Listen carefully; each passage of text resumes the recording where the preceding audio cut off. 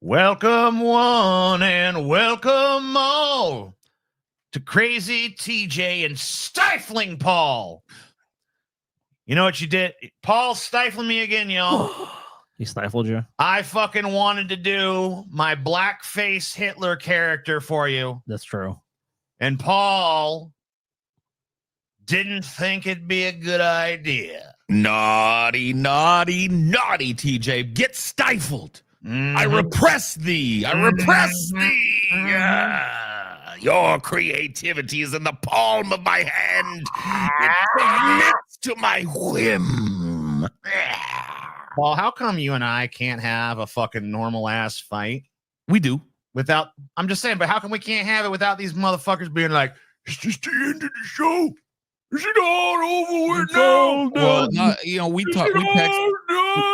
we checked in with each other. I mean, right after the show, we were talking, and nobody, we weren't at each other's throats, and we even finished that show out where we were just doing our normal thing. We did the whole fucking so show. For us, like I said it to you in text, and I really hold it true. I think a lot of those people have just never had a real friend. I know, and I saw one guy being like, if any friend of mine treated me the way that TJ treated Paul, they would no longer be my friend. I'm like, then you probably don't have any fucking friends, yeah, bro. dude, if they're on a fight, that was a fucking, I mean, it wasn't I'm not going to say it was a mild argument.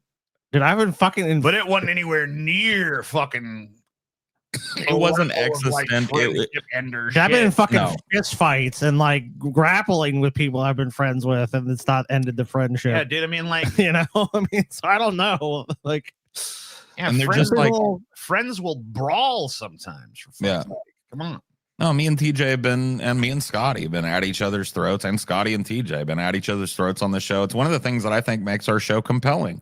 Shit that other shows would be pussies about and be fake about, and they hide behind, a private call or something to get everything straightened out. We straighten that shit out to the best we can live. Yeah, dude. But that don't mean we're at each other's throats. That don't mean we hate each other. I've known TJ and Scotty way too long. Like I said, they'd have to kill my mom or something for me to hate them at this point. Because it's just too. I mean, we have too long of an association. And Paul, sorry, I would rather kill you than your mom. Sure. Well, that's fine. Kill me then. Your mom's the same, dude. I couldn't even imagine. No, I'm just saying, like, that's the level of shit, the level of transgression that it would take at this point. Because I just love these dudes, and so there's really like we're both hot. We're all hotheads. And we say shit in the moment we don't mean, but that ain't the stuff that would sting, really. The stuff that would sting is if TJ was still harboring hate for me, pissed. We couldn't move past that. I don't even fucking, I mean, like, it's so stupid. I mean, like, I got out what I needed to get out, and I'm sure you did too. I mean, it was cathartic. That's nice. Sometimes the fucking steam needs to be released a little bit. Well, I feel like the whole nation is that way and was that way that day, and so a lot of it had to do with that as well. Yeah, the social climate wasn't too great. Me and my mates will call each other the C word. AU was that Australian?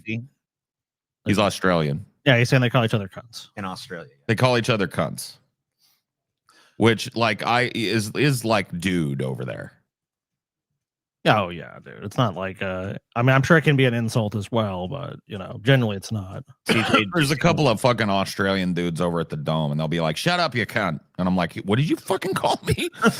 And then I realize, I'm talking to an Aussie. Never mind. Yeah. CJ, did you see the Vanguard discuss your debate with Paul? They seemed amused by your skull dance. Well, that was the design. So yeah, I hope so. Oh, I hope it was interesting for the whole, the whole bit, because like it really was underneath all the bravado and all the bluster.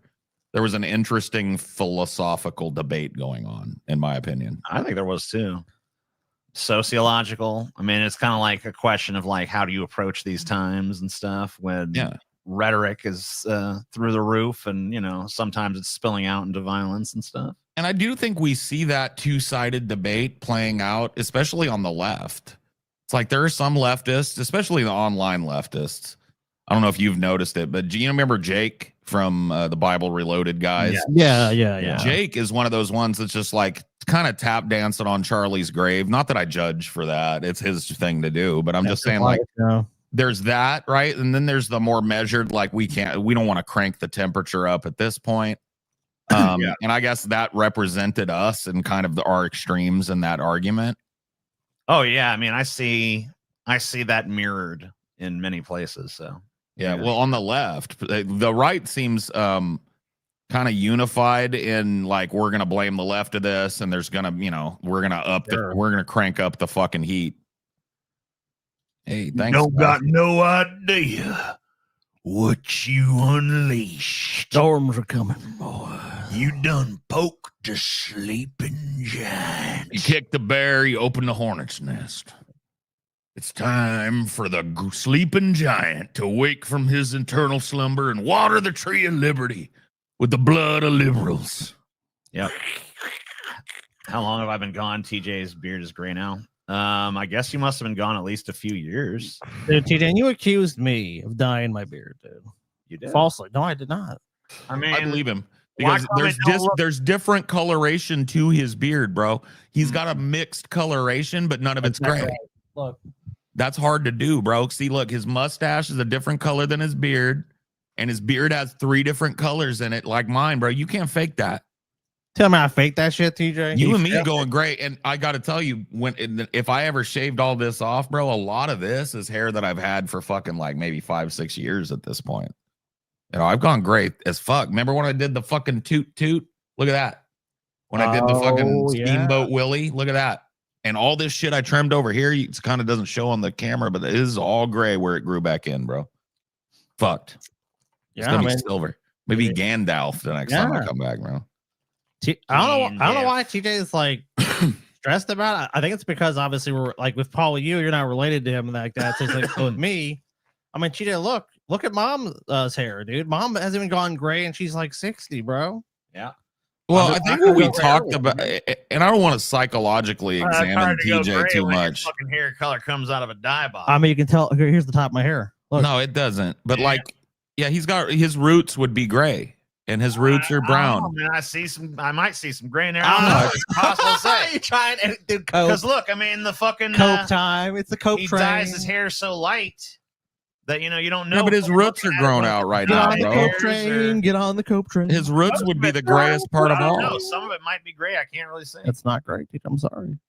He showed his whole middle part, bro. Not only did he show he's got a great hairline, but there's no gray up there, bro. Scotty lied. Charlie died. Man, why you done what you done, Scotty? I did not do anything like that. I'm not that kind of guy. If Paul shaves, the white guilt returns. This will never happen, by the way. Under no circumstances would I ever shave this beard off of my face. No circumstance. I mean, Paul, that would just be a mistake, dude. We've seen white guilt, Paul. We've seen lies. I know. I would never unleash that horror on the internet again. It would undermine my credibility.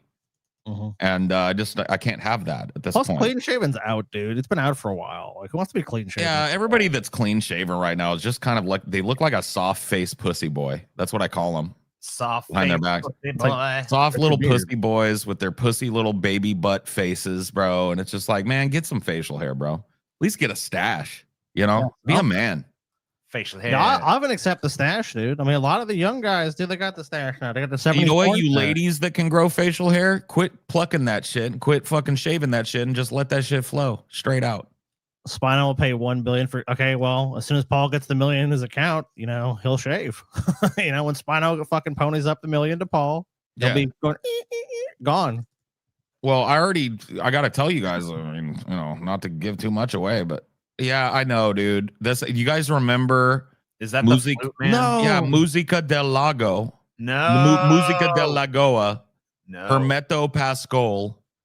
The great jazz composer and like a real fucking like mentor of mine personally. I really admired him, and he did pass away. Yeah, that is sad. As a femboy, I'll never allow hair. But you know what femboys can sometimes pull off is that little tiny itty bitty mustache. Oh, I know like you're the talking fucking about. French mustache. You know what I'm talking Just about? like a hint. But if you want to see some shit that, like, honestly, if you want to see some shit that'll blow your mind, and not just Musica de la Goa, maybe we can play a little of that for people in his memory. Why is DJ's camp so shit, but Paul's camp so? Because Paul spent a whopping $150 on his camera, and mine is like a mere fucking like $1,400. So yeah, we even talked. They're looking to switch to Paul's the camera Paul's using. It's so much better, dude. New Discord just message changed. from Tyler revealed I was primarily motivated by Scotty's dishonesty. Jesus, dude. By my dishonesty? Yeah. Thought he lied. Wow. Robert Redford died. Did he? Yeah, he did. And I'm having What? I didn't know he died. I'm having He some did. Mandala. I always want to Oh fucking shit, dog! I didn't turn check it into that. I know what this is. Paul Newman actually died, and you mix up Paul Newman and Robert Redford. maybe. That's what it is. I don't guarantee remember you ever that's what it mixing those is. two up before, but like you're probably right. They were in the fucking what's that Catch-22 together. Mm-hmm. And they were like these old silver fox hot old men from the kind of golden age of cinema, right? And you got mixed up. Yeah, That's that what it must be. Because it feels like 2 or 3 years ago I remember Robert Redford dying. No, and apparently, so when I saw it today, I was like, "What? Didn't this already happen?" no. But I guess not, dude.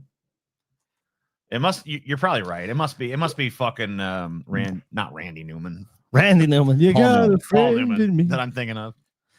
Because I used to, when I was a kid, they were kind of like, I used to get them mixed up. Because if you look at them when they were young, they actually look quite a bit alike. Like, look at Paul Newman in, what the fuck is that? Goddamn one where he's a prison guy and he breaks out of prison. Cool Hand Luke. Wasn't that, And then you look at Redford around the same era of his career, and they don't have they're more than from a the same passing similarity. Yeah, they're from the same generation for sure, dude. Both like really good looking guys with strong jaws, dark hair, dark eyes, kind of shit. Yeah, I could see it. Cool Hand Luke. I could That's a good see it. movie. But I think Paul Newman was hotter, personally. You think so? Well, what do you think, TJ? I think you're Assess. right in their youth, but I think that Robert Redford aged. He better. aged better into it. Yeah, maybe you're right about that. I think he was better older. Well, no, I don't know about that. Because when's the last time you thought, "Damn, Robert Redford is kind of hot"? What's the last movie? Can you remember? I mean, even looking at his old man picture, I'm kind of like, oh, really? I'd like to look like that when I was that age. Well, that was Paul Newman in Road to Perdition, and that's the last time I noticed him and was like, "Damn, he's pretty good I looking didn't have still." that at all for him in that movie. He just looked too much like an old man at that point. Well, yeah, but I mean, for an old man, he looked good. He still looked strong and I don't know. Robert Redford robust. still had a little bit of a fucking sexiness factor even in old age. Robert Redford, I feel like had the peak. Like the last time I found him hot, have you seen that movie Sneakers? No. Where he like plays like this social engineering spy guy that breaks into companies to spy on them and shit. It's like just pre-internet. It was like almost the same plot as Hackers, but pre-hacking. Anyway, it's a good movie. I love that. It's got a star-studded cast, but Robert Redford was kind of good looking in that, but that's the last time, bro. Yeah, I'll have to check that movie out. Yeah, I don't know. You guys should see Sneakers. For me, Yeah, see that? Like he has butthole mouth, bro. That's gross. Nah, even looking at him here, I don't know. I like his facial structure. I think he's got like a strong masculine fucking chin, but he has like very feminine, sensitive eyes. Well, his eyes are beautiful. So I don't know. But he's a redhead, and redheads and me. I just don't. I don't like genders. Okay, you got an aversion. I mean, I don't like genders. Yeah.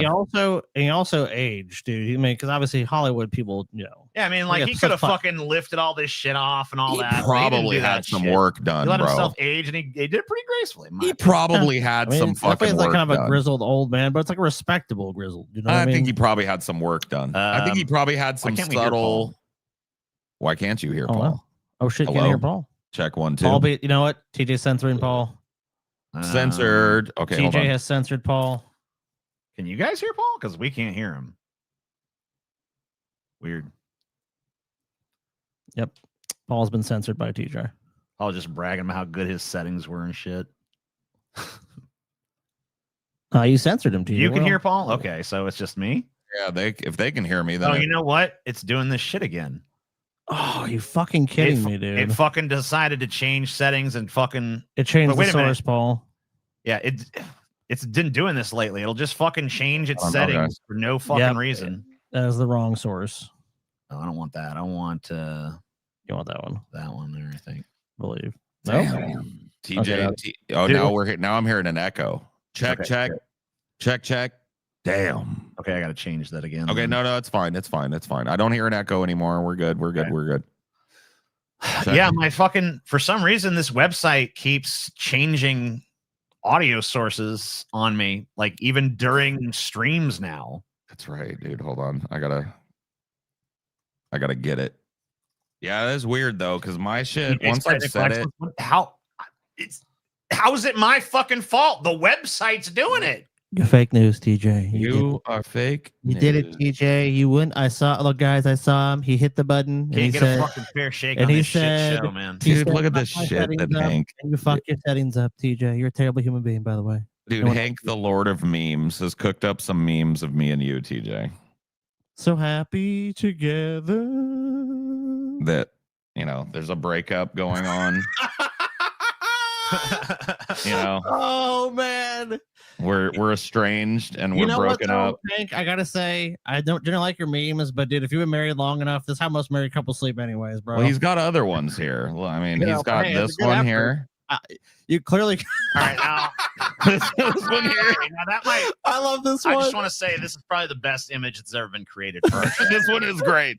Oh like that God. needs to be our next fucking thumbnail, honestly. It really does. Like on a slow news day when we don't have any fucking. I want an amazing artist to draw this though. I want Scotty's Salacious Crumb, bro. Dude, that's a perfect character for me. Perfect, bro. Dude, I want to be Salacious Crumb, dude. What a compliment. Dude, I like it. Hank, let's see what else Hank has got in the fucking meme pocket because he just sends them, bro. Here's another one. Hey girl, you like banana? No, darn. Man, I don't know. That one's a little weak. Yeah, here's another one of TJ. Here's another one. Oh yeah, that mayonnaise shit. You're supposed to eat a jar of mayonnaise, TJ. I don't think we made that. Yeah, goal. I never made the goal. We got to come up with another goal. But thank you to the meme lord Hank for keeping the memes down. Yeah, thank you for making me Salacious Crumb, dude. Yeah, Scotty, that's perfect. That is a good one. You know what I mean? We should send that to an artist and tell them like, use this as a guide. If it's not as good as this, we reject. Wait, merch guy, listen up. I buy a t-shirt the job one. Yeah, hear that, Scotty? As an album? Okay, cool. That'd be. We're currently working on some new designs. So. I missed when TJ was fat. Well, I got good news for you. But you know what? We could, Paul. If you send me that image, I could definitely get something made out of that. Consider it sent, Scotty. Sweet. Consider it. Okay, sent. yeah. Because I love that one. I would love to have us draw. It is great. It is fucking great. It is really good. Pop-Tart milkshake. He does. I drink your milkshake. Whatever happened to Shirt Guy? He became reclusive and Shirt Guy. Like he decided. Well, I think he got mad at us during the breakup of DP, and he sided with Ben. And I don't think he ever got over it and ever showed up with us again. I think he just was a hardline DP guy. He came over a little bit. He did, and also he just left like the online space. Like I heard from multiple people that like he had just withdrawn completely, and he felt like he needed to.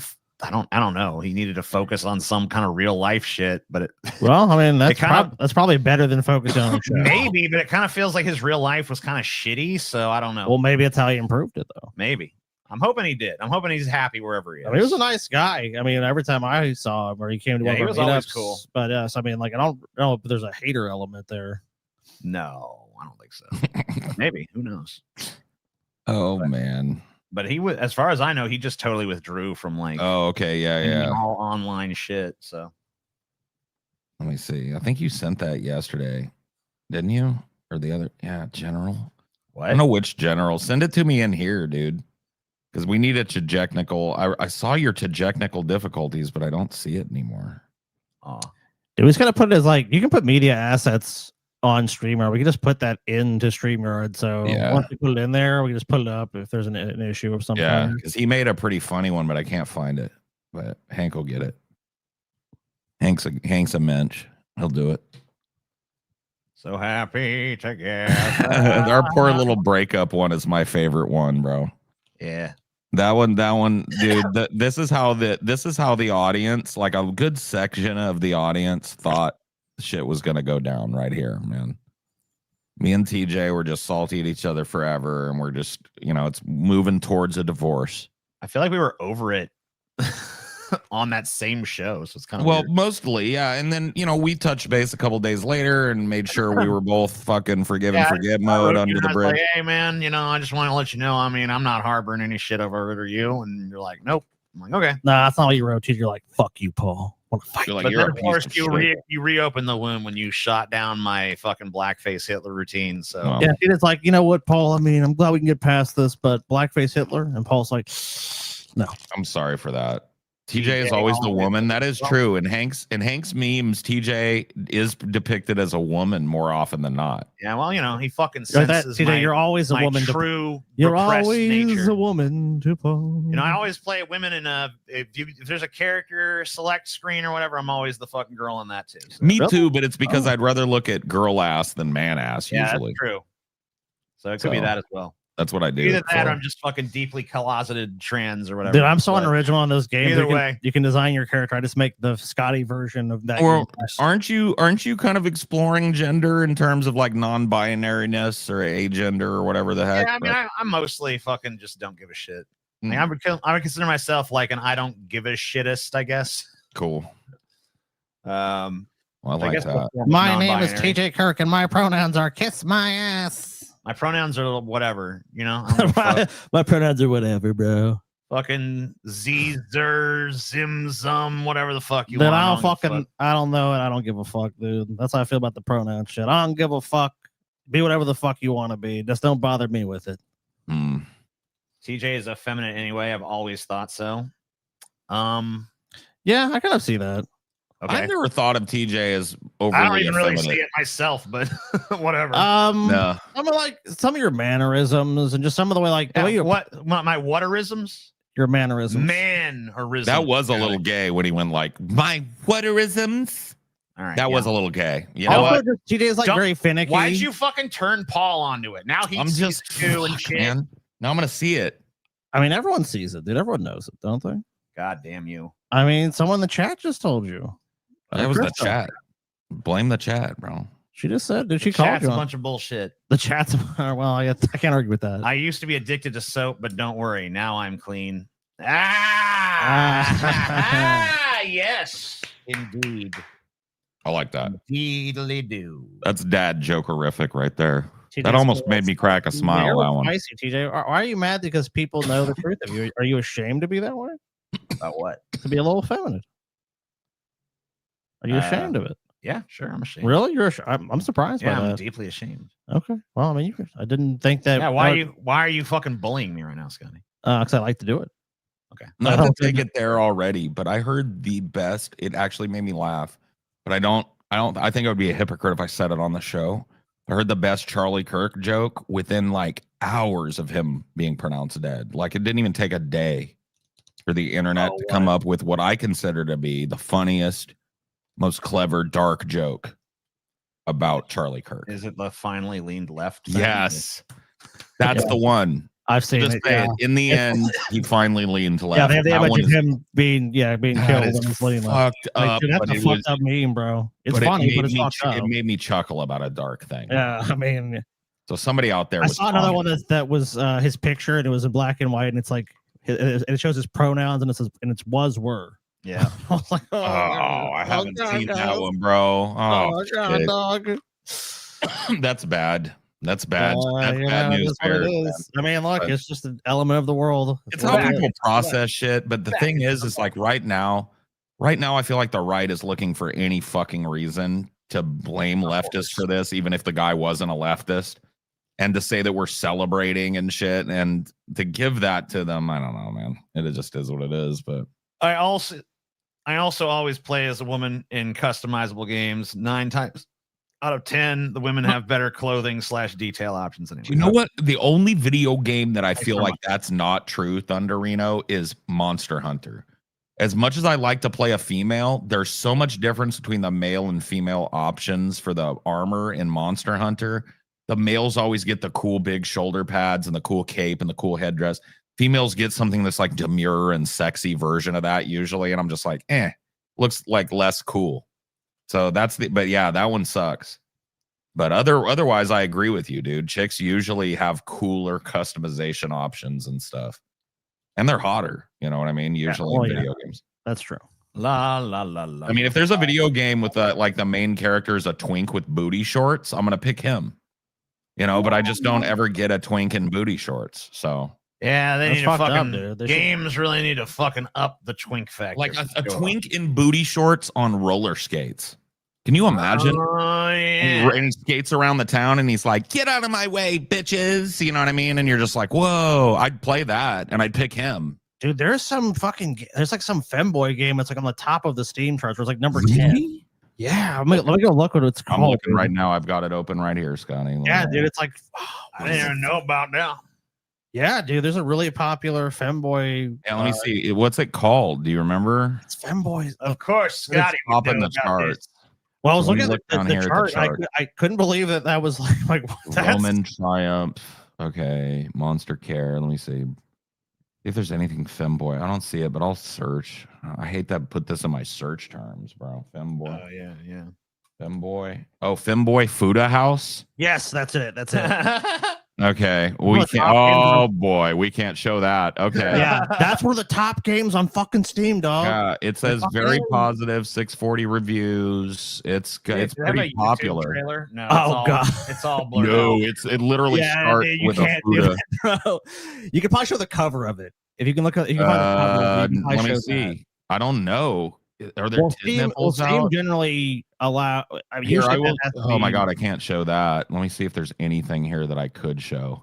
Here's something that I could show, but will it change? It could. I don't think it will. I don't think it will. I don't think it will. Here's something that I could show. Relentlessly trying to get your attention in this chat, by the way. Hold on. Who is? Hank Hill, as always. Okay, Hank. I'm sorry, Hank. I need to give you a direct line to me, Hank. This. I don't think this is a still from the game. Mm-hmm. So I'm guessing you're romancing this Fuda cheerleader demon chick. I'm assuming. Yeah. Person is, but that here, I'll see if there's anything else I can show you, but I got to be very careful. Nope, not that one. This one was okay. Probably. Well, hold on. I just got to be very careful, TJ. But yeah, this one's there's okay. not one little nip. Hold on, is there a dick or anything? Balls? Make sure there's not like a little dick tip hanging out. Nope, there's no dick tip. They're both clothed. Here you go in the library. Okay. You can see a bulge. Never mind. No, you can see a bulge right here behind the text box. If you look, yeah, you see the Fuda bulge. Oh, but, I think other than that, it's okay. Games like this is what radicalized the shooter. It would be funny to have the. Dude, this looks boring. Actually, you know what? I found another one. This actually looks boring. There's nothing about this that even appeals. Look at this. Clean up the room and restore it. Oh God. See, they need to combine the FPS with the Femboy Fuda House game. You know what I mean? Games like that is why you need 2 Steam accounts. Steam should stop announcing the goon sessions. Yeah, I had to do a little spring cleaning when me and Sky started doing backseat gaming, which we're going to be doing another one of those next week, by the way. You had to hide it up because you can hide them. Yeah, I did that. I was like, okay, there's certain games got to be put on a little fucking hiding list now. I mean, they are really trying to get this this certain type of audience for this. You can see what's behind the paywall, bro. Look at this exploitative shit. This is what she comes with. You want the cheerleader one? You got to pay. You want the skimpy fucking, that's the Fifth Element outfit. You see that? Oh, okay. Yep. The straps. Yep. You want that $6.99 for that shit? Xena. Come on now. That's offensive. Okay. Come on. Oh my God, Xena. That is offensive, Xena. You are sick in the head. Boo! How Xena. dare you make such offensive humors? This game is pretty fucked up. Ooh, I found the one that TJ is gonna romance in this game when he buys it later. All right, let's see. Dude, you know she just buying. Make sure. Hold on, I'm doing a dick check. No dick. This one right here. Whoa. This is gonna be the one that TJ. She's like a goth witch bitch with huge tits. Well, look at it. An equally gigantic dick. Well, look at this ass too. Look at these like hips. To see me fuck a giant monster. She is like, yes, maybe, probably. Knowing TJ, probably. Yeah, maybe so. I don't know. I mean, who knows? Didn't know you could hide games in Steam. What the fuck is y'all playing? Well, I had this one called Slaves of Rome. That was pretty fucked up. I was like, what is wait a minute. What was the game? Spartacus game, basically. What was the gameplay loop in Slaves of Rome? The gameplay. I'm not gamer enough to know what you're talking about. Okay, that means like what? Like describe the game without describing the content. Oh, like what? It's an open world game, and you collect things and you turn them in. No, you go around and you fucking like, capture slaves and stuff, and you fucking like whip them and shit and fuck them. You whip them? Yeah.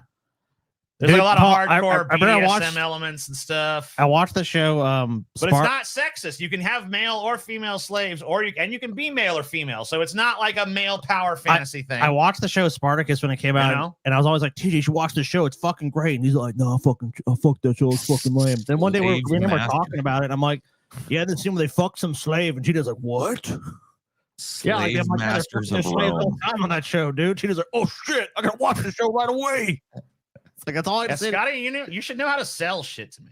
Slave Masters of Rome, bro. That's wild. No. It's just called Slaves of Rome. Slaves of Rome. My bad. Rome. Oh, you also can like fuck some like gods and shit as well. Oh, you can fuck like Jupiter and shit. You fuck the very gods. Yeah. I mean, I don't know if you fuck the gods, but like you fuck some like minor deities at least. Like fucking. The Apollo. Spirit of the Woods or whatever the fuck, I get to go out to the woods and fuck. Or like Dryad. some kind of succubus or whatever the fuck. They got shit like that. Okay. God damn. That's horrible. No, I know of it though. Well, that's why I have it on hidden. You should play it in shame. You should play it in shame, TJ. Deep shame. Did you guys ever play Leisure Suit Larry? No, but I know of it. I did. I played. That was the only naughty game back in the day, and yeah, I played it, bro. Speaking of spring cleaning, TJ and Scotty, you guys are going to have a nice tapestry for your new studio come November. Wait, this is that scum fuck. This is Post Knob. Are you sure? Yeah, this is Post Knob. Oh, okay. I know they look alike, but this is I recognize them. I always get you confused with pre-knob, post-knob. And no, he did. He showed me. He's got these fucking huge tapestries. And he's going to send them to us. I have really no place for that, but thank you. Well, I mean, I'll figure it out, I guess. You could dangle it somewhere. Press X to booty blast Zeus. Honestly, there should be a game like that. Pre-knob. You should have to fuck the minor. You have to fuck your way through the Greek pantheon before you get to Zeus, though. You don't get to fuck Zeus right away. Yeah. That makes sense. Outfuck the gods, the video game. Then, much like God of War, your final test is Zeus. Yeah, you got to start with some kind of fucking wood sprite or whatever, and then you got to work your way up to Zeus. Find the wood sprite you want to have sex with, like running through the woods. Yeah. Dude, you guys are mentioning God of War makes me want to start drama, but I don't think I should. Why? Should I? You have controversy about God of War? Yeah. Oh, you don't like the God of War games? No, I like them. Oh, okay. I'm pretty sure that I could have David Jaffe on our show, who is the creator of God of War and Twisted Metal. Yeah. Good games. And Twisted Metal and God of Metal. And this is why you guys usually don't send me on these emissary missions. I've kind of got a slight little bit of beef with the dude that does the show with him. Oh, beef. And so I don't know how to handle that without sounding like a drama queen. What's the beef? I mean, it depends on what the beef is, bro. I'm going to tell you straight out, and this is just perceptually, and I don't mean to do this in public, but that's how we do this on the show. So yeah, I mean, it's not. Yeah, you're not trying to paint him as the villain. I'm just going to tell you from my perception, right? Right. And of course, there's two sides to every story, and I really don't have a problem with the guy, but I just don't know if he wants to be on the show or if he that's part of it. Anyway. So I went on their show, right? They'd heard about me enough to go like, hey, if you want to come on the show, you can do that. I said, okay. I stepped on the show and we had a good time. And after that, I talked with them, right? And I mean, David Jaffe and Tech, who's the guy that runs it. Yeah. And they were really, because they were trying to build an audience over there. Yeah, for sure. And they were like, you guys are making it, you're doing that. Well, can give us some feedback on what, and I was like, well, let me watch a show. And so we talked twice. And at the end of that, they were like, we really want to pick your brain one last time and then figure out when we can come on the show and how we do that. And I was like, cool. Well, the dude just like snubbed me for like a month. Yeah. Like he just left me on red, and he's the dude I have to go to talk to David Jaffe, right? Right. He left me on red. So I was at the point where I was like, I presume that he has a problem with me, or maybe he looked into us and we're too edgy or whatever the fuck. I don't know. Right. And so I was just pretty much done with it. And then he was like, no, dude. And so it seemed like it was a big misunderstanding. But when he got back to me on the DM, he was all kind of like snide about it. And he skipped over what the point was that we had set up, which was they were going to talk to me and we were going to discuss when worked best for both of our shows to have them as guests. And maybe to go on their show as a guest, right? One of us or all of us or both of us or two of us or whatever we want, right? Right. And that's what we talked about. And he came at me like, give me dates where Jaffe can be on your show. What the fuck's his problem, bro? So I haven't gotten back to him, but I feel like there's like this tone and text doesn't fucking. I mean, I hope that's what it is, but that's just I was weird. like, I don't know what I do, bro, because I think it would be super cool to have David Jaffe on the show. But he also doesn't want to have it all be about video game shit. Like, so we would pick his brain about that a little bit, probably. And then what Nick Fuentes said. Who cares? No. That little weasel dick. I don't know what he said. Why don't you tell me what the little weasel say? Yeah, what did the little weasel dick say? Yeah, tell me about what did the closet furry say? Tell me about the Fuentes. Let me know. Don't think he likes the self-hating femboy closet furry gay guy, Nick Fuentes. What did he say? You might be misreading his tone, maybe. Yeah, some people are just brusque, you know. Well, it's like, I don't know, man. When you were on the show, did you talk to that guy, or is he just the guy running the show? Like, what is his role? No, he's like, I don't mean to use it as a reference, but he's like the Ben. So he's running the tech part of it, and then he also chimes in. Yeah, he chimes in. And he's a main character on the show, and it's him and Jaffe, and sometimes Jaffe's kids and stuff. They're grown, but they'll come and join. Sure. Yeah, I mean, what? Just bring him on. Then we'll just talk to him on the air. It's like I'd be cool with it, but I just don't like. I also don't. Bro, you got that beef? You got that beef, bro? Or is that something? The thing is, like, I don't want to get that way with him, but I also, dude, I feel like there's beef, and I don't even know what about. Well, let him say. I mean, look, dude. Sometimes it's a work. It's I asked him in person. He came in one of the VCs, and I was like, we brought it up, and he was like, bro, there's no, I just was sick, and then I didn't get back to you right away, and I'm sorry for that. I'm bad with DMs, but no, I'll get back to you. And I was like, cool. And then a couple days later, he was like, give me dates, and I was just like, I think you're just misreading the tone, bro. I don't know, bro. See, this is why I'm not the guy we should send out to be the vanguard guy to meet people, because I'm prickly like a pear, bro. I read shit. You get it?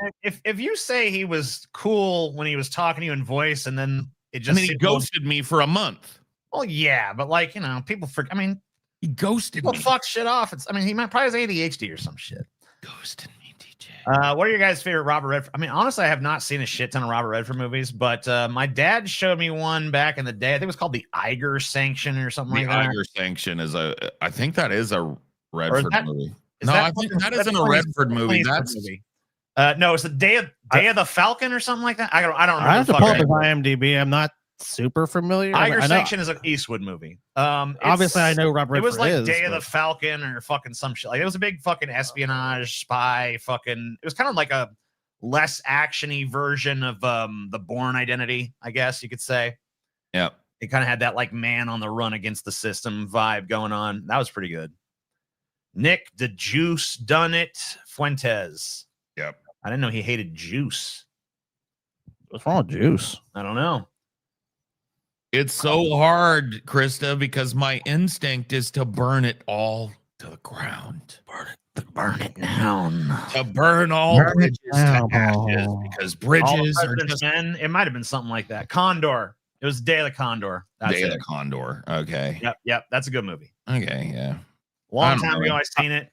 I'm realizing I've not seen many of his films. No, neither have I. Like, Robert Redford's a good actor, but he doesn't make movies in like the the vibe space that I tend to inhabit cinematically. I think probably Butch Cassidy and the Sundance Kid is. I've seen that one. That's a really good movie. I mean, yeah, I like Cool Hand Luke by Paul Newman and Robert Redford. I really like. Well, there's a couple of his I really liked. I like the French Connection. I like Catch-22. I like Sneakers. I thought he was really good on quite a lot of movies. Oh, Jeremiah. You know what? Jeremiah Johnson's actually my favorite Robert Hood movie now. Ooh, yeah, that is a good one. That is a really good movie. I ain't seen none of his That's shit, like really. a version of The Revenant that isn't just like an overbloated, fucking pretentious piece of shit. Action or like a Oscar bait. Like a non-Oscar bait, The Revenant. Did I remember watching the movie and I'm like, wow, that's a pretty good performance, but that overall is not a great movie. That movie was designed top to bottom to give Leonardo DiCaprio an Oscar, and that's it. Yeah. It was not designed to entertain an audience, and you cannot convince me otherwise. No, I agree with you 100%. By the way, I'm having this hot take without ever actually having seen this movie. I'm basing this on my opinion of the trailer, so fuck me. Have you not seen it? I've seen it. I've seen it. I still agree with I you. just know that that's what it is. Yeah, I have to agree. Am I just high, or does TJ from this angle look like Count Olaf from the... Okay, I'm leaving. Fuck you. What? You officially hurt my feelings. I don't even know who that is.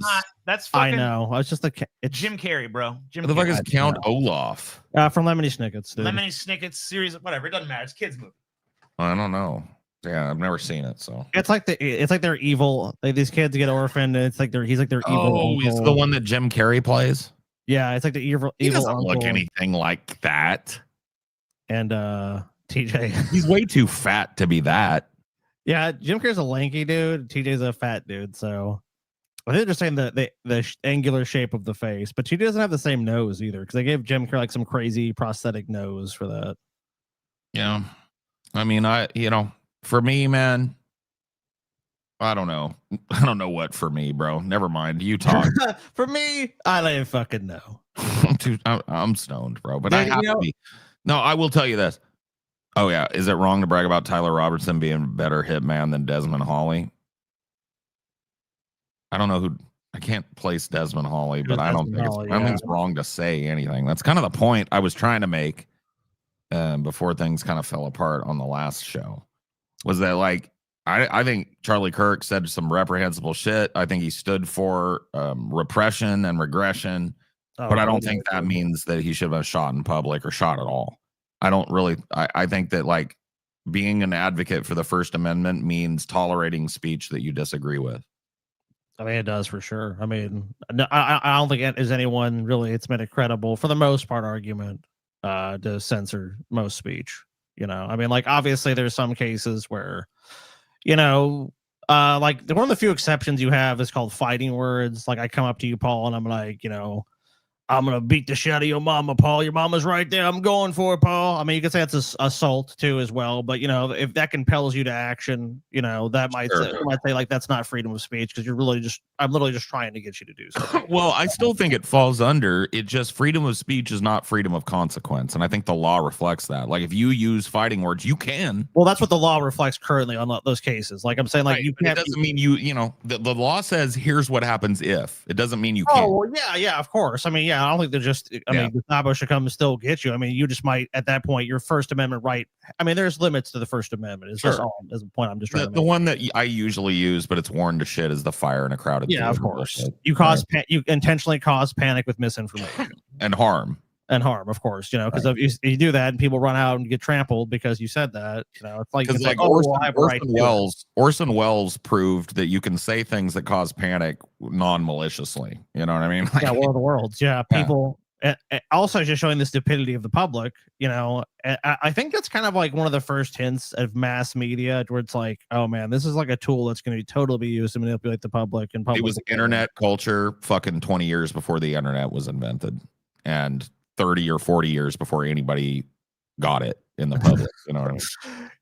And the interesting thing about that too is, if it is, well, I understand the broadcast itself, because you can go listen to old copies of it. I'm not sure if they're the original copies or whatever, or they've been edited or redacted. They've cleaned them up, but I don't think they've redacted them. I listened to it a couple years ago. It was it was made clear to most people it was a fictional performance, but I guess it wasn't done. It was done at the beginning. Well, you know, that's the problem though, Scotty. I've listened to it, the one that aired, and then they've cleaned it up because it's a historical record piece. I mean, it is totally. And so they do breaks pretty regularly. Like, we will be right back after this portrayal of the thrilling fictional work H.G. Wells' The War of the Worlds. You know, so it wasn't even enough that they said it over and over and over again during the broadcast. People were still too yokel to fucking know the difference. You know, yeah, they're just too upset. They're like, "Fuck, dude, what the fuck is TJ doing? He's on the toilet and he sent himself $5. That's crazy." But hello, TJ. Jim Carrey's Christmas Carol having that scene where future Tiny Tim's dad, unknowing, comes face to face with Scrooge on the stairwell after buying his son. It's too good for a movie that awful. Maybe, yeah, I haven't really seen it in long enough. Dude, I'll tell you the best Christmas Carol for my money, and I've watched pretty much all of them because I love the story, is the George C. Scott one. Dude, that's my favorite too. I do not fucking like, and there's other great portrayals. He's a fucking prick. Like, I love Patrick Stewart, but his one not as good. That was just a made for TV. Patrick Stewart sucks. Okay, like, he doesn't suck. The Muppets one, I love the Muppets one. It's really fucking. That's really good too. I like the music in the Muppets. Yeah, that's also really good. I mean, like, there's a number of like really classic ones. I like the fucking part where Statler and Waldorf show up as Marley, and they're like, "We're Marley and Marley." But the George C. Scott one, I don't know. He just nails Scrooge. Got some dark lyrics in that.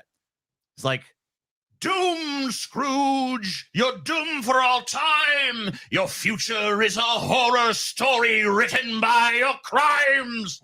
Like, oh shit, they're getting fucking deep. Yeah, it's good, dude. That's one of the better. But George C. Scott is the best one. Yeah, the Muppets one is my favorite, like, live action portrayal. Like, I like that. My favorite one is Alistair Sims. I've seen that one. I like this performance, but I don't know. It's not my favorite, but yeah, that's also good. It's solid. The Jim Carrey one is just, I mean, it's okay. Hate the Jim Carrey. No, it sucks. I think it's okay. Dude, when he shows For kids, up, it's okay. When he shows up as the fucking ghost of Christmas past, yeah, and it's just like he's just like a candle flame, and he's like, "Oh, I am a goose." It's like, oh my god, what the fuck is this shit? Scrooge with Bill Murray. Oh, I like that one too. Yeah, but that's like a twist. That's like well, not a modern, but a more modern. Was modern at the time. A more modern take on it. Yeah, it's still good though. Scrooge with Bill Murray is good. I like the fucking ghost bitch that just keeps hitting him with shit. Yeah, it's like, "Oh, it's a toaster!" And she slams it in his fucking face. Psycho bitch. Yeah, it was pretty psycho. You guys think Trump has secret concentration camps that are killing homeless? Secret? Dude, I've heard this. I don't know. I've heard this. Dude, Taylor was one that told me about. She thought, because Taylor's a conspiracy-minded person. She's all like, well, that would explain why they had Brian Kilmeade go on Fox and be like, "I think it's time we kill all the homeless people, guys, to test the waters for." I'll just say this. Here's the story that we discussed it. Taylor was in the National Guard, right? Mm-hmm. There was a big ass flood in Louisiana. Mm-hmm. And they said, like, during the event, 20 people died or something. Taylor goes to a site and they have all these bodies, right? Like, they have these trailers they bring in, these refrigerated trailers they bring in to store bodies, obviously during these events, right? And it's fucking stacked full of fucking people. Yeah. Woof. She's like, how is there only fucking 30 people dead if there's this many people? Yeah. And she's like, I think what they do with it, she's like, I don't think the government's going on killing random people, or they're even suppressing necessarily the number of people that are like normal, like there's normal people have died. I take undesirables and homeless people and shit like that, drug addicts, they kill them, and they say, oh, the storm, like, oh, we just don't know where they went. Storm, they got lost. They must have, you know what happened? The storm must have rolled through and they must have moved on. Right. Moved on. I don't know. Well, there's a lot of people that go missing in this country every year that are never accounted for. Sure. Oh yeah. And it's like, it's easy to build a narrative around that, especially when with anecdotal reports like that. We're just like, there are tons of bodies showing up, but no outbreak going on. So it's like, yeah. I mean, obviously, look. I mean, who knows? I mean, like, memory is obviously flawed. I mean, she could have seen something else and thought it was something else. But I'm just saying, like, it's just kind of fucking crazy to think that the government could do that. I mean, there's nothing to really stop them from doing that, to be honest with you. And if you've ever been to these hurricanes, I mean, it gets crazy. I think you should talk with Cecil. Says he's funny and smart, but on the right. I met a couple of funny, smart people that are on the right recently that I thought might be good for this Discord. Although I looked into it, there's like 8 different podcast properties called The Discourse now. So I think I'm gonna have to like creativity, get a little creative or some shit. The what? The piss course. You like the Paul course? The piss course? Oh yeah, because it's pee. Yeah. It's pee-pee. I want to show you this, Paul. I hope this is the right clip. Is this recent? It's kind of recent, but I thought this was kind of funny. Let me know if there's any echo around this though. Does Pinhead have? Nope. What has that to do with you? I don't think you're doing like a Liverpool accent, right? Like Scouse Pinhead. I'll tear your fucking soul apart, lads. I tell you now. Your suffering, it'll be fucking legendary, even in hell. totally different movie. And everybody It gets a would be. pint. You know what I mean? Like, You know what I mean? Like not like. oh yeah. Like. Like. You know what I mean? Like. You know what I mean? Like. Yeah. Like governor. Oh, for Like. fuck's sake, no tears, please. Oh, for fuck's sake. It's a waste of good suffering. Come on. I kind of want Scouse. Yeah. Pinhead now desperately. TJ's an eccentric alien sent here to befuddle me. Dude, we are literally just cycling we are really desperate for them donos, bro. We're cycling our own money right back into the. I know. Oh, no, thank you, bro. We're just giving. No, that was hella money. funny. I mean, I have this like big video that I did on Cinema for Cynics, the What the Fuck Happened to Hellraiser. And to my knowledge, it's one of the biggest, if not the biggest, Hellraiser retrospective on the platform as far as views go. It's got to be one of the. I mean, dude, it's got to be one of the biggest, if not the biggest. Yeah, it's up there for sure. It's And top. I would love, but well, you guys have lag going on your side, I think. I don't know, like not just camera lag, but like the video was lagging at the end, and it feels like you're not hearing me for like 2 or 3 seconds after I'm done. Weird. Oh, we're hearing you. What the fuck is the point of all this Civil War talk? It's just to rally up the base for donations and that sweet money, or is it ideology and they truly think the Dems are evil? I think a lot of it is ideology, but I think there's some people that have been convinced of the ideology to the point where they believe it. Yeah, you always Krista Valancourt says pity. You've always got your true believers. You've always got Yeah. you've always got your grifters taking advantage of the people that are buying into it. You kind of it's a cycle, and you kind of need. But both. anyway,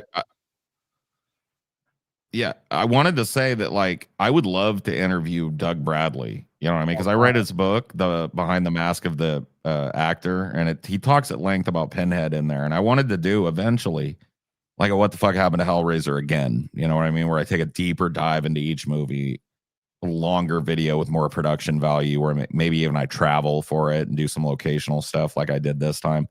And dude, having a Doug Bradley interview to unveil would just be the cream of the crop for me. And he seems willing to talk. I just don't know if I'm the best guy to reach out. So I need to have Amelia kind of like ramp up. I think, well, not ramp up, but like we haven't even really talked about this, but Yeah, he was doing those cameo things for a while, but he's not doing that anymore, so I don't know. There's got to be a way to get in touch with him, dude. I'm sure there's a way to get to him. And if I name drop properly, I'm just bad at that. I'm bad at going like, hey, I'm Paul Zigo, head of Cinema for Cynics, the largest fucking channel that's ever covered Hellraiser, bro. My dick is huge. Will you suck it? You know what I mean? Will you suck it, bro? I don't know how to do that. You know what I mean? This right here is probably not going to help me because their guys might look at it and they go like random episode and it's me going, Doug Bradley, suck the tip of my dick. That would not be. Yeah. Because I don't. What a way I to don't mean convince it. him. I don't know. But yeah, I am He's like bad. a Do you tiny guys think? sense of humor to me? He does. Do you guys think it would ever be possible? Because I said something today on my own stream. I was like, I struggle against. I'm trying to get better at not being so prickly. But I think it's part of my nature. Do you think that's a cop out? Do you think if I really made a concerted effort, I would be less prickly, or do you think that to a certain extent I am what I am? I mean, you can make efforts to be less prickly, but I don't think you can be totally not prickly. Like I think it's the best way. I mean, like you can't change your nature, but you can obviously have greater understanding of your own nature and say, like, it's like, maybe what happened with this guy, right? This tech dude. You can look at that and say, maybe it's a misunderstanding. Next time I talk to him, I'll hash it out with him. Like, look, dude, I didn't like, to me, it's not professional to wait a month to get back to somebody. You just give them your grievance. I already kind of had that out with him, though. Yeah. Well, I mean, he was just like, sorry about that. Yeah, I'll get back to you. And then when he did, he was just like, bam. Give me the dates. There was no like mention of the like us meeting and talking about how to do it advantageously for both shows and all that. Or what they want. Does tech coming on, or is it just Jeffy? Like I want to know what I don't do well via DMs, and I told him that. Yeah, and you just wanted to discuss it in greater detail, and it was just like, give me dates, and it was just kind of just like it was more just like assumed. I think is what the problem was. You just assumed that was like, okay, it's like, well, dude, I don't, let's have a more of an understanding before I just bring you on here. I don't want to just bring you on and just be like, here you go, here's a show, which I definitely understand. Don't you do it, Manupod. Don't you send that clip to Doug Bradley, or I will fucking give you a big kiss. TJ's writing at Doug Bradley right now. On your forehead, you little scamp. Cecil says actually started doing a TJ thing where he over-exaggerated SJWs until they went overboard and you couldn't parody them. Okay. Interesting. All right, we're writing a message to Doug. We went to Doug Bradley's. TJ's website. Doing it right fucking now. I'll read it to you. My friend. Hold up. Wait till I'm done. Oh, yeah. TJ's doing it right now. That's crazy because I suck at it. Why are you so angry, TJ? Because I want to fucking be a. Wants to be a bench. Happens to Hellraiser. Because I could do the fucking interview anytime, right? And then I could fucking cut it in when I have it. It would just move it up my schedule. It'd be my next big project would be this Hellraiser shit, which maybe it should be. But if you can get a hold of Doug Bradley, bro, I fucking changed my whole thinking on what's going to come next as a big project for me. Move it up. Because I wanted to get a few big projects out and then do Hellraiser again, but maybe I need to, because I've had, dude, that's the first fucking thing. No, you better not send no fucking shit that's gonna make him hate me. Don't let him do that, Scotty. You're the PR guy. God, no, we're gonna read it before we send it. Don't let him send some fucking bullshit about me sucking his cock. I'm not. TJ, you're an asshole, bro. You better do right. He's writing up a fake one. He's a son of a bitch. No, he's not, dude. All right, TJ, you read it? You want me to read it? The subject line is, "Yo, Doug Bradley. My friend Paul has one of the top Hellraiser videos on YouTube. Link to the video. He wants to interview you, but he's too much of a bitch to reach out to you on his own, so I'm doing it for him. Please consent to talk to his fat fanboy ass. Thanks. Much love, TJ." And he sent it. Oh, he sent it. Oh my God! His introduction to Paul is, "Yeah, my friend's a little pussy ass bitch.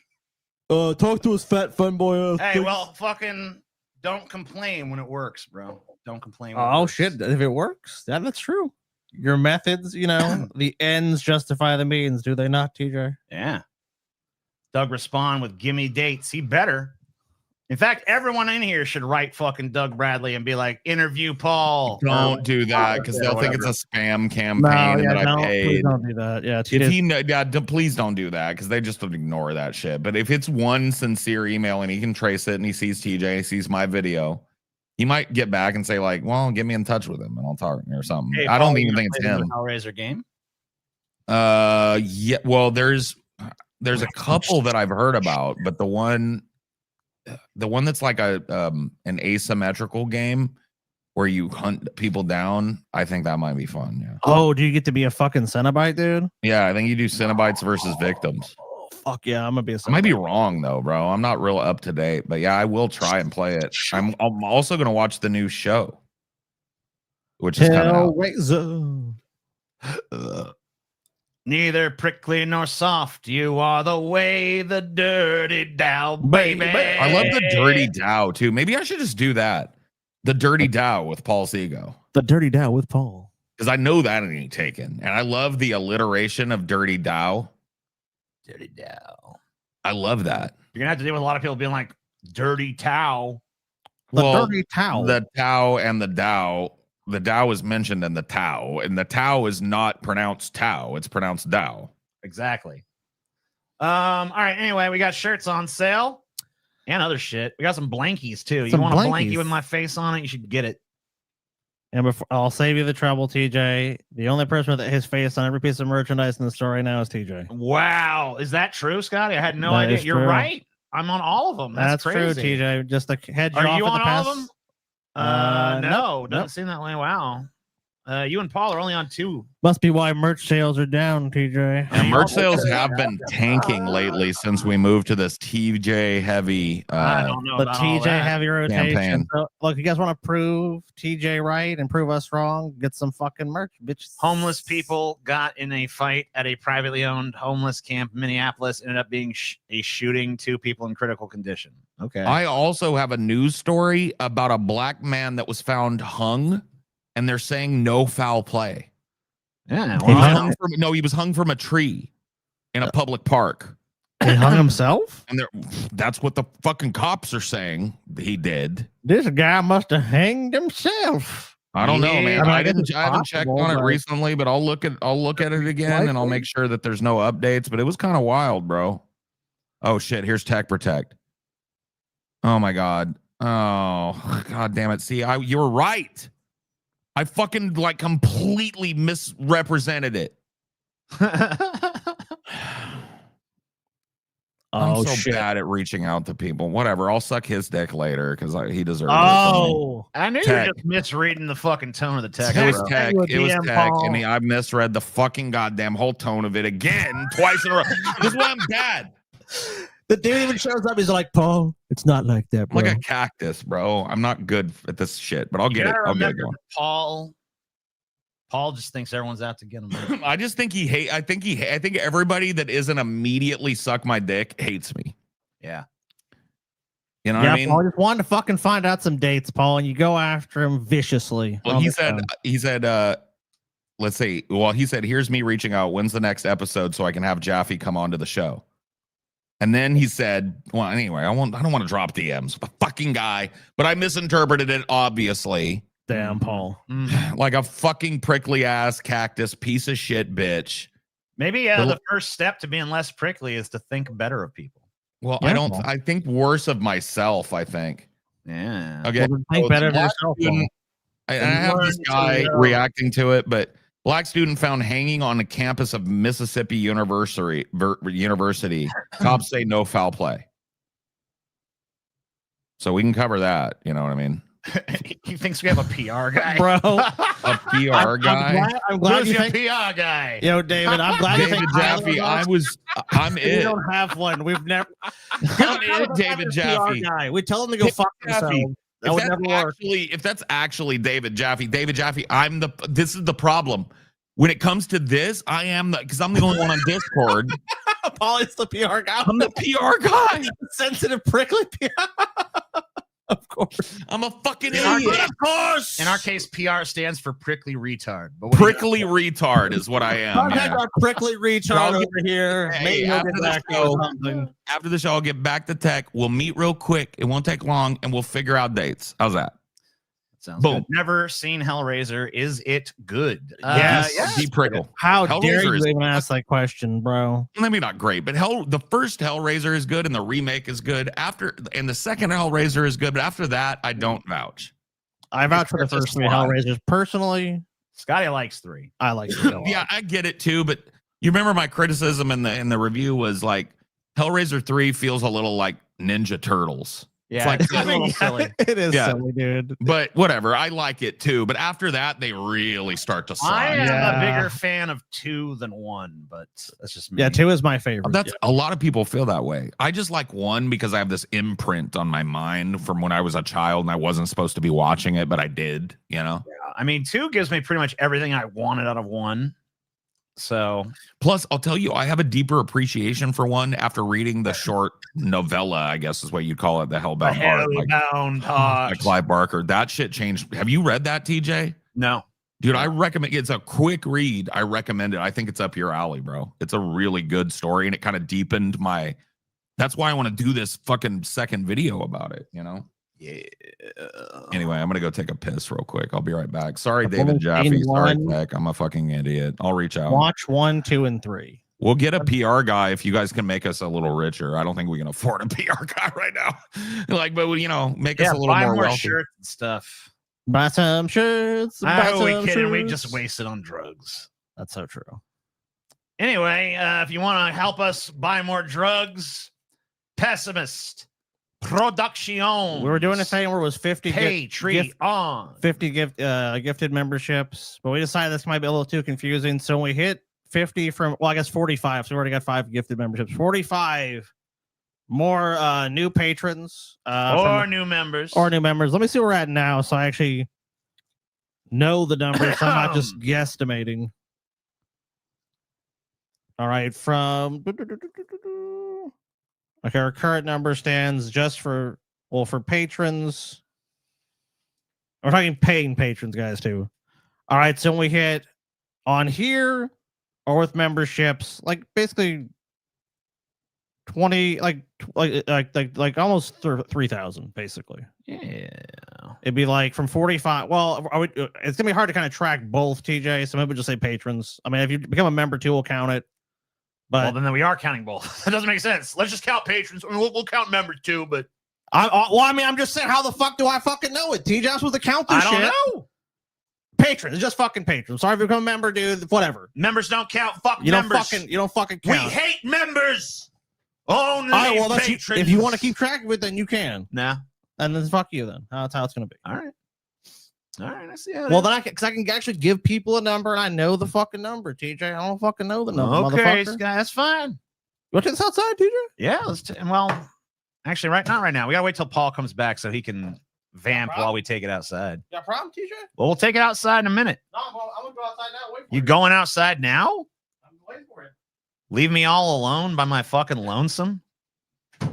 Guys, join our Patreon. We need drugs. We need hugs. We need thugs, and maybe when all that's been purchased, we'll get a PR guy as well. We need a PR guy first. Nah. Drugs first. Always drugs first. I give Patreon a lot of money. That's cool. It's okay, TJ. Post Knob is here with you. Are you scared, TJ? I'm always scared. The fear lives within me. What drugs plead your case?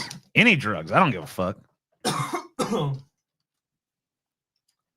What is it? Hey, marijuana, TJ, Valium, Vicodin, ecstasy, cocaine, alcohol, all that. Nicotine, Valium, Vicodin, marijuana, ecstasy, and alcohol. Nicotine, Valium, Vicodin, marijuana, ecstasy, and alcohol. Cocaine! Hey, TJ, pull up the Luigi support rally from today. I'm there. Cool. All right, I'll do it in a but second. The point being, when we get fucking 45 new members or patrons, or the fuck it is, this show flies by the seat of its pants. Mandatory humanity. Apparently, there's a video. Brett talking a lot of shit on Paul. Brutal. And you guys recall? Sad and brutal. And then you guys recall, Paul said, he did a Will Smith. He's like, keep your fucking name. Oh, keep my fucking name. Fucking mouth. Keep that fucking name. Keep Paul's ego's name out your fucking toothless fucking maw. See. And what did Brett do? Luigi opened his fucking mouth. Support. And look, I've seen Brett talk to a lot of people. Yeah. But Brett, you still haven't taken up on some of the invitation. I think Brett, I want a 1v1 with you, bro. I know you're real nervous to come in the room with us. All three at once. It'd be a gangbang. I want a 1v1, Manatee. 1v1. Your turf, my turf, both. You stream to whatever pitiful 2 viewers you're getting over on vid.me or whatever bullshit. I'm happy to do that as long as Brett admits that he's so scared and weak, and he has to do this publicly of too many people. And I'm doing it over here too. Yeah, I'll just watch. Then I'll go. Okay. I mean, Brett, if that's his terms. Now, if you're willing to sack up and come in and face all three of us, I'd prefer that. I've even said this. It doesn't have to just be all the drama. I'd like to hear your dumbass opinions too, Brett. 'Cause I think they're equally stupid. I think maybe we need to split it into two then, because you guys cover the because I can't give that promise. We're going to talk about the drama. Oh no, we are totally going to talk about the drama. I think, by the way, not to fucking shake things up even more, but if I check right now, I'm pretty sure I have a link. And I just have to figure out how to get it over. I have a link. These motherfuckers got to meet the mandatory manatee quotient before we even fucking. Well, this is what I'm. Well, I think we should make one because I'm pretty sure I've got that fucking video, bro. Cool. Oh, wait a minute. Maybe not. This is the Luigi Mangione demonstration. We didn't have this pulled initially, but apparently one of our fans is there. Oh, neat. Oh, shit. They said that they're holding a sign about jury nullification. So let's see what's going on. Let's check them out. Usually you can spot a fucking DFF fan. I'm surprised they're not in this frame right now. Right. Back up. A lot of people with we watched this already. This isn't new. Oh, yeah, it is. It's new. It's new. It's from Where's today? the DFF fan? I don't know. They said they got a sign. Okay, not that one. Then it says something about jury nullification on it. Looks like a bunch of hippies. Maybe it's a little later. Yeah. There's free Luigi. Yeah, just scrub it. Just scrub through it. You can do it below. No. I see only 2 signs so far. Oh, yeah. See, there's more. Just let it play. Right. Okay. You might have skipped it, though. I mean, it's very long, so we'll get Okay. Let's see. That's the healthcare is human right thing. Let's see. Oh, here's some other stuff. Okay. Luigi before parasites, free Luigi. I don't see any jury nullification shit yet. I mean, I don't have to do with lie. I'm sure it's in here. We just gotta find it. Okay. Get us a timestamp, brother, man. Can you? I mean, he don't even know what video I'm watching. He just told me to fucking pull up. Yeah, he doesn't. Yeah, he just. Oh, is he on it or something? Yes. This is happening right now, and he's there, and he's trying to get in front of the camera. It's not happening right there, but he said he got it on the thing. Yeah, I just said he was there. I mean, I don't know if he's in the video or not. Okay, fair enough. Man, if you thanks for being there, though. That's cool that you're out in the world doing your thing. Is this him in the very back here? I believe you that it was there, but I mean, it is 12 minutes. So if you what if it's this dude in the very back there? Or wait, what's that? Lock up the criminals. Okay.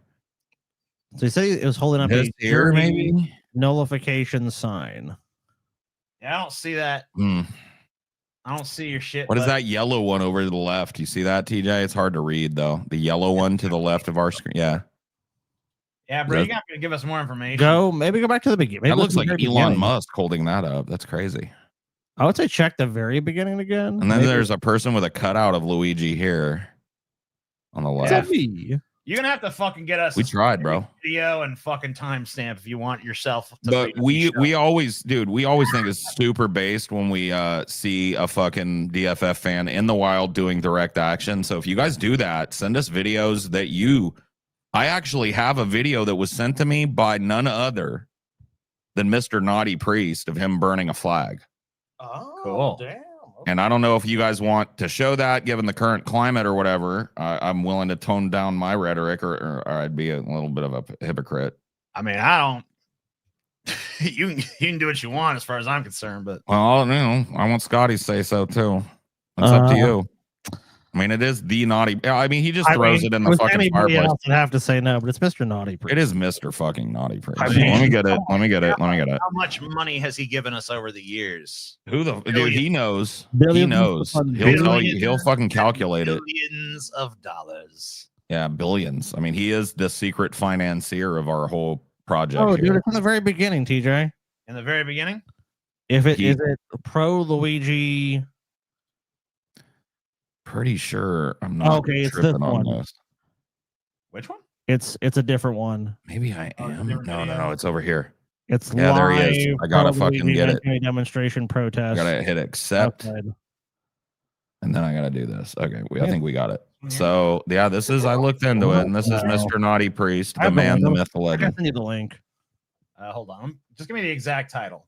Live pro Luigi. Luigi Mangione demonstrated his protest outside Manhattan courthouse. Okay. So he's looking for a live feed, but we don't know. Can you tell us what camera you're in front of, and we'll look for their feed? If you watch it, it's like the very beginning of it. Oh, you found it? Well, he sent us a link on Patreon. Oh, okay. Fair. While you're bringing that up, TJ, this is a real quick video. Breaking news. But I wanted to honor my promise, so this is real quick. We won't take long while you're pulling that up. Yeah. Go ahead and show it, dude. Oh, sorry. Your screen came up. Of course it did. Is it that one? I put my screen up and yours came up because of course it did. What a feature. It's that. Here we go. Yep. All right, Paul. Here we go, Paul. Do it. Oh, there he is. I'm gonna do it. There it goes. There it goes. Well, I'm not surprised someone from North Korea would have an American flag ready to burn. Well, yeah, this is no big deal in his country. He probably like warms his hands to an American flag every night, I would imagine. Yeah, I would. But I did make a promise. There's some if people send me these that I'd show it. So there she is, going up in flames, Mr. Naughty Priest himself. Thank you, dear leader. We appreciate that. Yeah, we Here's do. our guy over here. Oh, you found him over there? Yeah, we That's found him over there. You think? That's definitely him. He's wearing your shirt. No, No, but it's similar. He should get my shirt because he already wears similar shirts. he would look good in your shirt. What's he got? Oh yeah, jury nullification, bro. Clap it up. Clap it up for the bro. They shouldn't exist. They shouldn't. I agree with you. They definitely should not Our exist. guy. You gotta get this stupid fuck. Look at this dumb collared. Push that guy out of the way. Yeah, I'm glad he's there protesting, but he's just What an standing idiot. around. You gotta fucking learn to monopolize the camera, bro. You gotta get up in front of that shit. Yeah, push this shit out of the way. Well, whatever. He's doing his best. He's there, man. Fuck you, TJ. You're Well, sitting on yeah. your ass Yeah, giving him you can't tips. fucking let this guy steal the spotlight. Dude, he's Look got a at that badass. He's got a badass sign though. Look at that blood line across the bottom. He's got a badass sign, bro. He's doing his best. See if we get a better angle. You didn't know that turkey bitch was gonna come and steal the show. Oh yeah, there's a different angle. On The the people want Luigi free. Where the people want Luigi free. Yeah, should have fucking. You said it need louder. to. Yeah, you should have been like deep fat fried. But no, never mind. We're not like. We're not the issue, but still. Yeah, we're always the issue, man. Come on. Okay, we are the issue. Fuck you. Deep We are fat fried says free Luigi Mangione. Free. Yeah. Take Good to the shit. streets. That doesn't look like him. What? How do you fucking know that? What? Whatever. You're stupid as fuck. You don't know anything. You don't know a damn thing. Don't even ever speak to me again. You don't know fucking shit. You're stupid as hell. Are you ready to shill the meat up, TJ? Yeah, we're just gonna show the good Scotty, bad Scotty. Good Scotty and bad Scotty. We just got word that basically, and we're proud of this. Half of our tickets are gone. Yep. Damn, son. Half gone. Yeah. Half gone. Let's see. That's Is that based. true? Yeah. Yeah. Pretty close. Or is it past? I think it's it's right there. That's basically That's crazy good, man. That's crazy fucking good. I thought you were gonna tell me that fucking Doug Bradley got back and said, "I'll do it." Oh my god, that'd be Yeah, amazing. I don't That know. would be great, bro. I would fucking come in. We my still got a month and a half to go too. So Nah, damn. Doug Bradley still ain't responding. Damn it. All right, Doug Bradley, he ain't gonna get back to you right away. He better. It's He's probably old, not even man. him. Let It's him gonna be take his some time. It's gonna be some fucking interlocutor or whatever the fuck. Whatever. Interlocutor, dude. No, don't start talking like Destiny. All right, here we go. That's just the first word that came to mind. I'm just No, going to that's, use the word. that's a Destiny word. That's a buzzword from All right, Destiny. all right. Well, I'm not going to use it anymore. I didn't know it was a Destiny word. I dude. fucking hate A the Destiny Destiny word, okay. buzzwords, bro. right. Interlocutor, good faith. What's Are another you one? making a bad faith or good faith argument? Epistemological, heuristic. Hate it. All right, here we go. Howdy there, partners. There's fixing to be a real hootenanny come November 1st. Clifton, New Jersey is the place, and Dingbats is the saloon. Whoa there, friend. You're about as pleased as a pup with two tails. Can't say as I blame you. Them DFF boys really know how to burn the barn. Truth is, though, There's plenty of ways a tenderfoot like you could find hisself up Schitt's Creek with a turd for a paddle. That's where I come in. Pull up a stump and let me regale you with the story of two cowpokes named Good Scotty and Bad Scotty. Bad Scotty comes a-riding into town unprepared. Clifton ain't no backwater, and Dingbats ain't no gut bucket saloon. But Bad Scotty comes with a pocket full of knives and a smoke wagon, thinking he's the baddest hombre this side of the Ole Miss. But them Dingbats bouncers are so mean they make an ordinary fight look like a prayer meeting. Bad Scotty gets roughed up and rode out of town on a rail. Good Scotty comes with nothing but a smile on his face and money in his pocket, and he leaves in the small hours of morning, grinning like a jackass eating a cactus. Bad Scotty, well, he shows up with an attitude, like an old wet hen, running his mouth and pawing at people he ain't never met. That's the quickest way in Clifton to get yourself bruised up, stripped bare naked, and horsewhipped. Ow! That smarts. Good Scotty is polite and respectful like.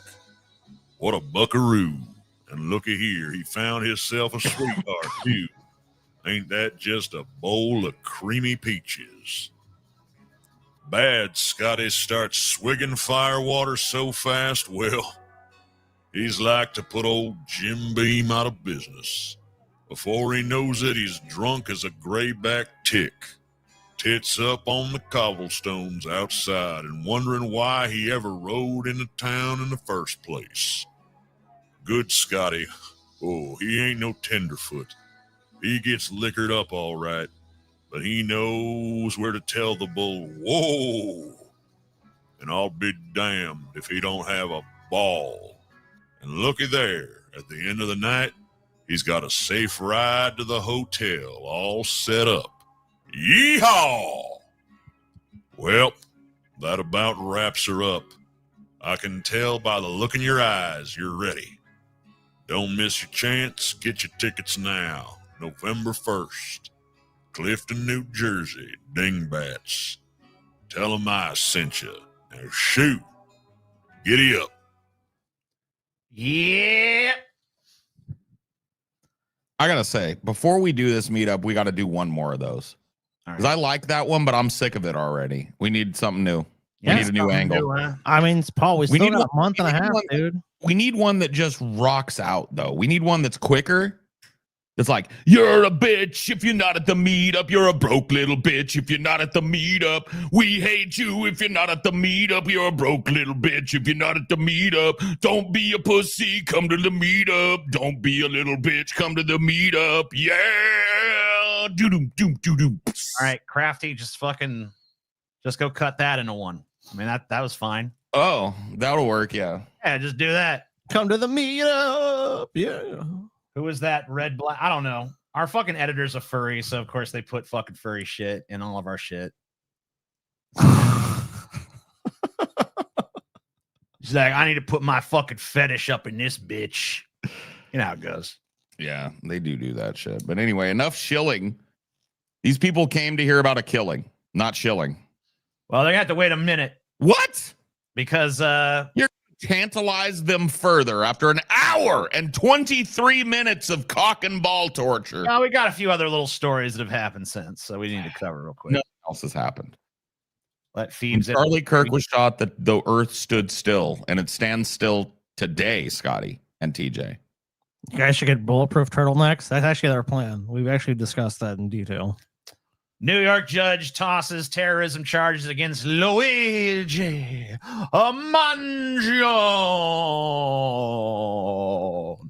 Rigatoni, spaghettoni, ravioli Mangione. Yes, of course. Also delicious. We already talked about this a little bit, but yeah, no terrorism charges for old Luigi. I mean, the state's case is falling apart before our eyes. They're walking it back already because they know they got nothing on my boy Luigi. Those aren't He's even gonna my walk the eyebrows, streets. motherfucker. They got nothing on him, man. They're gonna have to drop this shit. I ain't killed nobody. They're gonna have to drop. Look at that face. That face right there. You know what it says to me? Innocent. I ain't done it. I ain't do that shit. I ain't done it. I mean, it's crazy he was charged with terrorism to begin with. I stand with Luigi Mangione, and I believe him to be innocent of the heinous charges of which he's been wrongfully accused. Agreed. Yeah, Judge Smith. We know. And even if it's found uncontrovertibly that he did it, I believe everybody deserves a second chance. Yeah. Yeah, he should serve. Whatever happened to second chances, huh? Look, Whatever happened to forgiveness? Is this not I a just thought of a Christian joke. nation? Go ahead. Never mind. I can't say it. Oh shit. Well, tell it to me and I'll say it. All right. I'll just say it then if you're just going to say it. I was going to say like, never mind. I'm not, you know what? I'm not going to unleash that evil upon the world. I was just going to say everybody deserves a second chance to get another, Gotcha. to bag another. Yeah. I get you. Wow. I got it. God, Paul. Settle down, Paul. Settle down. What? Okay. Yeah. Bloodthirsty leftists trying to encourage more violence in our society. I don't know. I mean, That's why we got a civil war, them some bitches. really? It's time to go door to door and kill every leftist. Damn. Because they're violent. I hope that Right. don't actually happen. Right. They're so violent. I got to kill them to protect myself. I just like the stories here. Number 3, the Democratic Party is in fits over Mama Donnie's bid for NYC mayor. Republicans are loving it. So Republicans are some more supportive than the fucking Democratic Party. Well, they're loving that there's infighting. Well, they're actually more Because supportive. Vote blue, no But you matter know what? no matter who stops when it's a actually left wing candidate. But remember, too, that's what happened with Trump. That's how Trump got elected. Mm-hmm. You know, the joke, oh, yeah, I'm going to vote for him. Is Mom Donnie born in this country? Can he be president? No, he was not. He was God damn born- it. All of our best fucking motherfuckers are not born in this damn country. Well, that's how it goes, TJ. Quiet, cuck. No one needs your fucking dumbass bullshit, Spino. Anyway. Look at fucking Spino, dude. I need to lay off the weed. Bro. Dearborn Muslim mayor unleashes on Christian resident at city meeting. You are not welcome here. Sack of shit. Let's see what's going on. Well, odds are a city council meeting doesn't strike you as very exciting, but Well, sometimes it fucking is. Hey, huh? I don't know, man. It brings out these city council meetings and cities that hold them like this, bring out some fucking serious crackpots. So they can be entertaining sometimes. I like a good old crackpot every now and then. there's video from a Dearborn one making the rounds on social media tonight that may change your mind. It was supposed to be a joyous occasion honoring a local journalist, but it turned into a war of words between. Ooh, War of the Words. War of words. Oh, eh? shit. Oh, A shit. citizen and the mayor. Fox 2's Lauren Edwards is live with that story. Lauren. Schwarzenegger would have been a better president than Trump. The mayor wild out. Oh, shit. I forgot. I was going to check on Hank. God damn it. I'm such a piece of shit. Guys, I know most city council meetings are rather boring. Paul, stop being mean to yourself. I just like the framing of the political process. You're a good man. Politics itself, Oh, who thank you. gives a shit? But now something interesting happened. Oh. Normally, city council meetings are just about boring shit like how life will fucking exist in the city. But today, 2 people fought. The thing that we actually care about in this country, dude, like, I guess the media is just doing it. They're just put on in front and center. Like, look, we're not really actually about any journalistic shit anymore. We're just here to cover fights and interesting events. All right, some tension exploded at a Dearborn meeting today. Oh shit, dude. So true. So true. You must imagine Sisyphus happy, TJ. Yeah. You must. See, Or this else. This one's I'll great try. because the lovers of TJ He's got more. like He's it. got more. Whoa, TJ is Thomas the Tank Engine's plane friend, Percy. I think Percy the plane. I don't know. Bombing. It looks like a rock or something down here. TJ, what the Goddamn. hell? Why'd you do it? I don't Why have you done what you done, TJ? And then he Oh, also sent this Megamind, TJ. Okay. Oh, You see this? That's actually fucking Count Olaf, I think. Oh, it's Count Olaf. yeah. Yeah. That is Megamind. No, Megamine's blue.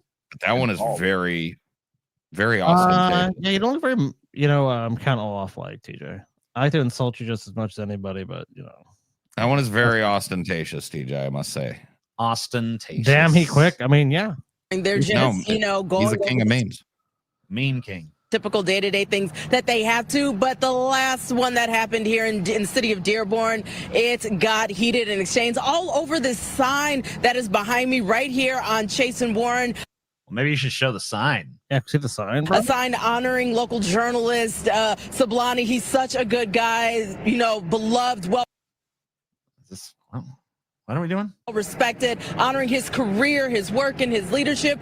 But a resident had to say something about it, and so did the mayor. Take a listen. I feel like having that sign up there, it's almost like having, naming a street, Hezbollah Street or Hamas Street. What the fuck? Hezbollah? It's called Hamas Street. All right, wait a minute. Wait a minute, dude. The framing of this is such fucking right-wing outrage bait. It is. Because they make it sound like he's being told we don't want you here for being a Christian. And he's being told we don't want you here because he just compared some local journalist to Hezbollah. Yeah. He's a bigot, and these people are supposed to be accepting of a bigot in their community. We love bigots over here, like every other community loves bigots that hate them. It's like, whatever, bro. This is just whiny bullshit. I gotta be honest with you, bro. I used to think it was kind of like really meaningful. On camera, sorry.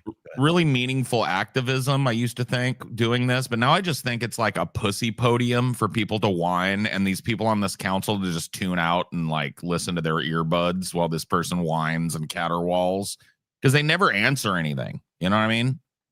The embassy in Beirut and including many Americans. So I just feel it's quite inappropriate. You are an Islamophobe. And although you live here, I want you to know as mayor, you are not welcome here. And the day you move out of the city will be the day that I launch a parade celebrating the fact that you moved out of the city. Because you are not somebody who believes in coexistence. Well, stick that in your pipe and smoke it, bigoted bitch. Dude, it is so rare for a mayor to be like, I thought he was like, for a second there, I thought he was going to go I'm your mayor.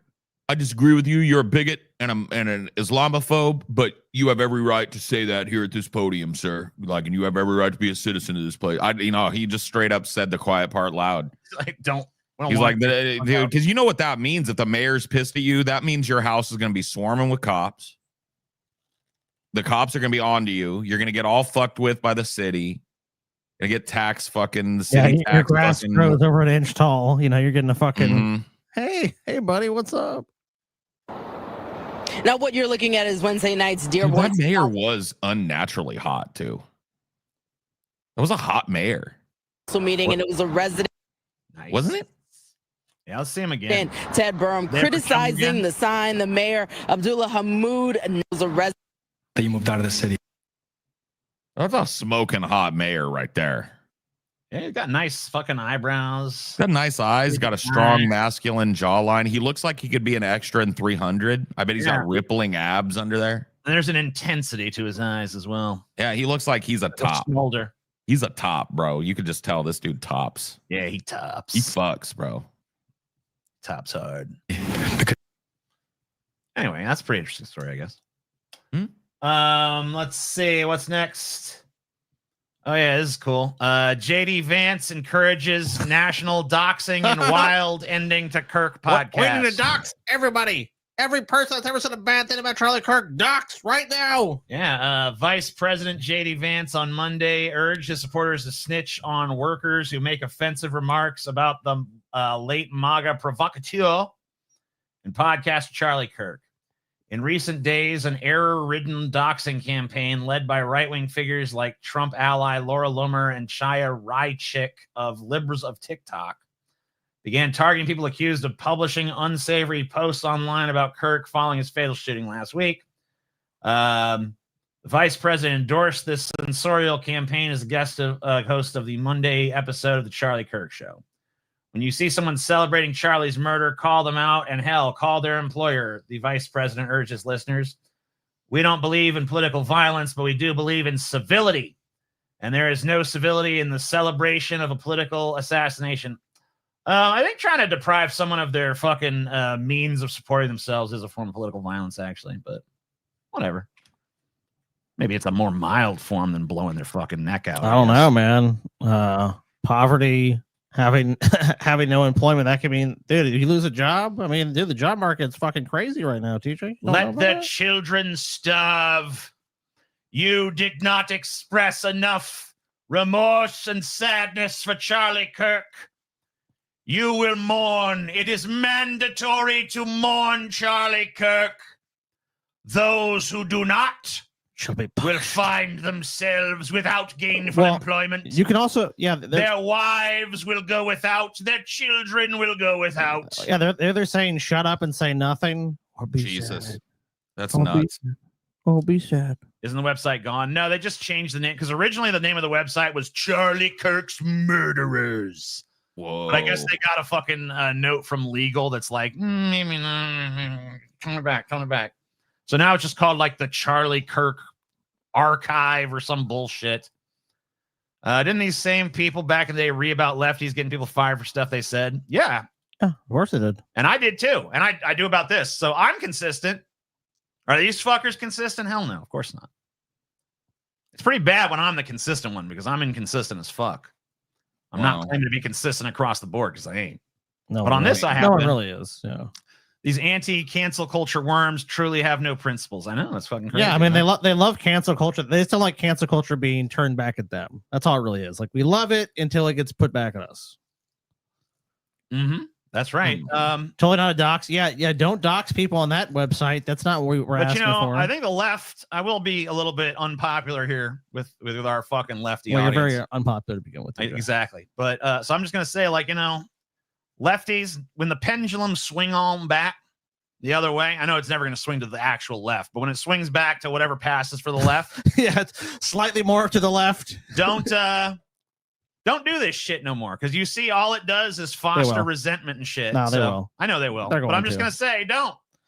Guys, don't be just like the people you hate. Fuck that. We're going to be just like them. Fuck that shit. All right. Well, go We ahead. in power now. Same shit we complained about coming back your way, motherfucker. Well, because it all becomes about revenge, dude. Well, they did this, so we got to do that. What'd they do to us? We got to do it to them. For the goose, good for the damn gander, y'all. So, dude, I already know what's coming. Like when it swings slightly more, when it's like this, right, left, when that happens, the of course. Pendulum swings to the right. Whoa! The pendulum swings back to the left. Yeah, basically. That is what happens in America. And people are like, the country's going to hell in a handbasket. Communism We live is under here. damn communism now, boy. That every government program those people are deprived of, they're like, why is the government doing this? It's like, aren't you against that? They could be to the right of fucking Mussolini and they'll still be like, oh, Jesus, it's communism. It's communism. I know. They're wackos. They're wackos without any historical context or any context for that matter of reality. Yeah, when that happens, happens, oh, it's back to brunch, baby. Woo! We did it! Victory! Back to brunch. Trump has been defeated again. We've got him. I don't know if you guys know this, but you can go to brunch even when a right winger's in power. Do you know that? No, you can't. Yeah, you can actually, even with Trump in office, you can still every go to brunch place near me, TJ. They're all closed. The minute Trump won, it was like, I mean, you've seen it. You try to go to brunch lately, TJ? They're like, get the fuck out of here. I'm like, I like some brunch and like a couple mimosas. Republicans are in power. There's no brunch. And they're like, brunch is canceled till Democrats back in the White House, bro. I'm like, okay, sorry. Yeah. I didn't know. So I'm on a 4-year brunch hiatus, TJ. Shit. But that's why I'm definitely supporting the DNC, the Democrats next time around, so I can go back to brunch. Like me, I'm not early. I'm not up early enough for fucking no brunch, dude. Really? What time do you get up? Yeah, usually like 1 or 2. Oh shit! You can't even make a fucking 1 day a week of brunch, dude. Nah, man. You know what, TJ? Fuck that. Can't disrupt my sleepies. Next time you're here on a weekend, I think you might be going out of town. Going to brunch, TJ. I'm inviting you to brunch right now, TJ. Brunch for everybody. There's no brunch till we get a Democrat back. Brunch is too. I agree with you there. Brunch is too fucking. But you know what, TJ? You gotta go to brunch, man. Let's go to brunch, TJ. There's no brunch. We'll make our own brunch then. Yeah, it sounds gay. I don't want to do that. Then we'll go to a breakfast place, TJ. Really? You're going, TJ. They don't have brunch anymore. We have to look. Well, breakfast still exists, right? I guess. There you go. You have to have breakfast at least once a year, TJ. It's not going to kill you. You do? Yeah, it's a rule. You do? You know how happens you don't have breakfast once a year, dude? You die. Did Taylor and his... Oh, no, dude. Our dad. When we were little kids. Our dad would love him some brunch. Dude, because our dad did not like... Actually, he really did wake up super early, but did not like to eat super early. So we always ended up going to brunch. When we were kids, like we always went to brunch. That was like our one thing our dad always took us, which is weird because he almost never brought us to any fucking thing. Go to Denny's? No. Don't go to Denny's, bro. Dude, Denny's is overpriced. They're probably the worst of the breakfast chains that's still standing. I love Denny's. Fuck you. Oh my! When's the last time we went to Denny's? It's been a while. Well, is there even a Denny's around here? There is. Oh, okay. So you have no fucking excuse. Well, I tried to go there, but there was only one waitress and it was really slow, so I left. Oh, wow. I went there and it was really shitty, so I decided to, it's probably not worth it. I'm sure if I got the food, it'd be pretty good, though, but Oh, let's go to Denny's, TJ. Let's get in the car right now. We'll take the stream with us, TJ. We're going to live stream to Denny's. What the hell going on? It's backwards. Guys, we're going to live stream ourselves going to Denny's. Brunch is extra frou-frou since places started doing mimosa flights. Yes, I do care for the mimosa flight myself. Is there more than one kind of mimosa? I thought there was just one mimosa. Denny's has a good-ass burger, Scotty. Well, dude, I know plenty of places in this town have a better burger than fucking Denny's, dog. So Denny's, dog. And TJ himself literally said, and Denny's, I looked up where it's not even close to us. So TJ drove like 20 minutes and still bailed on that Denny's, which that's sad, dude. That's fucking sad you bailed on the Denny's, TJ. We got some live shit going on. Is this happening now? Some stuff going on live? I think so. Oh, some shit going down? Yeah, it looks like they're saying Tyler Robinson going to be making his first court appearance up in this bitch. Oh, shit. He going to speak? Maybe. I'm going to see. Well, you can't see shit right now, bro. Oh, the CNN blocks it. Okay, got it. I'm going to have to find it on YouTube. Man, that's hella gay, bro. Thoughts or actions in patients with Huntington's disease. Ugh. Yeah, we can still hear your shit even when it's not. I know. Shared. Well, I was sharing, but that's fine. Well, no, you're shared down here, but like you can't hear my shit when it's down here. It has to be on the stage. Really? Yeah. Okay. Let's see here. Here, watch. Live. It's like live news, dude. It'll be that's the biggest story going on right now. Court fucking shit. Let's see. Fox, we are approaching. Love barbecue. I'm right here. I'm right here. Do you see me? I'm pointing at Where's you. Portal? Thou art cursed by my magics. Where are you at, Portal? All right. Where Pole? Portal? Where Pole, man? I need my porch. All right, so of murdering Charlie Kirk is making his first court appearance. It's happening right now.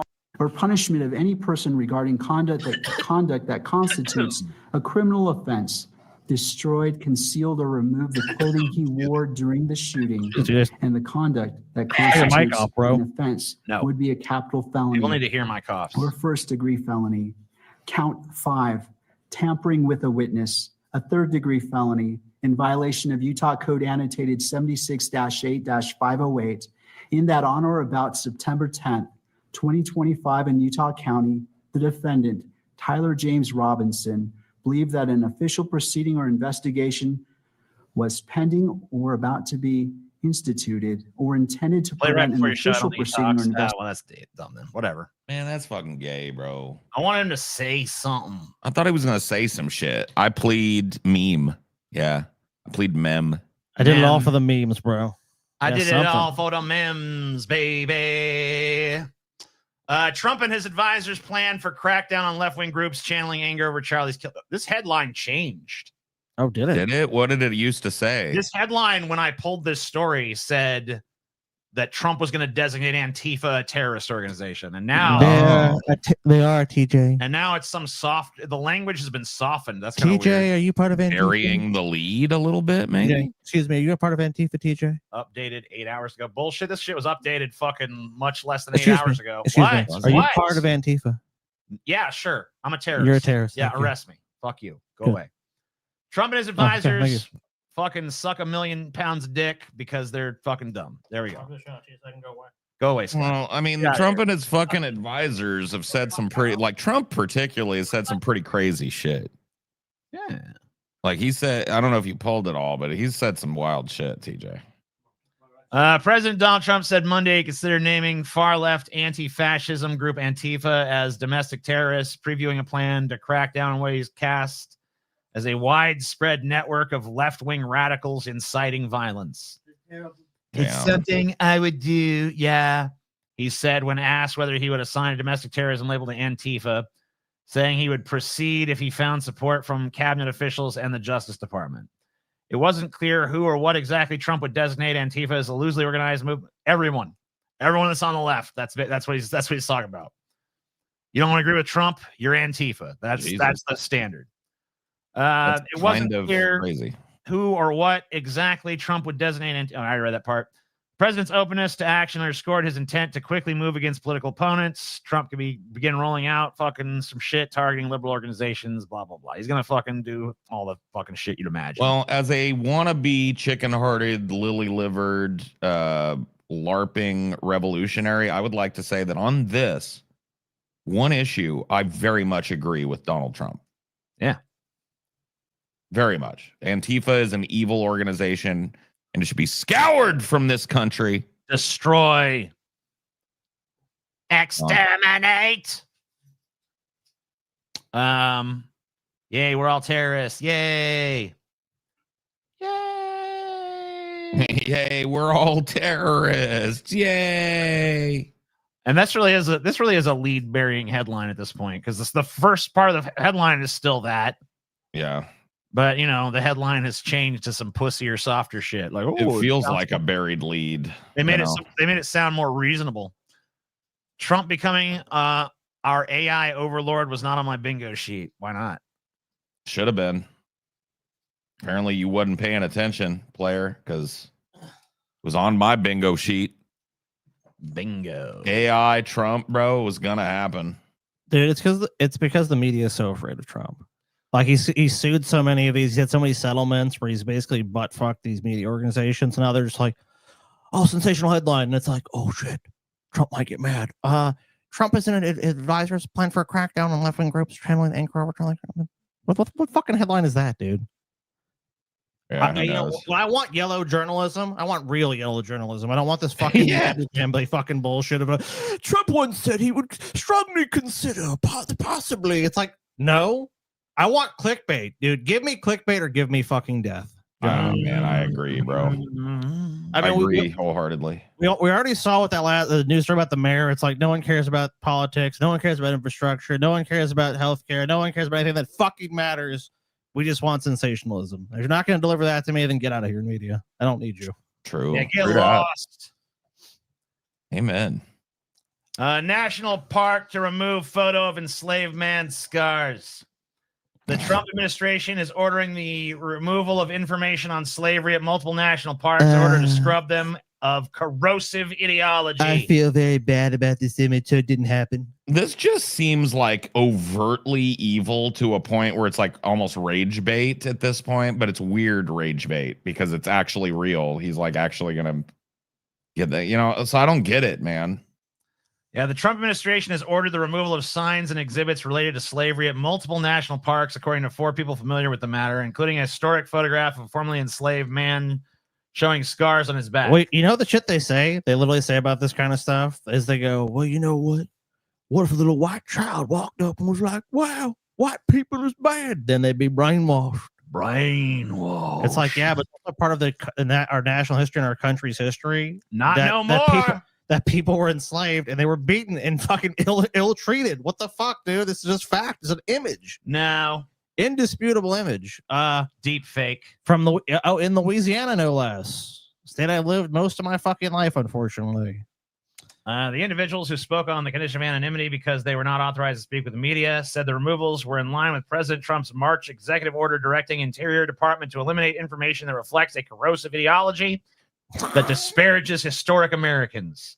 So wait a minute. Is this something that they're just pointing out like this would fit the bill, or are they actually planning on doing it?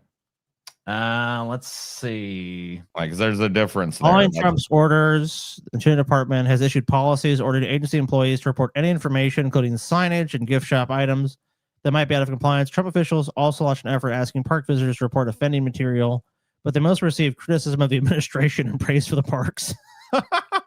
The latest orders include removing information at Harper's Ferry National Historic Park in West Virginia, the very famous Civil War site, or tied to the Civil War. Right. Two people familiar with the matter said where abolitionist John Brown led a raid seeking to arm slaves for a revolt. So it's like, oh yeah, that needs to go. Staff have also been told that information at the president's house site at Philadelphia, where George Washington kept slaves, does not come out with the policy. So yeah, they're basically just like, let's whitewash history. That's literally what they're doing. History never happened. Look, George Washington might have owned slaves, but they asked the slaves, like, do you want to be free or George Washington's slave? And they're like, you know what? Being a slave of George Washington be better. It's like, come on, guys. Like, we're just gonna fucking. But this is the problem with historical study, and when you look into stuff like this, it's the crazy thing about this is like just the images. Because that's hard to really debate. I mean, a lot of like the narratives, I can understand the debate around those. Because like, in some cases, how do you fucking know? Like me and Taylor had a conversation recently. Like, how do we know Julius Caesar was real? And like, there's about as much evidence for Caesar as there is for Jesus, right? So at the end of the day, it becomes an historical narrative, and people choose. It's like we're kind of like we choose to believe this. We don't have the best evidence. Not saying it does. That person didn't exist. But at the same time, when you see stuff like this, where it's an image of a guy that was beaten as a fucking slave, it's like, I don't know how that, if we're talking about the history of our country, how you can exclude stuff like that. George Washington had hundreds of well-paid employees. Right. And they loved working for him, and they were very sad when he died. And when he died, they wept. How he wept. Dejected sarcasm of serious issues is lame as fuck. Okay, I'm sorry. Guys, the country that's been going to shit for my entire life continues to go to shit. Oh, Lordy, don't say it, I'll TJ. be really emotional. Don't say it, TJ. Don't say How that to me. dare I detach myself and be ironic? How dare I engage in sarcasm about the problems that we face? You're watching the wrong fucking show, dude. Get the fuck out of here if that's how you feel. Who cares if someone's sarcastic anyways? Like, what is that? Like, don't try to police other people's emotions. We ain't and gotta actions. fucking sit here and cry over I don't everything. wanna- We've said it's fucked up. Have we not made the opinion clear that it's fucking stupid and wrong? Yeah, no one here on the show supports that. Have we Why not would fucking, we? Have we not made the stance clear? You can't handle a little fucking sarcasm. What is the sarcasm gonna do? Why don't you reserve your anger for the motherfuckers doing it, not the motherfuckers being a little sarcastic about it to fucking make it amusing to an audience, which is our fucking job. Which, because I'll tell you why, because everybody wants to point the finger right now. Everybody wants to point the finger. I'm not dejected. No one. I'll feel dejected. Oh my god, I'm so dejected. It's reading about it and questioning why the fuck we even want this. No one. I mean, like the only people asking for this are people who are fucking out of their minds. If you have any care or concern for history, you want to present it as accurately as possible, and sometimes it's not really possible. Like we talk about ancient history and stuff. I mean, we know some things, but we only know so much. But events like this are obviously much closer to contemporary times. So you want an accurate picture, and we want to know accurately what slavery was like, what happened to people, and the aftermath of it. I don't think that's wrong to want to know that, and to pretend to whitewash history quite literally and go, that image is offensive. It's corrosive. It's not corrosive. This is a fucking reminder of the mistakes that have happened here. Well, they say if you don't learn from history, you're doomed to repeat and all that. Of So course. maybe they're looking to repeat it. I don't know, Scotty. Have you considered shit lib? No, actually, I've not considered that. I'm sorry. I rescind everything I said, and you're totally right. Gotcha. I've only gotten happier with every moment passed without that CK shite. Let's move on. Dude, leave Louis CK alone, man. He's paid for his masturbatory crimes. What did he do, man? Why is he even bad? Like, did somebody do something else or? No, I was being sarcastic. He's talking about Charlie. So much.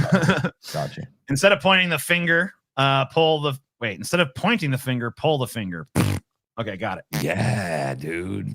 Good idea. Don't you guys know that white people were nothing but graceful, kind, and loving to all other people of the world? Those photos are self-inflicted wounds and grief when that man's kind employer died. Right, sure. That's what it was. And unfortunately, if you look at the history of slavery too, there's I mean, obviously it was mainly black people, but there was a bunch of white slaves too. There's a famous thing in New Orleans, little white girl being sold into slavery along with her little black friend. So hey, you gotta love it, you know. Brutal. Slavery, right, guys? So those people, I mean, it's like it's such a horrible institution. Your fucking lies are corrosive to this country. You are an Antifa. You are a terrorist. You're a terrorist, Scotty. You don't understand. This man beat himself. Scotty's out of control. Need to rein him in. Oh shit! Sorry, guys. Sorry. My theory: a mentally unwell American killed Charlie Kirk. I don't think he's something you can wrap up and point to beside the country. Well, we'll fucking get into it. We're almost there. We just got a couple of these news. Yeah, we'll cover different news too for you guys. Yeah. So this is from some right-wing site. So obviously take this with a massive, massive grain of salt. But I did think it was an interesting article nonetheless. Exclusive FBI investigating social media accounts that appeared to indicate foreknowledge of Kirk assassination. So here's some stuff. We don't even know if these are authentic, by the way, some of them. It'd be funny if someone like Charlie Kirk got shot on September 10th, LMAO, and it's from September 3rd. Now, they also could have altered that, too, because... oh, can you? Sometimes. Depends on your account stat. I guess without a check mark, probably not. Did I? Donald Trump, December 14th. Oh, really? Okay. September 10th will be a very interesting day. I plead the 5th. You know, a few days later when something happens. I don't know what that's supposed to signify. Charlie Kirk has died at the age of 31. This guy here said we fucking did it. We fucking did it. Okay. So I guess there's now a speculation that this is a larger plot of these people all like trying to they're trying to say they talked this guy into doing it or convinced this guy to do it. Charlie Kirk is coming to my college tomorrow. I really hope someone evaporates him literally. Let's just say something big will happen tomorrow. Okay. So these are all people saying this ahead of time. Yes. Prior to Charlie, and have you verified these, or because these can be like I said, take it with a giant grain of salt. This is from a far right wing site and shit, so you can take this with a massive, massive grain of salt. Well, certainly there were some people out there edgelording. I don't know any personally, but like I know some people did some edgy shit, said some edgy shit. You know what I mean? For sure, yeah. So, but I'm just saying, like this could be easily faked too. Yes, it can, of course. Yeah. Charles James Kirk. His middle name was James as well. Fuck, bro. Oh shit, dude. Mr. College Dropout does not know what's coming tomorrow. Be ready. This isn't a threat. It's a promise. Dude, if his middle name is really James, TJ, you got one name apart, dude. I know. That's weird, bro. Dude, TJ, I cannot believe that Thomas James. He's also 6'5". Really? 6'5"? Yeah. What the fuck, dude? I mean, I'm a little taller, but still. Are you sure it wasn't you what done this? And they just got the wrong guy that looks like you? Okay. I mean, TJ, you can approach the right now and be like, look, you guys are missing. I'm just to change one name. You got a guy right here, me. TJ, this is the perfect time for your right-wing arc, dude. I'm telling you. His wife called Charlie Kirk a Nazi. He was fired. You're fired. Can't even have your wife say some shit now. You married to someone who talks shit on Charlie Kirk, and now you can't keep your job even that then? Fucking really sucks, dude. So he didn't even say it himself. You don't even get the joy of fucking saying it yourself. So what happened? I mean, it looks like you got to sign in or something. Let me see if I can sign in without. Without provide actually an email or any of that. No. Damn you, teacher. I might be able to find a fucking bypass. Give me a second. Bypass the mainframe. No, they're trying to black hole me. Oh man, they're black holing me, man. I gotta fucking struggle against the mainframe. Hold on. The black ice is too strong. Oh, you guys are gonna have to go on without me. Oh, the encryption is. His encryption is so strong. Oh my fucking god, bro. I know a little more hacker babble I can throw into that. Yeah. I was like, I kind of ran out at the end. Damn it. Nope. Damn it all. Damn, TJ, you don't fucking see. Pull a story and we can't even read it. Enjoying the story today, TJ? Yeah, all the archives also have the paywall. Wow, now, dude, so. what the fuck, TJ? You're a fucking jerk off, dude. Shit's wild. Not bad. Bro. All right, well, we'll read as much as we can.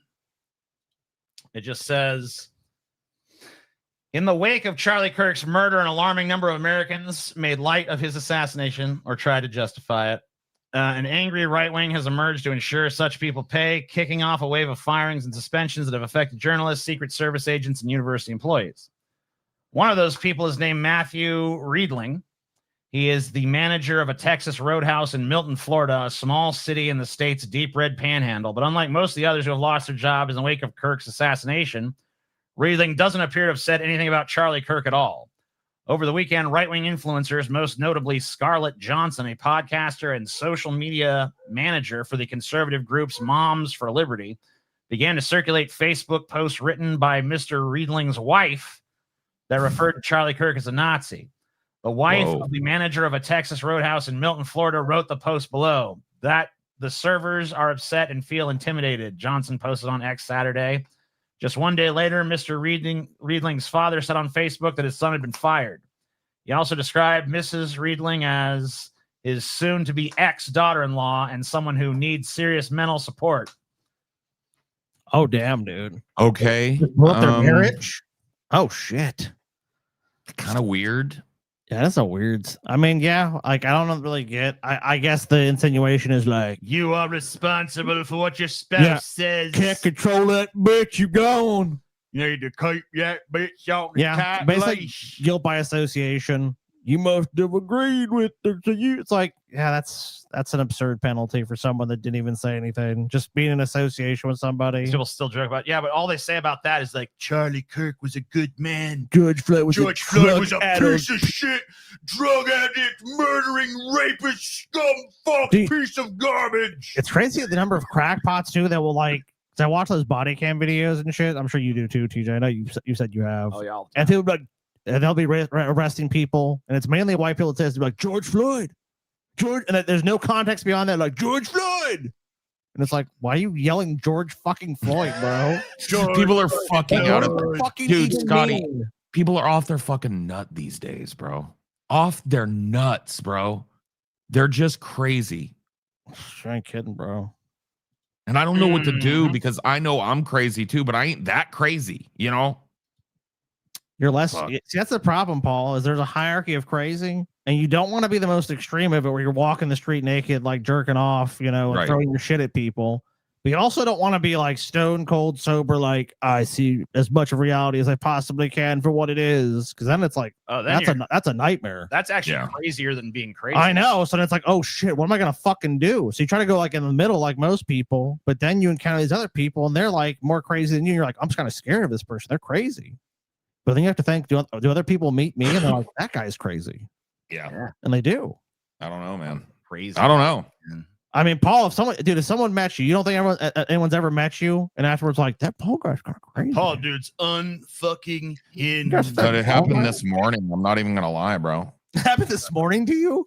Yeah. How? Well, I went, I'm kind of a Discord rat these days. And so I was waking up and I didn't feel like streaming right away. So I went into the Discord shit. And I started arguing with some people, and a dude that told me like 2 weeks ago, he was like, you know what, Paul, when you first came in here, I thought you were a dick, but I really like you. That dude was like, you know what, Paul, you're a fucking irredeemable idiot. You're a piece of shit. You're repellent to other people. You hate, we all hate you here, and we would all be better off if you left. And I was like, whoa. Damn, bro. So it does happen to me, bro. It's just, I don't listen. That dude held on to that shit too. He knows. Like, I don't know what it was, bro. I rubbed him the wrong way today. It's cool. Next time I forgive Paul him. comes in here, I'm going to tell him I really forgive him, bro. You are a piece of fucking filth, Paul. Yeah, he gave me the Coughlin 212 treatment, bro. You're a terrible human being in all ways. Leave me alone, TJ. Your very presence fills me with bile, sir. And disgust. Big God. The insinuation of your voice fills me with dread at your stupidity. Jesus. Awful. Very notion So very sorry. I would have to listen to speak for even one more second makes my life unworthy of living. Damn. All right. That's fucked up. Dude, that's Charlie Kirk dark. assassination sparks social media crackdown. So basically, anybody who buys this shirt that he was wearing is now on a fucking watch list. Whoa, really? Even that shirt? Yeah, if you buy this shirt, you're going on the fucking watch list, bitch. You're on the list. What if you just on the really? list? What if you just really love the design of the shirt? That's the thing too, is it's like such a spangly patriotic shirt. So like, you know, like a lot of fucking grandpas and shit be like, "Here's a nice shirt. I like this one. Very patriotic." And they'll buy it and be like, "You're Antifa." What? Jesus, it's crazy. Yeah, it is crazy. That's true. It's crazy. Crazy, yo. That's just crazy, yo. Yo, that shit is crazy. That shit right there. It's wild. It's crazy, yo. Crazy. Yo, that's just crazy, dog. You seen this shit? I seen that shit, bro. This shit crazy. That shit right there, crazy, bro. It's crazy. Oh my goodness, bro. What happened here? Fuck around and find out. Abbott issues warning to Texans mocking Kirk's death. Governor Greg Abbott lauded the arrest of a student on Texas Tech University's campus who was reportedly seen celebrating Charlie Kirk's assassination. That's a crime. That shouldn't be a crime. That's a crime. I didn't know that was a crime, but okay. If that's the only thing they did was celebrate it, that's not really a crime. That's a crime, Scotty. I didn't know. Is there a video? What? That's crazy, dude. That's I was not unaware. The only context that she was just celebrating on the campus, and then it's like you're going to jail. There's no. We can't play it. I hope there's more to it than that. I'm gonna find this video. Yeah, because if that's it, that's like, I mean, whatever. They can be butthurt and be mad about it. I'm not saying they can't do that, but for someone to celebrate, there's got to be more to it than that. Texas student arrested. If not, that's a crazy arrest, dude. The suspected killer Let's see what we got. in the Charlie Arrested for assault. It was Well, a hold Terminator on. Let's going see, after because that's people. oftentimes that's what they use as a pretext to fucking throw somebody in the hoopty house. If it was a Terminator going after people with the middle name James Kirk. The robots don't know the first name of their target. Watch out, TJ. Oh shit, TJ. Kirk shooting investigation is scheduled to make his first court appearance today. Yeah. Where's the fucking arrest shit? Is that even a part of this? Okay, it is. I think they show the actual video of it, though. Meanwhile, a Texas Tech student is no longer enrolled and is now facing misdemeanor charges after allegedly assaulting another student who is mourning Charlie Kirk's death. Her name is Cameron Booker. An arrest affidavit says an officer saw Booker hit another student who was holding a sign that said, "Rest in peace, Charlie Kirk." The victim That would be battery. Yeah. It depends on the state. told the officer Okay. that he did not want that it did not hurt, battery. and he did not want to press any charges. The officer then cited Booker for assault. Several videos of this incident have circulated online. In a statement, the university. Well, where the fuck Oh, are fuck they? that. I want to. I don't care about this fucking stuffy ass statement. Stupid ass fucking news story. Several interest. Oh, New York Post is sensational, dude. They'll have it Where? right Here? there. This one. All right, let's see this fucking video. Let's see if she deserved to be arrested or not. Your homie dead. Your homie dead. He got Your homie dead? Is that what she's saying? Your Yeah. homie dead? Yeah. Fuck y'all, homie. Yo, homie dead. Shit, bro. Fuck y'all, your homie dead. That's crazy. Your homie dead. Yep, homie dead. So did somebody get fired for this or what? She got kicked out of school. Yeah, she's been kicked out. I mean, and arrested. Let's see if she actually hit this dude. Evil is real, people, and it kind of looks like that. All right, where's Shut the up, rap? dork. it looks like that. God Shut up, damn you it. nerd. They don't. Why is no? Okay, there's an assault, but there's no video of the assault. Okay, got it. I mean, that's fucking weird. Why would Where's they, the assault? Is it that one? Maybe, let's go to this one. Hold on, I'm gonna look at this one. Cameron Giselle Booker. Where's the fucking Cameron raw? Giselle Booker, an 8. Where is the fucking raw footage of this shit? Let's see if that one's some conservative crap. You figure they would. Oh, that's just a commentary. Yeah, they're not gonna. Yeah, they're not. Damn motherfuckers. All right. Let's see. Here's Fox. Maybe they got the fucking full thing.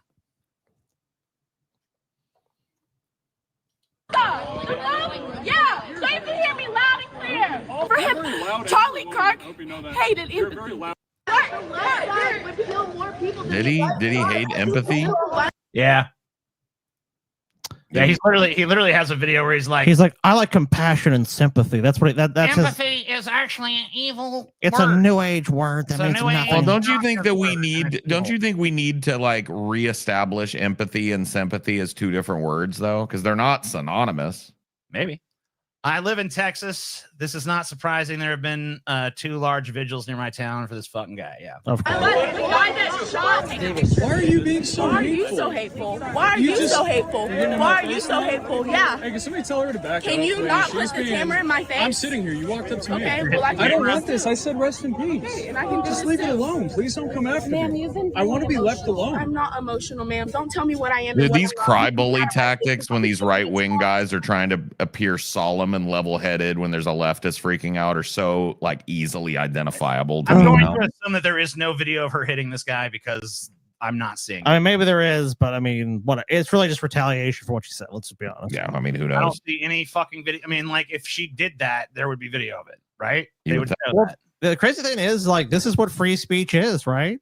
This is exactly what it is. No, that's exactly what it is. It's you go to a group of people, and maybe you have a popular opinion, maybe you have an unpopular opinion, and you get to express it. No. Now, if she hit somebody, I mean, look, that's obviously where she crossed the line. But if she had done anything besides that, I don't see no. That's her being arrested. Suspected. All right, I'm gonna look through this. I'm gonna scrub through. I mean, how could that? This is such bullshit, dude. Why can't we see the interesting part of it, which is her punching somebody in the fucking face? Because it doesn't exist. Oh, that's boring. Yeah, that's super boring. She didn't fucking do it. She was arrested for fucking words. Her First Amendment rights were violated. Yeah, even if she did, it was. I mean, she should sue fucking Texas. She should, whatever. Oh, whatever. She probably doesn't have a case for that, but she probably does actually. Probably, maybe. Not. All right. I mean, look at the court system in this country. I don't think she. I mean, look, you can. I'm not saying you can't. Try it anyway. Fuck it. We also got to find a lawyer and shit. That's all leftists do is freak out. That's all they do. I mean, I ain't no lie detected though. I'm a bit behind. Did you gloss over the Scarlett Johnson? We mentioned that person at one point. I don't remember. Oh, that's the person that got her husband fired. Yeah, we talked about that story. We got as far as new as we could because the stupid paywall, fucking paywall. But I guess we could find another source. But I mean, I think we got it. Yeah, we can try. I mean, I think we got the story. I mean, yeah, we know what happened. Guy was fired because what his wife said. I think she compared Charlie Kirk to a Nazi. All right, so here is. Actually, I'm gonna go take a piss before we get into this one. Oh boy, I gotta take me a Why don't you shill merch, Scotty? Not much merch to shill, but I'll do it. Yeah, shill this merch, Scotty. Look, guys, TJ has talked all this massive shit ever since we pulled a bunch of our classic stuff out of the store. I'm the only person with his face on everything. But you know what, guys? Let me see if we've even sold a single piece of his TJ merch today. I doubt we even have. Jeez, bro, that's TJ, guys. You might have to help devastating. Him. That's devastating. Dude, TJ has been a guy that's always said, "Look, if I can deliver, I'm going to try to deliver." Right now, let's not lie. But at the same time, TJ has all this merch on our store. And I'm not really impressed with these. Let's see if you guys even bought a single piece of merch. It's been. You know what I'm gonna start. You know what I'm gonna start calling him, Scotty? What? Overpromise, underdeliver, TJ. I think you should. Has anyone even bought? Wow. Not one. Not one, dude. Oh my god. That's so. If you guys want to make TJ an honest man, bragging about his merch, buy some merch. We got the Powerpuff Boys. We got the TJ. Now, this is probably the most impressive shirt we've done ever. I mean, it's definitely the one that we put the most effort into, and it's like it's just not selling. I mean, that's not selling, guys. People don't believe in that TJ magic no more, man. That's sad.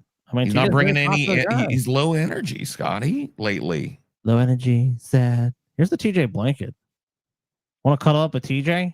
Here you go. This is the closest you can ever do to that, probably. Do you think they want to anymore? I mean, he does smell, but the good thing about this TJ is you can wash this TJ. Dude, Paul, you know what I learned about modern detergent, dude? There's like some chemical compound called like lipase or something, And it used to be in all laundry detergent. It's basically like it takes out like the odor and the funk and all that stuff. It's like it's something that helps break that stuff down. You know, like we're all leaky fucking meat bags, right? And we stink. Yeah, we all stink. So like that ingredient used to be in a bunch of laundry. It's still in some, and to be fair, but it's not in most laundry detergents now. They took it out because it's more expensive. Dude, I bought this shit called Biz. It's like this powder shit, dude. You add that to your fucking laundry, Paul. Biz? I know you care about smell. You will smell good as fuck, dude. I do care about it's smell. Better than OxyClean and all the other bullshit, dude. So it's Biz? So you need to get that. So if you guys buy that and it smells, if it comes in, it smells like TJ. You could buy some of that Biz shit. They sell it at Walmart, a bunch of other fucking places, and you can make the blanket smell fucking fresh and clean. And that's the best thing about the TJ blanket. And look, once you buy the TJ blanket, you can do whatever you want to it. Yeah. I don't want to say what you're going to do. Some of you guys are sick fucks. I mean, you cut a hole in it. You can fuck zombie TJ's mouth right there. It's wide open. Oh, look. Redhead TJ.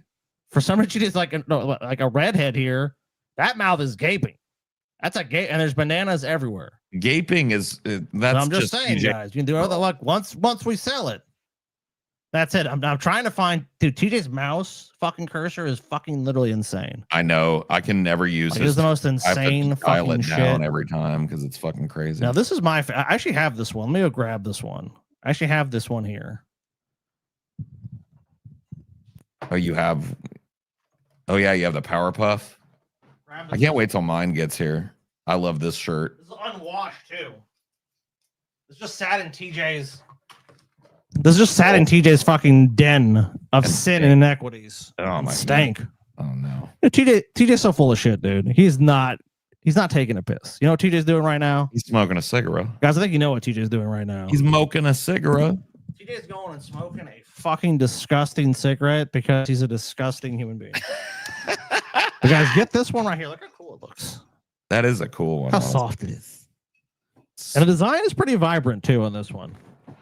Some of the ones I've been disappointed, but this one came out. Look, hold the shirt up, TJ. You're now a paid show. All right. And by the way, TJ, no one has bought any of your shitty merch, dude. Cool. TJ's merch not selling too hot. So you've been bragging on your merch, bro. You've been bragging on it, TJ. But look at this one here. Some people said this. You know what they said to me about this one, TJ? It said it's too gay. Too gay. It said it's too gay. I was like, too wow. gay for our fucking audience. Too gay for our dude. I was ashamed. I heard that one. I was like, wow, we made many it people too gay. say it, TJ. But we did. And Chelsea keeps saying my hair's red in this. It ain't fucking red. Your hair is red, dude. Go back. What are you talking about? Yeah, your hair is red there, and it's also red in the like the t-shirt, the Hawaiian shirt, and the blanket. Your hair is like kind of red. There is a fucking reddish tone on that, but not here. I don't really see no red here. And your hair now here in real life, your hair is like dirty blonde. Dirty. It's dirty blonde. Dun dun dun. Nothing wrong with a good time. Of course, dude. Hell yeah. That's enough merch, Shilling. Buy our merch. Pessimist.co, pessimist.co, pessimist.co. Go to pessimist.co and buy some fucking merch. And of course, join our Patreon, join our memberships. We're keeping track of that. We're at 45 to go. I'll update you guys on some numbers soon. And once we hit 50 new members or patrons, we're gonna do mandatory manatee. Like we said before, guys, the manatee decided to talk a little shit on Paul's ego. Well, I don't like Paul that. He made his stipulations to Brett Keane very clear. He said, "Don't." Did you get that video? Because I don't have it yet. In your fucking toothless mouth, and he did it. I have not gotten that video So as soon as we yet. hit that goal, we're gonna have that. No, I have not gotten that video yet. We got a meetup coming up, guys. About half the tickets fucking gone. Hell yeah. We still got a month and a half to go. Clifton, New Jersey. Plenty of time to buy your tickets, but buy them now. Buy them now. Yeah, dude, we just sent the God Bombs their money. Well, most of their money. We're like, hey, because they got to fly out. I mean, they're based on the West Coast. The God Bombs, that's a done deal. Signed, sealed, and delivered. GJ contract signed and everything. Hell yeah. Also, Goat versus Fish. That crazy guy is showing up, dude. That is true. Go versus Fish will be there. Sexual. You can meet Go versus Fish. Maybe have sex with him. Probably not, but you never know. You can. You guys have me muted. Okay. Every time you have me leave and come back, it switches my audio. Oh shit! Paul, you were talking. I'm sorry, dude. I did not hear a fucking thing you said. Yeah, it keeps That's fucking crazy. Fucking bullshit. Stop doing that, That's man. crazy. I've been muted for like 5 minutes, and I've been like, "Why aren't they fucking responding to anything I said?" Because you're coming. It keeps switching. Sorry, Paul. It keeps switching you to the fucking computer speaker. I left because I was like, why can't they? Because it wasn't me leaving. I left to try and fix it. I gotcha. So something switched in the midst. Yeah, it keeps doing that. I'm so fucking excited for the meetup, dog. Oh, yeah. It's gonna be great. StreamYard keeps fucking changing my audio settings for some fucking dumbass reason. I have no idea. As much as it pains me to say this, that actually is true. It is not a technical difficulty. Yeah, I wasn't even here. Yeah, you were. Yeah, that's true. You weren't even fucking here, bro. Oh yeah, fucking Jesus. Dude, what the fuck, dude? StreamYard, technicalities, bro. Anyway, Charlie Kirk officials asks for death penalty as assassin is charged with murder and his sick text with roommate exposed. Sick text, huh? All right, let's read the sick text. Okay. Tyler Robinson has been accused of. Okay, let's just freaking read the transcript here. Full text exchange between Tyler Robinson and his roommate. I don't know. They're still being called a roommate. It's pretty clear they're more than that from this fucking interaction, but whatever. Robinson, drop what you're doing. Look under my keyboard. Under the keyboard is a note that read, I had the opportunity to take out Charlie Kirk, and I'm going to take it. Roommate, what? Question mark, etc. You're joking, right? Robinson, I am still okay, my love, but I'm stuck in Orem for a little while longer yet. Shouldn't be long until I can come home, but I got to grab my rifle still. To be honest, I had hoped to keep this secret till I died of old age. I am sorry to involve you. Roommate, you weren't the one who did it, right? Robinson, I am. I'm sorry. Oh, damn. Roommate, I thought they caught the person. Robinson, no, they grabbed some crazy old dude, then interrogated someone in similar clothing. I had planned to grab my rifle from my drop point shortly after, but most of that side of town got locked down. It's quiet, almost enough to get out, but there's one vehicle lingering. Roommate, why? Robinson, why did I do it? Roommate, yeah. Robinson, I had enough of his hatred. Some hate can't be negotiated out. If I am able to grab my rifle unseen, I will have no evidence, left no evidence. Going to attempt to retrieve it again. Hopefully they have moved on. I haven't seen anything about them finding it. Roommate, how long have you been planning this? Robinson, a bit over a week, I believe. I can get close to it, but there is a squad car parked right by it. I think they already swept that spot, but I don't want to chance it. Robinson again. I'm wishing I had circled back and grabbed it as soon as I got my vehicle. I'm worried that my old man would do if I didn't bring back Grandpa's rifle. I don't even know if it had a serial number, but it wouldn't trace to me. I worry about prints. I had to leave it in a brush where I changed outfits. Didn't have the ability or time to bring it with. I might have to abandon it and hope they don't find prints. How the fuck will I explain losing it to my old man? The craziest thing about this is like this text exchange is just laying out every bit of evidence against him. It's like he's worried about the rifle and all this other stuff, but it's like you're basically just giving the fucking case against you. Only thing I left was the rifle wrapped in a towel. Remember how I was engraving bullets? The fucking messages are mostly a big meme. If I see notice bulges ooh on Fox, knew I might have a stroke. All right, I'm going to leave it. That really fucking sucks. Judging from today, I'd say Grandpa's gun does just fine. I don't know. I think it was a 2K scope. Dude, they're like just saying like, this is going to be a huge fucking meme. Robinson, delete this exchange. Robinson.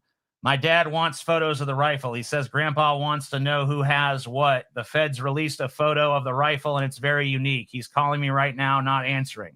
Oh, shit, dude. So they literally, because like, from my understanding, his parents are like Fox News MAGA type. So they saw that, and the grandpa was like, what the fuck? Robinson, since Trump got into office, my dad has been a pretty diehard MAGA.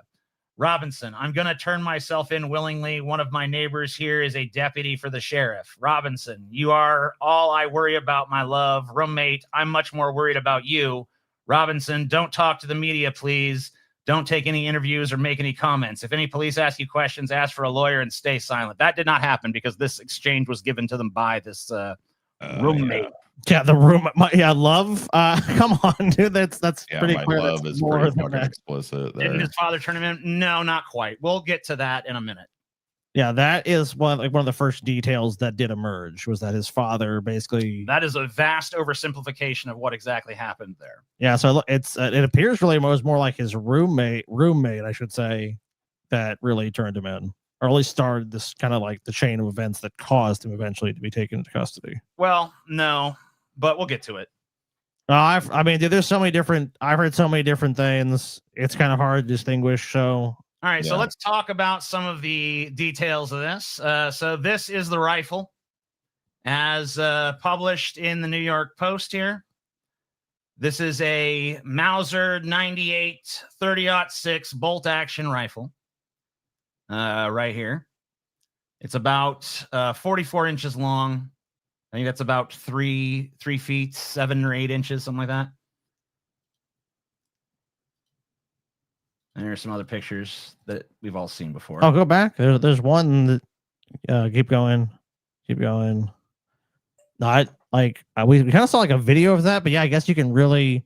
Before it was speculation. We were watching this event, but yeah, I guess you can see him on the roof. Him. Yeah, you can see him on the roof there. Okay, so that's the rifle. I want to say a couple things about this rifle. It's not an easy rifle to break down, and as you can see, even if you do break it down, the stock runs almost the entire length of the fucking rifle. Okay, it just keeps going. So it's a pretty big rifle. Yeah. So this has led to some speculation. I'm going to give you guys now a little timeline of events in this incident here. So at 8:07 a.m., Robinson drives to Orem neighborhood, about half a mile south of the university, exits gray Dodge Challenger, and walks neighborhood reconnaissance route, campus perimeter. We have some video of that from TMZ here. Mm-hmm. So let's take a look at that. I believe it's this video here. A few hours before the shooting, you can see. So he's got a different outfit on. You can see he's wearing in this outfit. He's wearing a maroon shirt and some light colored cargo pants. Like that might be a gray or something. And very much just trying to blend in with kind of like he's a college kid just going to class. Got a hat, got some sunglasses, all that shit. Okay. Okay. Yeah. I mean, so I saw a video, and I didn't want to spoil myself for today, but I saw a video from Kyle that said, like, the shooter ain't adding up. But it seems like they've got him pretty cold cocked today. Is that true, or is this all still not adding up? We're gonna talk about some strange discrepancies, perhaps. Okay. So here, then so after that was 8:29, the last clip. So at 8:50 a.m., he reappears on UVU cams. Moves slowly through grassy area north of Campus Drive, parking lot, pedestrian tunnel, then Lucy, I don't know how you pronounce it, center, southeast entrance, stiff right leg, gate, speculation, rifle barrel, down his pant leg. Ascends. So let's take a look at that footage actually before you. Can we? This is just about him arriving at the campus.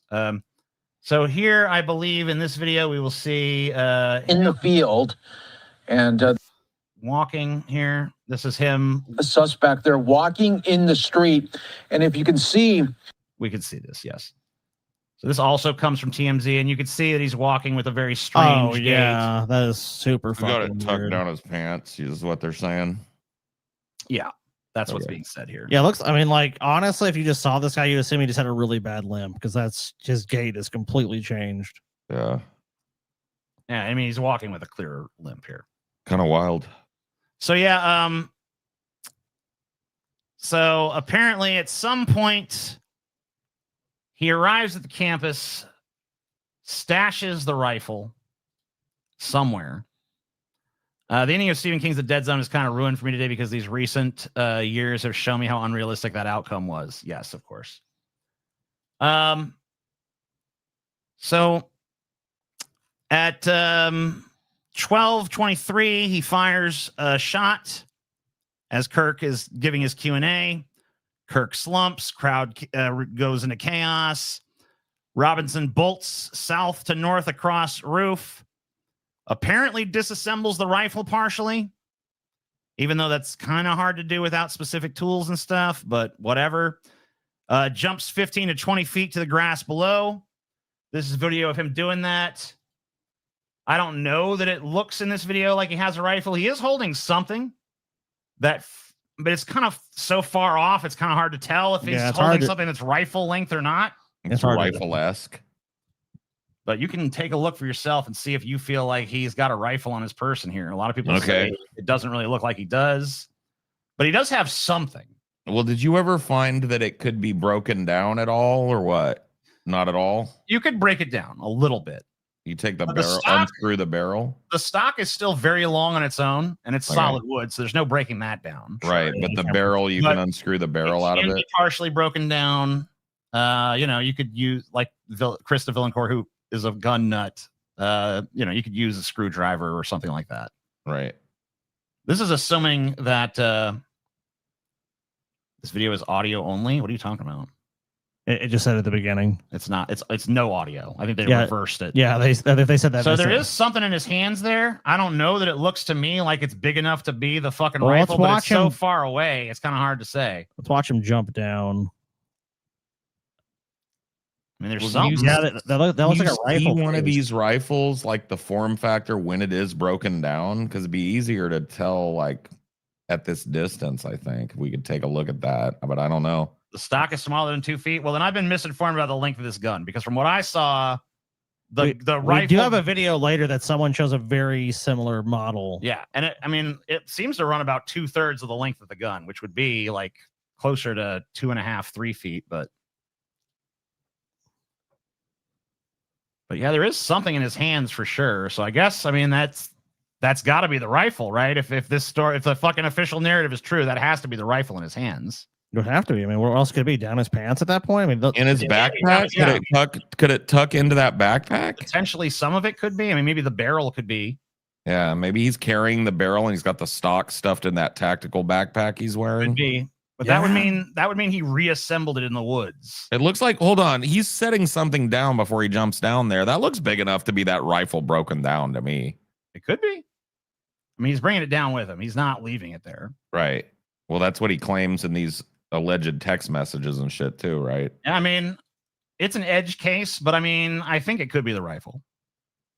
A lot of people are saying, oh, he clearly doesn't have a rifle, but I don't think it's super clear that he does not have the rifle. Yeah, not to me anyway, but I ain't no expert neither, so it is kind of grainy, so it's hard to tell 100%. It's so far away, and it's very difficult to gauge the length of that object because we don't know what angle we're seeing it from or anything like that. It's possible that it is, but I mean, obviously, I can see the case for it not being that. But so, meanwhile, while that's going on, we got a dude named George Zinn who's getting arrested because immediately after Charlie Kirk getting shot, this guy starts screaming, "Arrest me! Arrest me!" No, he starts screaming, "Shoot me!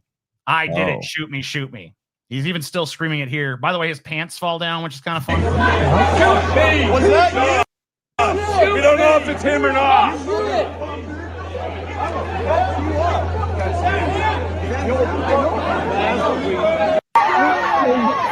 His pants have fallen down.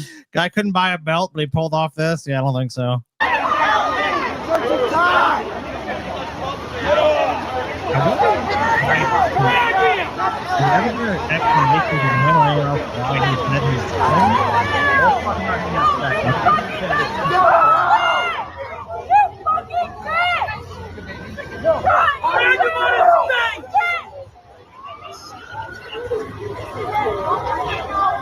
That's the right dimension.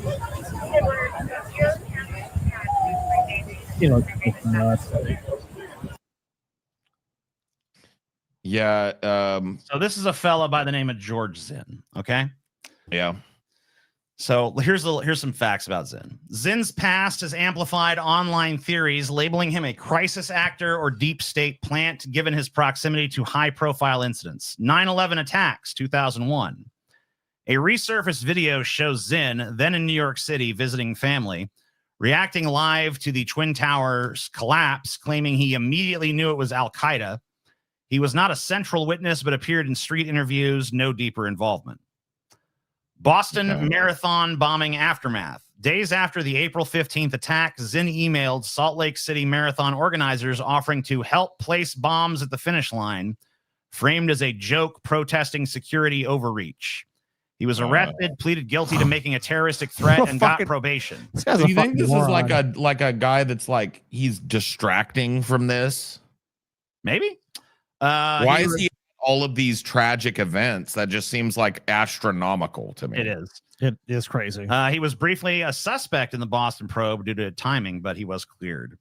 Authorities and fact checkers dismissed conspiracy claims as coincidences fueled by Zinn's habit of inserting himself into news cycles with no evidence of foreign ties, payments, or orchestration. Well, it's not even the inserting himself. It's that he was physically present. There, yeah. Yeah, he was physically present in all these like huge, just like big news stories, big tragic events. It's and weird. Instantly felt, I mean, like he didn't even have to think about it. Like Charlie Kirk is shot and he's like, I did it. It was me. Yeah. Maybe this guy just wants he wants attention. He wants the credit for this kind of stuff. Yeah, but it's kind of strange he was there. No, that I mean, the 9/11 thing, I can it's New York City's a huge city. It's like, yeah, you can kind of dismiss that, but the Boston bombing and this, like, what the fuck? God, maybe the guy's just super unlucky. I don't know. Well, he just emailed the boss. He wasn't actually present. At Okay, the he wasn't. Okay, I thought he was. That was something he tried to insert himself in afterwards via his weird email about. Well, we know he was here at this this and stuff, but he was here. Dude, what the fuck, dude? This guy is a little odd. Yeah, that is odd. But yeah, it's more likely probably coincidence. Could be a coincidence. Could be something else. Who knows? But it is an interesting little fucking piece of the puzzle. Maybe a red herring. Maybe something more. We live in a simulation, dude. Of course we do, baby. It could easily be a coincidence. Sure. There's I hear thunder in the distance, and there's an ice cream truck rolling through TJ's neighborhood. So in the woods, he apparently reassembled the rifle, or it was never broken down, and we're just not getting the right angle on that footage. Changes back to his previous outfit while simultaneously evading drones and canines that are fucking scouring the area. He apparently leaves the rifle for authorities to find, changes back in his original outfit, like I mentioned, then evades capture for an additional 33 hours. Now, there has been stories that his father turned him in, but it's actually a bit more complicated than that. Here is the narrative here on Christian News. I guess Scotty has heard some other narratives as well. Well, I have heard the father narrative, and I've heard the roommate narrative as well. So here is what's going on with this. The prime suspect accused of killing Charlie Kirk was reported to authorities by a youth pastor after he confessed to his father. So Tyler Robinson, 22, lived in Washington, Utah with his parents. During a 33-hour manhunt in the wake of Kirk's murder, the FBI released CCTV images of the prime suspect dressed in black. After the shooting, he is alleged to have climbed down from the roof of a building at Utah Valley University before discarding a rifle in a nearby wooded area. Robinson's family allegedly recognized him in the images. Tyler then confessed to his father, who turned to a family friend and youth pastor for advice. So his father does not hear this and turn his son in. He goes to a pastor. Right. The pastor, who also worked as a court security officer, alerted U.S. Marshals to Robinson's whereabouts. Somebody very close to him has turned him in. President Trump announced it was a man of faith, a minister who was involved with law enforcement. Tyler Robinson's father also worked in law enforcement, and his mother worked for a disability care company. As social media posts from 2017 shows Robinson dressed for Halloween in a costume that looks as though he's riding on Donald Trump's shoulders. Sources close to the family said he'd become increasingly political in recent years. Other social media posts show the family on shooting trips and Robinson using rifles. So he came from a very gun-centric family. Now, one detail that's not in this story that I've seen in some other stories is that when Robinson's father confronted him, he said he would rather die than go to jail. And so, the youth pastor thing was kind of a thing to, I guess, get him to not kill himself. Okay. This guy, and then it's like, actually the FBI is here. His father, in fairness to his father, he did encourage his son to turn himself in. But his son's like, I'd rather die than fucking go to jail over this. Sure. He didn't get his wish there. But, obviously now he's in jail. And by the way, he was arrested still wearing the maroon shirt and the light-colored shorts. I see. Zinn, or however you spell his name, seems like he's upset that his career as a Larry David lookalike. He doesn't look a damn thing like Larry David. That's he doesn't. I didn't get that joke when people were saying it. I was like, that's too fat and weird to be Larry David. Larry David does not look like that. Larry David's way skinnier. He's way lankier. He has a totally different facial structure. That's a complete insult to Larry David, bro. That's just mean stuff right there. I mean, hold on. Let's just fucking compare and contrast for a second here. Where is that fuck? There he is. Yeah, pull a picture. This dude don't look like Larry David, man. Come on, not even fucking close, dude. I mean, you guys just must have very superficial standard. Like they're both bald. Yeah, this is a fucking reach in my They're opinion. both bald Jews. Yeah, that's kind of crazy. Yeah, in my opinion, no. I mean, like superficial in terms of like the hair and the bald head and shit. At an insanely quick glance, but I guess that's what passes for cleverness these days. You know what I mean? They have a different chin. Their necks look different. Their facial structure is different. He's way skinnier. He has a totally different chin. Different he has nose. a totally different fucking nose. It's Different way mouth, fucking thinner. Different fucking wrinkle lines. Even the hair does not even have a similar vibe because his is way more unkempt and shit. I guess maybe a little bit the eyes, maybe a little. The eyebrows, I think, are probably the most you could really say. I mean, yeah, it's pretty far off. I don't know. That's pretty fucking stupid, in my opinion. But whatever. I mean, yeah, maybe very superficially. Very superficially. Okay, so at this point, Scotty, I think you could probably open your document because I think you had some stuff you wanted to fucking get into about this dude. Okay. While you're doing that, I would just say if this official narrative is it holds up, then like I think we got to let go of this Groiper cope because it doesn't sound like he was no Groiper at this point to me. I mean, I saw a breakdown of the memes that he used and a pretty like fucking compelling argument that he was a Groiper, like because they use maybe he was trying to seem like a Groiper. But it's like that he used this anti-fascist anthem, "Chow, chow, chow, Bella Chow," or whatever. Yep. And that was a Groiper ironic meme. Like Groipers, one of the things that they will do is they'll use leftist memes to hide their shit. So they just adopt them. Yeah, so he was a furry with a fucking boyfriend. No, that's also Nick Fuentes. I mean, is a that could fucking be furry. But like he said, he's gonna murder Charlie Kirk for like inciting hatred. Nick Fuentes said that fucking Charlie Kirk was inciting hatred against Christians by interviewing gays and Muslims. Yeah, but this dude is a gay. So, I mean, like that's definitely not the motive there. Well, I don't know, bro. That's the thing. Is like, does he have a trans roommate? I don't know. I'm still unclear on that detail. I've tried. Because if that's the case, he might not necessarily be gay. You know what I mean? Like, True, I don't know. I don't know. I mean, I'm leaning towards that person not being trans, but I don't know for sure. But it's not really looking super groipery at this point to me. But I mean, I'm not saying that theory is totally dead, but it seems like it's pretty diminished by some of the revelations that have come. I mean, there could be something. Fair enough. Yeah. So I got some bio on the guy who was Tyler Robinson. The suspect was a member of the Mormon Church at a young age. The man suspected of killing Charlie Kirk became a member of the Church of Jesus Christ of Latter-day Saints at a young age, according to a spokesman for the church. Oof. It is unclear if the suspect, Tyler Robinson, has been an active member of the church in recent years. And basically, the church just confirms that there's not too much interesting there. Let's see. Next part that's actually relevant here. Tyler Robinson, the 22-year-old in custody as a suspect in the fatal shooting of conservative activist Charlie Kirk, registered to vote with no party affiliation and had not cast a ballot in the two most recent elections. But a family member told investigators that Robinson had, quote, become more political. We have that in recent years. Utah Governor Spencer Cox said at a press conference Friday morning, and in particular had lashed out at Kirk, family member said. So they said he had an obsession with Charlie Kirk. Like that was kind of a lot of his ire politically was kind of centered towards him. Probably a former fan. Yeah, in the conservative southern Utah city where Tyler Robinson grew up, neighbors and classmates described him as reserved, intelligent young man raised in a Republican family who was deeply interested in video games, comic books, and current events. I think kind of the next part kind of really just is a testament to like he was a very nondescript person. On Friday afternoon, people who knew Mr. Robinson struggled to reconcile their memories of him and his seemingly ordinary suburban upbringing with his notorious new image, the face of political violence. Okay.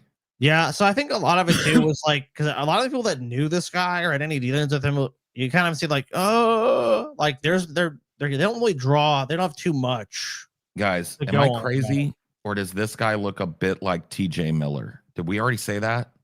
I never said that.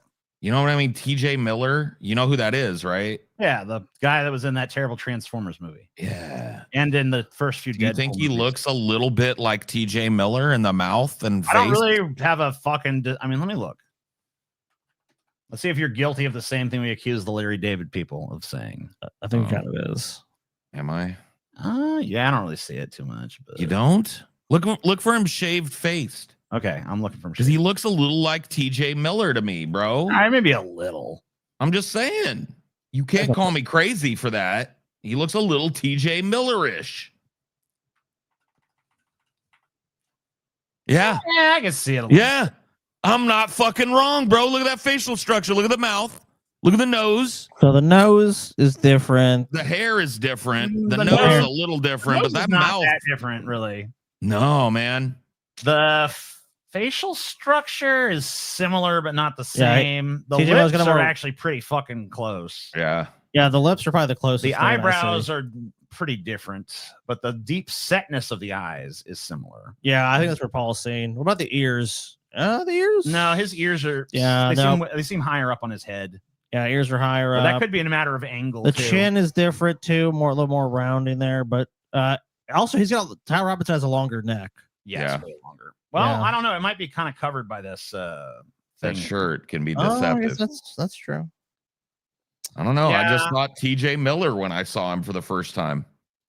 There is a little bit of a TJ. It is really sad that someone with his mind put it to that sort of use. Said Keaton Brooksby, 22, and a former high school classmate of Robinson's. Mr. Robinson had recently spoke with a family member about the fact that Mr. Kirk was going to hold an event in Utah, according to a police affidavit. And he and his relative discussed, quote, why they didn't like him and the viewpoints he had. Let's see. Mr. Brooks. I wish they would actually get into the fucking specifics of that instead of just be like, we discussed it. It's like, okay, well, what was it? Yeah, I know. I mean, that's probably for the books that come later.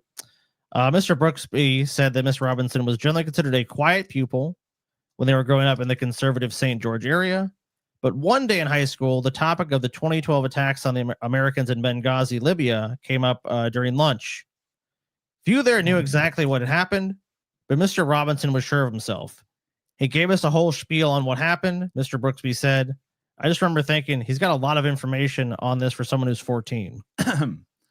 He looks like all he's just a 32 bunch of rather than 22. conservative. I don't really feel like he looks 40. He looks a little older than 22 here, but he doesn't look So, like, 42. what was his position on Benghazi, though? That's what I want to know. Was he like, Yeah, they won't the tell us regime the knew? opinions. They'll just tell us like, he talked about this and he talked about that. Why? Like, why are they being so coy with this shit? I'm not sure. His parents are registered Republicans, both with active hunting licenses in a part of the country known for its outdoor life near Zion and Bryce Canyon National Parks. Of course, we've seen this. Social media photos posted by his family over the years show Mr. Robinson and his two younger brothers shooting and posing with guns. This talks just talked about he was captured. Let me ask you this, Scotty. When you look at this dude, Yeah, sure. what's the oldest you'd buy him as? Because fucking Nuggy was in here saying he looks 42. And I don't think he looks like fucking 42? That's horror. The I know. oldest I would buy That's him close at, to a Nugget. credibly. I mean, and like I would be very, very skeptical of this. I would say like 30. If someone says 30, I'd be like, late "Oh." 20s. I'd buy like 27, 28. Yeah, 30 would be the highest. I'd be like, if he said he was 40, I'd be like, dude, I gotta see your fucking ID to prove that or something. Yeah, I gotta dude. see something like, 'cause dude, you have aged fucking super gracefully. if I don't that's know the what case. Nuggy be talking about. Because I was Nuggy- thinking, I Nuggy mean, crazy. Nuggy harsh, dude. Nuggy harsh. I tells it how I see. I just don't understand how you see it that way because he does not look anywhere near fucking 40. He doesn't to me, have but- the signs of aging I would expect to see with a 40-year-old. Yeah, like I'd buy him at maybe 30 fucking flat, but Yeah, if he said he was 30, it might be believable, but much older than that, it's like, I don't know. Adrian Riviera, 22, who had been in high school, a woodworking class with him, said Mr. Robinson would often hang around the area designated for the junior ROTC or the Junior Reserve Officers Training Corps. That Stevie did that because supposedly Stevie was going to go to the military. Yeah, Stevie was Stevie did ROTC all throughout junior high and high school. That's crazy. I didn't know that. Well, he said he wanted to join the military after he graduated, but he was unfortunately too fat, and by the time he lost all the weight, I mean, Stevie can't join the military now. And then TJ banned him, so now it's never going to happen. It was unclear whether Mr. Robinson had actually been a member of the Corps. I guess they don't know if he was actually was in the ROTC, but that was at least his crowd, I guess, in school. Dude, Phoebe's asking, how do we feel about the Mossad angle? Here's how I feel about it. I feel like there are so many Jew haters that run straight to that every time something happens that I'm skeptical. But I'm also not ruling it out. Mossad is like a horrible fucking, like spy agency, like our CIA and FBI. So I wouldn't. Well, the evidence for that, as far as I know, and I didn't pull it for this episode here. I don't know if Scotty did. You pull any Mossad shit? No, just because like. Well, so there was apparently a bit of tension between Charlie Kirk and a lot of the fucking big donors, a lot of them pro-Israel, who were funding him. Because, Charlie Kirk was someone who was trying to appeal to like youth. And even among Republicans, Israel is not very popular right now, especially among the younger Republicans. So it was kind of like costing him credibility with his crowd. So he pulled back. He was basically being like, guys, I got to fucking be a little bit rougher on fucking Israel, dude. I'm no good to you if I'm fucking losing people because they won't fucking buy what I say. Sure. Right. So, he fucking, he was being a little bit more spicy with takes on Israel. Like he was saying, Epstein's a fucking Mossad guy and stuff like that. Right. And, dude, there's like been some people, I think some of our patrons like, you got to cover Epstein was a Mossad agent. I'm like, and I've looked into that. I'm like, I don't know. I think with most conspiracy theories, you have to make some logical leaps that I'm personally generally not going to make, but that doesn't mean I don't believe that it couldn't happen. But anyway, there was tension between them, and I guess there was some kind of supposedly heated confrontation between him and some rabbi, like shortly before the shooting as well. So I don't know. You could say. The guy was known as a fucking provocateur. It's not shocking he would have negative interactions with people. No, not at all. So, but this was like a donor guy that's representing the moneyed interest. This is the people that are giving him money, basically. Right. So, it was it's kind of a more serious fight because of that. So I guess Tyler Robinson here was a massive Halo guy, referring to the popular science fiction. You played Halo even, haven't you, TJ? No. Really? No. A Halo guy? Well, you played Halo, right? Yeah, I've hella played Halo. Okay, Yeah. I was be worried here. You also like to play Call of Duty. That's not unique. Tons of people do, and other shooting games. Let's see. Sam New 23 remembered a different video game, Minecraft. So I guess he was a Minecraft kid, which Mr. Robinson, an introvert from a conservative family, played obsessively. So I guess he was one of those people that maybe found it soothing. Wait a minute, Scotty. I just found a video or a news source that says that groypers alone constitute 95% of Call of Duty players. Really? Whoa. 95%. So stick that in your pipe. He were a groiper, Scotty. Paul, he were a groiper. He groiped. Look, Paul, I gotta be honest with you. TJ's the one, even remember what was the coverage we did the first day of this happened. TJ's the one like groiper. Scotty, look at this motherfucker right now. Just look at this motherfucker and tell me honestly, Scotty, this motherfucker groipes. And you know it. I don't know. If ever there was a groiper looking motherfucker, it was this, bro. He groipes. If there was do you guys know about the groiper war shit? Not yes. really. Not now I do because I had to look into it because of this crazy shit. You seem to know, Cheetah, so why don't you just tell us? Well, in 2019, Nick Fuentes basically started what he called the groiper war, which is we're gonna go to Charlie Kirk events and we're gonna fucking ask him questions that expose him as a fake conservative and all this stuff, because he hated fucking Charlie Kirk. I don't care what he says now about how sad. Well, do you know why? Why did he hate him? Was there a falling out of some kind, or because ideological purity shit? Oh, I got you. Okay. And Charlie Kirk was too pro-Israel. Nick Fuentes is fucking about as anti-Israel as a person can fucking be. Sure. That kind of stuff. Okay, that makes sense. So it was mostly over Israel, but there was a few other issues where it's like, is he's not TJ lagging. Is TJ what? Am I Are lagging? TJ and Scotty lagging for the stream or just for me? I'm trying to see if it's me or them. Okay. So guys, chat, please let me know. You go ahead, guys. We can still hear you. I'm just kind of robot-y for a minute there. Okay, sorry about that. He's on record saying protection. No worries. I was just to biblical archaeology. Yeah. Okay. Okay, it's just me. Never mind. It's just me. Groiper is such a stupid word. Yeah, I don't know. What does groiper even mean? It's derived from one of those Pepe memes. Oh, okay. Because I don't really know anything about that, to be completely honest with you. Mr. Robinson did appear to have excelled academically as a teenager. His mother posted an online photo of him when he graduated from middle school with a perfect 4.0 grade point average. Mm-hmm. in a Facebook post from August 2020. It celebrated the starting of Mr. Robinson Sr. at Pine View High School in St. George. His mother proudly reported that he had been taking 4 college-level classes as well as advanced placement calculus, and he graduated from Pine View in 2021. My brain hurts for him, but he's so excited, she wrote in the post. Some of these names in this article makes me feel like an AI wrote this. Jediah Funk. Jediah Funk. Jediah baby. Funk 22. Listen up, baby. My name is Jediah Funk, and I'm here to fuck that sweet pussy. The simulation theory is more real to me every day. Who went to elementary and middle school with Mr. Robinson, said he was an excellent student. They were both in high honor roll classes together. In Very fact, smart. Yeah, in fact, school smart at the very least. She said he had the personality of a teacher's pet, always on time, respectful, hardworking, and smart. Yeah, I saw a girl who from his school days that was being interviewed, and she basically said like he was the kind of dude that like would remind the teacher to assign homework and shit. Excuse me, Mr. A nerd then. Mr. A nerd that everybody hated. We did not have our calculus homework assigned to us. Oh, thank you, Tyler. Yes, 2 pages. You know, it's like, fuck you, dude. So he was a goody good. Yes. He's the kind of kid that even if you're not friends, you'd ask him to be in your group project. She said he's someone you'd expect to get the award for perfect attendance. She also said he was also very into computers, was not in the popular crowd, but people liked him. The way he carries himself and speaks to others, I thought he'd be a CEO or a businessman. He had good leadership qualities.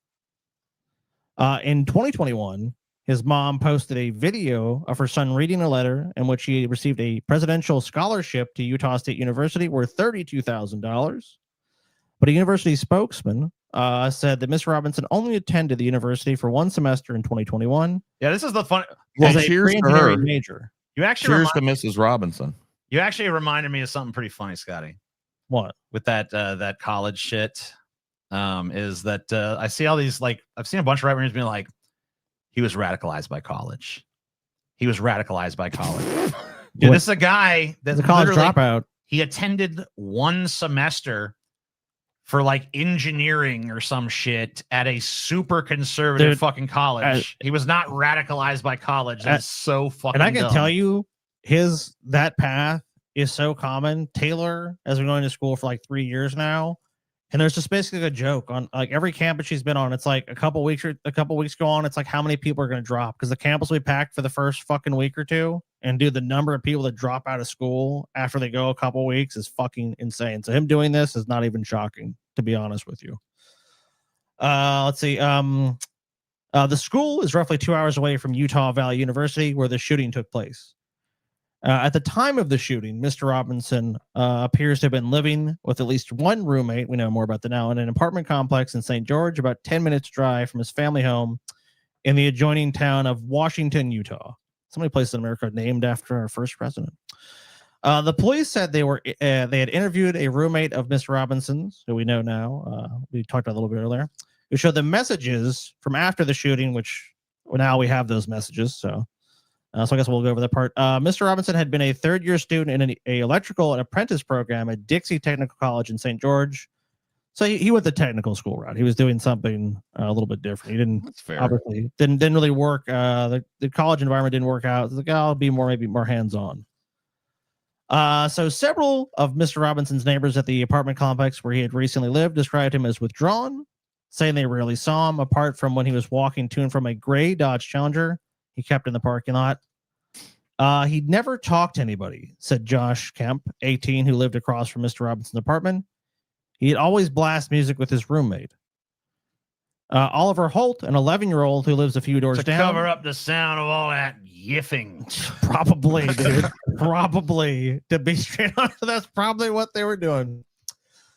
Taylor, congratulations on your calculus exam.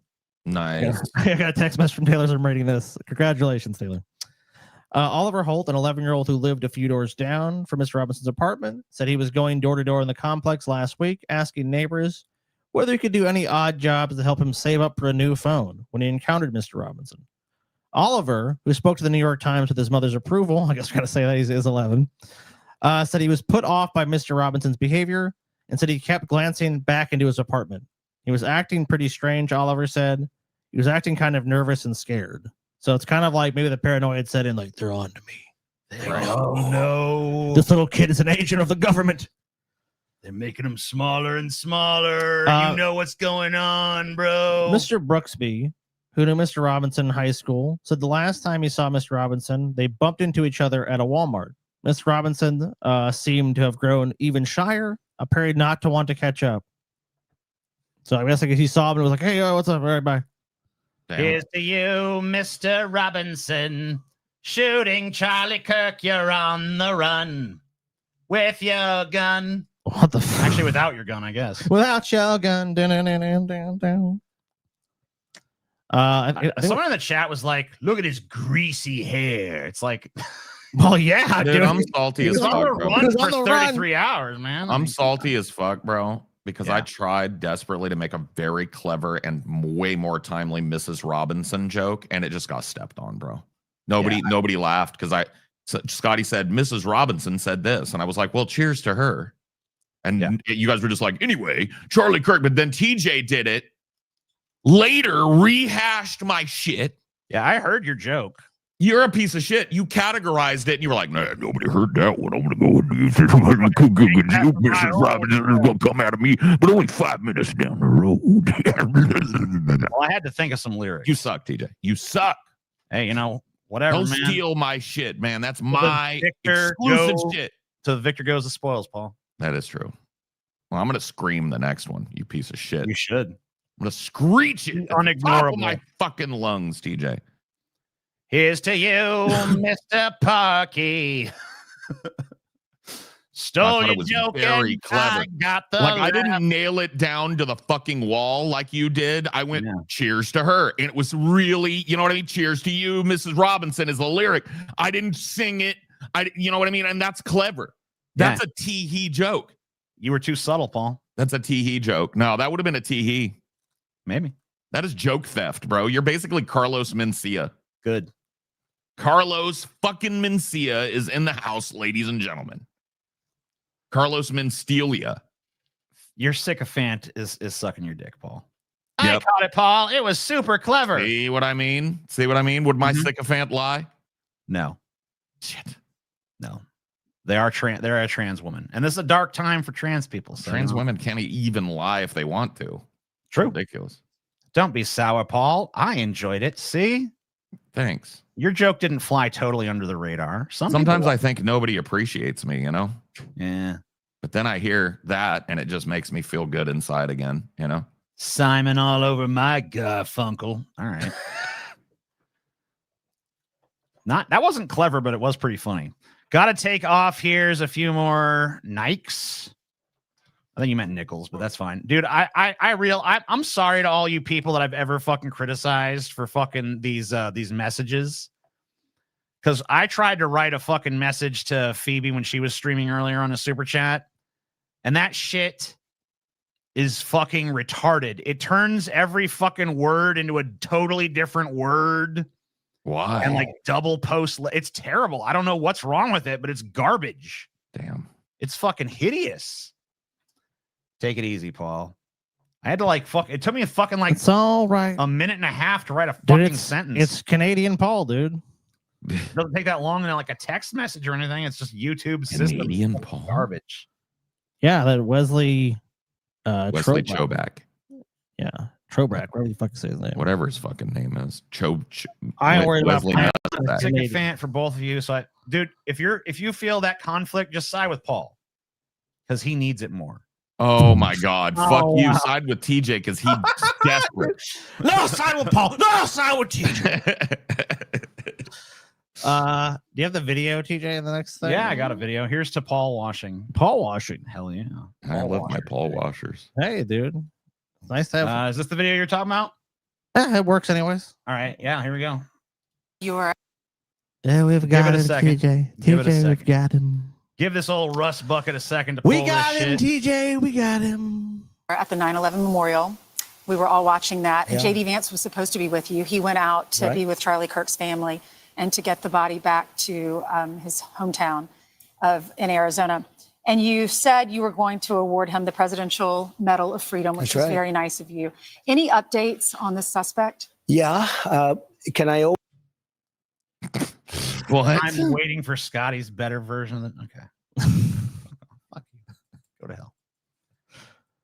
I appreciate that, but if you're reading this, you're gay. Okay. Oh no. Must mean we're all gay. Always say, I think, just to protect us all, and so Fox doesn't get sued, and we all don't get sued, and everything else. But what? Did I miss something? Hold on, I'm going back. She's like, "Where is Award him the Presidential technical Medal of Freedom, difficulties. which is very nice of you. I just don't understand what he's talking about. Well, he's demented. Any updates on this suspect? yeah, can I always say, I think, just to protect us all, and so. Okay, so he's got a fucking. He's just putting. I think. Caveat on it. I think you've got. Fox doesn't get sued, and we all don't get sued, and everything else. But I think, with a high degree of certainty, we have him in custody. You've got him, TJ. In custody. Look at that nunt, dude. Look at the nunt bobble. We've got him, TJ. Great swinging, bobbling nunt. Nunt, nunt, nunt, nunt, nunt, nunt, nunt. We were singing Mrs. Robinson in the chat before. Oh, so you're going to say that Paul stole the joke from you, huh? Fuck you guys, man. That's a lie and a fucking goddamn travesty that you guys even said it. Everyone did a great job with the plagiarist. Paul would steal. And I will be. I'm contacting Jacob Rosenthal because it's slanderous. I believe it rises to the level of slander. Yeah, I think it does too. Local police, the governor, everybody did a great job. You know, getting some. We got him. You know, even after all these years, I cannot get over the fucking optical illusion of Trump's hair and how it just seems to like blur fade into his head. Yeah, it's like it is odd. So here's the dork on the right that just said, let's kill homeless people. His hair looks normal. The fucking Stepford wife here, her hair looks real. Trump, it's a smudge. And the black dude, yeah, this hair looks real. Like, where is his hairline? Like, what the fuck, dude? There's no hairline. It just goes from head to hair. Dude, I know, it's a Photoshop blur tool, bro. I know. Where does it begin? Where does it end? It's like an unsolvable riddle. Dude, I've been playing now. Is it Cyberpunk 2077? And it's like they have things where they can scramble your appearance. You too? Are you playing that? Yeah. Really? Oh shit! Yeah. Both of you guys That's playing fucking. it? Okay. Well, what's your foundation? What's your background? Streets. Oh, you streets on Corpo, though. Pussies, dude. Corpo's the way to go, dude.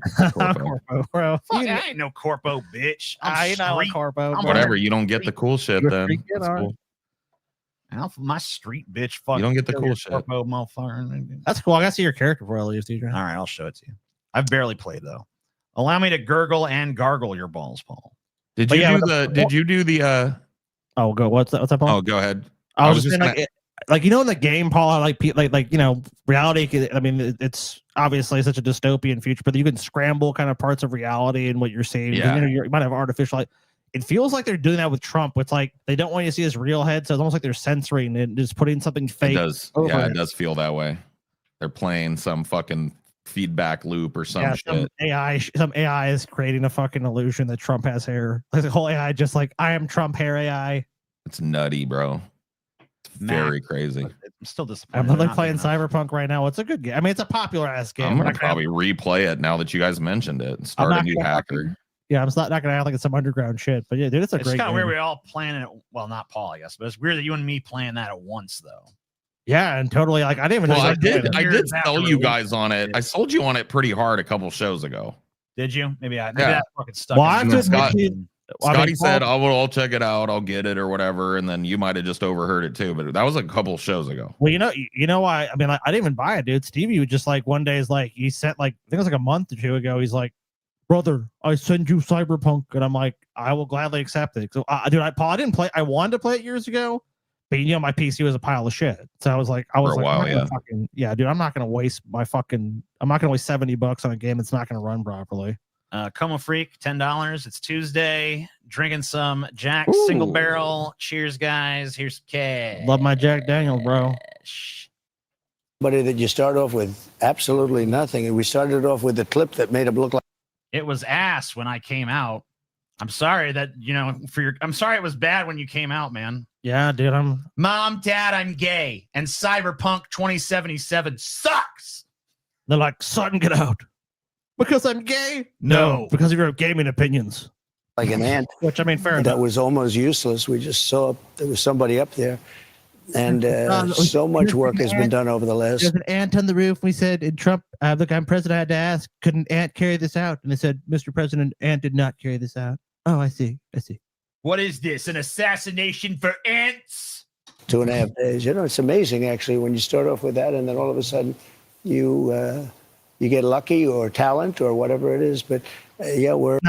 Trump telling the truth there. Yeah, we got fucking lucky. You guys definitely got lucky. Oh, I mean, well, dude, like most things, I knew if this guy was going to caught, it was going to be done by. I mean, because it looks, you could tell they had very little to go off initially. It's like it's going to be human intelligence. It's going to be someone saying, "Hey, I know this dude. I know who this is," and of course, his family fucking knew it was him. People that had fucking probably went to school with him, like, "Is that fucking Tyler? Tyler fucking killed Charlie Kirk. Holy shit!" So he was gonna get caught by. I mean, the forensic stuff. What I mean, because they were talking like, we're gonna get the showcase and we're gonna get like we're getting like forearm prints and all that stuff. It's like it's not what's gonna catch him. It's gonna be someone going, "Hey, I know who this fucking dude is." Trump, sitting on a fat dump. Yeah, he is. Dude, you always think about that. If Trump is sitting, he's sitting in shit. Dude, I almost got fooled by an AI because he was on one of these shows, and I was flipping through shorts, and somebody was like diaper leaking. That was the name of it. And somebody went in with a very good subtle thing and made this like spreading brown puddle between his legs on the white couch. Yeah. And I was like, fuck, I almost ran with it. But yeah. I want to believe. I think we're in great shape. Mr. President. He's in custody. Your suspicion was that he was radical left. And now you. Radical left. I played Cyberpunk 2077 on release on the base PS4. It was rough, but I'm glad it turned out great in the end. Okay. Have more information. What can you share with us about his ideology? Yeah, Lawrence, let me just, and by the way, Lawrence is doing a good job. What's going on? Yeah. Dude, he's very articulate. I don't get bad for you. I just wanted to say it's rare for me to be the one to probably cross the line on the fucking show, but I can't say it. I can't say it. Is that really crazy? Wait, it's crazy? TJ with a casual Zoolander reference. It's not crazy. It was a very popular film. Yeah, many people saw that. Everyone, we're thinking of that, of course. Okay. Thank you, I said you were going to do well. Oh, jeez. I mean, TJ, is he not? You already know what I'm thinking. You just compliment the black guy. Yeah, dude. I mean, he's just like, by the way, Blackie, you're good job. You're one of the good Blackies. When I heard that they were having a black mouthpiece, I was worried, but now I see that you suck my dick with the best of them, Blackie. So thank you. Yeah, I think that I don't want to go too far. You got Brian Kilmeade over there just like, I want to kill homeless people. I always love, that's why I love these guys being on the air. Because people are like, you just need to be shut down to be bad. Like, no, dude, I fucking love, because then you get opinions like that, like, kill these homeless fucks, disappear up, lethal injection. Kill the homeless people. Come on, bro. You don't want to give them lethal injection. Unless you mean lethal injection by bullets. People like you don't like things to be. There's no way this guy wants this to be clean. Or I'd like to tell you some stories at how it happened, but essentially somebody that was very close to him turned him in. And that happens when you had some of those good shots. Somebody is going to say, whether it's a parent or whatever, I'd rather not say right now. They're going to announce it today, sometime later, probably talk about that. But somebody close to him turned. All his hair does not look fucking real. Yeah, even close up, you still can't tell. Like, look at this. Look at this area here.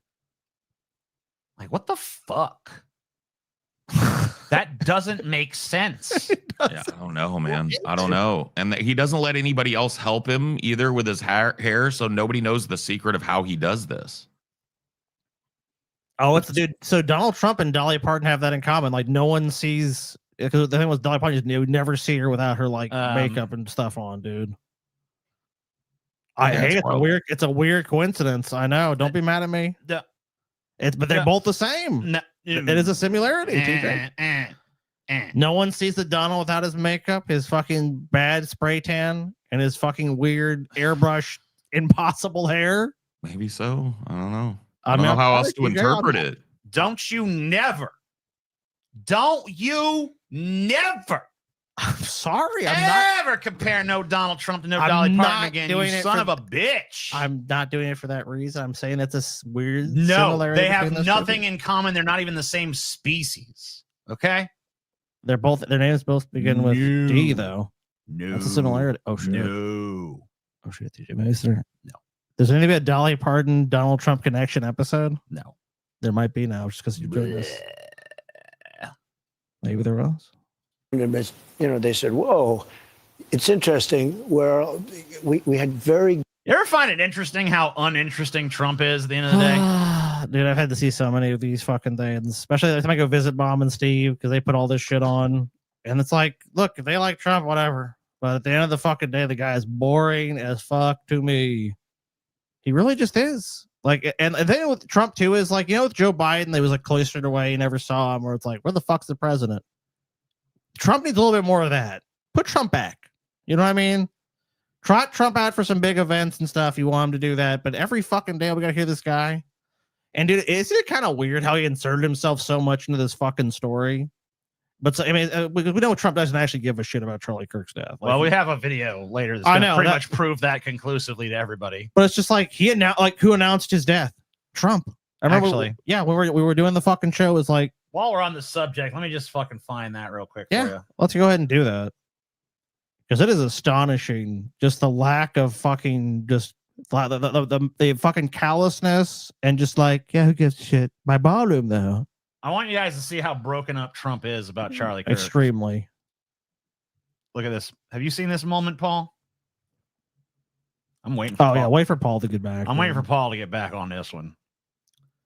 Yeah, someone asked him this like very sincere, like how you hold it. Like it's almost just weird too. So it's obviously a very sycophantic reporter. Come on, bitch. Load. This is ass. It's someone that's a total fucking Trump taint licker. All right, hold on up, Trump. Oh, no volume, teacher. I can get back to that's fine. I'm waiting for Paul anyway. I'm just trying to get it ready. I think he's back, isn't he? Paul? Okay, no, he's not. He ain't back. Guess who's back? Dude, Paul's probably getting some food. I know Paul. if that fucking camera goes off. Paul's got his face in the fucking Dorito trough, dude. I don't know if Paul eats too many Doritos. You know what? Paul's always eating like some pasta or some shit, dude. Paul, I think Paul just really loves pasta dishes. Paulsta. Yeah, there you go. Come on, Paul. Come on, Paul. Come on, Paul. Come on, Paul. Come on, Paul. Can we bury it under the ballroom? Oh, yeah, maybe. Wow, Look, Paul. in honor of our great ballroom, we're going to call it this the Charlie. This is a great opportunity for you guys to get your super chats in. Dude, I wonder if Trump's going to do some fucking shit like, in honor of Charlie Kirk, a brave patriot, we're going to call the new White House ballroom the Charlie Kirk ballroom. Oh shit, how much you want to bet, dude? Oh, dude, it's gonna happen. Charlie would have wanted me to live in the lap of luxury. That's why we named this ballroom after. Oh, should we name it after me? I don't know. Actually, Trump's too egotistical to ever even do that. What am I fucking kidding? It's gonna be called the Donald Trump Ballroom. We know that. This guy fucking plasters his name on everything. There's no fucking way. Yeah, he ain't donating to nobody else. Dude, he ain't giving that fucking shit up. But, I think that's why Trump did it too. I think unless it was like Donald Trump presents the Charlie Kirk Ballroom. Dude, he'll put like a painting of him up or something, and they'll be like, "Look, this beautiful painting sits at the center of the ballroom." But there's no way, dude. It's what the White House is, because the shit that Trump actually cares about personally is shit like that. He wants to change the White House in a way where it's like, oh no, the 47th president Donald Trump actually built the Donald Trump Ballroom. Oh, fascinating. Wow. I love this ballroom. It's really great that he built this ballroom, isn't it?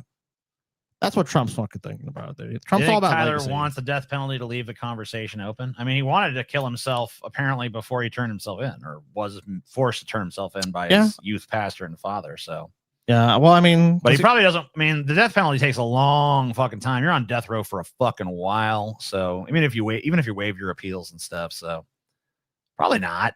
I mean, almost certainly he's going to be waiting around to die. Almost certainly he's going to be convicted. You know, they already said they're seeking the death penalty for him. So if he's convicted, he's probably going to get it. Yeah. So I mean, eventually, of course, the ultimate The state rejects violence, but then the state's ultimate penalty is violence. No, death wish, bro, or liquid death. Sorry, death wish. I don't know. Dude, my fucking brain sometimes like it's death wish. I'm drinking death wish. That's why I think that's probably what in my brain what this is called. No, it's liquid death, bro, and it's rest in peach. TJ's is more base though. His favorite is Dead Billionaire. Yeah, Dead Billionaire is my favorite. I thought they were gonna. Did Paul die? What the fuck is Paul gone? Wait for this video. It's like, is he back on that? Did we fucking switch back to that bad audio channel? No, we're good. We're good on that. So dude, Paul's eating some pasta right now. Paul's eating a fucking 4-course dinner. Dude. No, dude, Paul's all like ringing a bell and shit. Sometimes Paul has to go take a fucking big shit in the middle of the show too. You think he's taking a big shit right now? No, I know Paul, and Paul's probably eating. Well, a lot of times if he's eating, he'll come back and just eat, and you'll hear him like, dude, oh my God, for years, just hearing the complaint, like, why is Paul eating during the show? It's all like, dude, he's fucking hungry. You gotta fucking eat, man. I mean, he's look, Paul didn't get fat by chance, guys. It wasn't just like, an accident. He put on them pounds. Now, Paul's been losing a lot of weight, to his credit. Dude, how are you gonna feel Paul skinny now, TJ? Like, what if like 2 years from now Paul's like a really thin dude? I mean, it'll be interesting, see a different side. A different size of Paul. What if Paul had an emergency? He had an emergency fucking shit. I guarantee he's taking a shit, dude. Dude, what if Paul had an emergency, dude? Oh my God. What's the over-under on Paul taking a big shit right now, dude?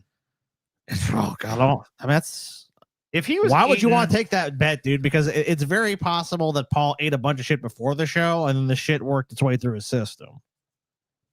So I don't know if I necessarily want to take that bet. I mean, I heard his grunt. I heard a grunt of. I'm sorry, guys. Was it a fat bad? shit? No, anyway, I don't know. If you guys want to have a fucking Paul therapy session, we could do that. But otherwise, it ain't no big deal. Okay. What do you mean? Okay. Okay, let's have a Paul therapy session. Oh, well, people are gonna call me a fucking pussy for this, but I'll give you a little backstory. Okay. So violence, like real acts of violence, are really hard for me to watch. TJ learned this. I think one night we were tripping acid. Yeah. You remember you were showing me like skaters breaking their legs and people getting punched real hard. Yeah, you could. Remember I like bruised Ashley's fucking arm, grabbing her so hard in reaction. Yeah. Sure. And so this whole Charlie thing, like reason my camera's off today, because that's usually a sign of depression in Paul. But this isn't depression. Like today, like it's just hard for me because I keep like it's hard for me to get that image out of my mind. Sure. And put it to like put it to that place, you know what I mean? That's like funny but not disrespectful and not like pouring gasoline on the fire, because I don't believe we should be doing that. But right, you know what I mean? Like it's just hard for me because whenever it's mentioned, it just causes me to get a little fucking worked up and shit. Why does TJ watch? That's all. What do you? I mean, you know, shut up. People like to experience things vicariously, and TJ's not going to go out in the world and do all this stuff and see all this stuff. But if someone is curated for him and brings it to his fingertips, he's certainly not going to turn away. Yeah, I mean, I was watching like funny fails and shit. I wasn't watching like fucking snuff films. Oh no, dude! I remember it was pretty tame, but I was tripping on a pretty heavy head of acid too. I remember like we did a show years ago, Paul, and it was like it had something where it's like worse sports injuries, and even that where it's like, and we like, no, Paul, it's like they're bad, but no one's like, yeah. I mean, I guess they're permanently hurt, but maybe they might have a bad knee or something, but they're not dead. I mean, you were just like, oh my God, I can't do it, like. Well, you know who else is pretty broken up about this stuff is Donald Trump, and I'm going to show you. Paul, I think you're been waiting for you so we could show you this, Paul. Trump is really broken. Oh boy, okay. We want to see it. We wanted you to see just how destroyed it's Trump 27 is. How will this man, what's that? Oh, sorry. Go ahead, Paul. How will this man heal the nation in this time of tragedy and national confusion? Let's hear. Let's hear. Yeah, this. it's really short. So I guess let's just play the whole thing real quick. Okay. How are you holding up over the last 3.5 years? I think very good. And by the way, right there, you see all the trucks. They just started construction of the new ballroom for the White House, which is something we've been trying to get, as you know, for about 150 years. And it's going to be a beauty. It'll be an absolutely magnificent structure. And I just see all the trucks. We just started, so it'll get done very nicely, and it'll be one of the best anywhere in the world, actually. That was one of the most ham-fisted That was a ham-fisted hand wave, is what that was. That was crazy. Yeah, it's kind of bad about Charlie. Anyway, have you seen the new ballroom designs? Oh, 150 years. It's going to be the greatest thing in 150 years. Yeah, the question was like, how is he holding up? Pretty good. Anyway, you see my ballroom, I'm dude? doing good, but my ballroom is, oh, there's so many trucks here. So many You know what? trucks. What do you think? What do you think the chances are that Trump personally disliked Charlie Kirk? Well, I didn't pull the article, but let me just go ahead and pull it because you said that. Oh, dude, it's highly probable, in fact. Let's take a look. This is an article that was I saw on the Drudge Report. I didn't pull it because it didn't seem super relevant to what we're talking about, but okay, is it even still it's interesting there? to me, at least. Yeah, here we go. So I don't know if Trump hated Charlie, but there is some evidence to suggest that Charlie hated Trump. Oh, I mean, that's not well. Trump hates everybody that hates him. I work for Charlie Kirk and Turning Point USA. Here's what it was like. And basically, this person says that Charlie Kirk personally did not like Trump at all, but just thought he saw some opportunity. Basically, well, what it boils down to. Okay. I mean, like most people on the right, you know, dude, Trump was so vilified and hated for so long, but then they just realized, like, oh shit, Trump is the Republican Party now. That's it. So loyalty to Trump is the only thing that really matters in your advancement in that sphere. So I don't know what this is here. Do we even need this? No, I don't really. This seems superfluous. We don't need this. This is interesting. This shows you. So this guy is going to show some of the gun stuff that was going on with his Jolt Cola. And Jolt Cola. I didn't know that's still a thing. It's right. I mean, he's got a can of it. Holy shit, maybe it's dude. old. Maybe it's an old can. I don't know. Nah, that looks new. Dude, Jolt, folks. One thing with Jolt was twice the caffeine, TJ. Really? Yeah. Watching Deuce. Today we're going to talk about the Charlie Kirk shooting. Now, I am not a political commentator, nor am I good at reading the news to the camera. There are many YouTubers who do that phenomenally well. I'm not one of them. But what I do know is guns and shooting. And I've been asked by a lot of people. I know me some guns. Let me tell you what I know, boy. Guns. What's a real man? About the shot that took out Charlie Kirk and the type of rifle used. So let's talk about that. The instant I heard that shot on the video, I knew that it was a high caliber weapon, probably a bolt action rifle, probably a deer rifle, a deer hunting cartridge. This was not 5.56. This was definitely a 308, 30-06, 6.5 Creedmoor, something of that nature. And it turns this is before we knew the exact gun, but he is right. It was a 30-06. Yeah, I mean, he's a gun nut, of course. Was probably correct. The length of the Where is the entrance wound? Isn't it on his neck? I think the official reports. I mean, obviously there's gonna be a whole coroner thing that's gonna be released at some point. But yeah, I think they said it was his neck. That was him. Well, yeah. I mean, that's what I saw. I mean, I don't know. Well, people said it was his chest.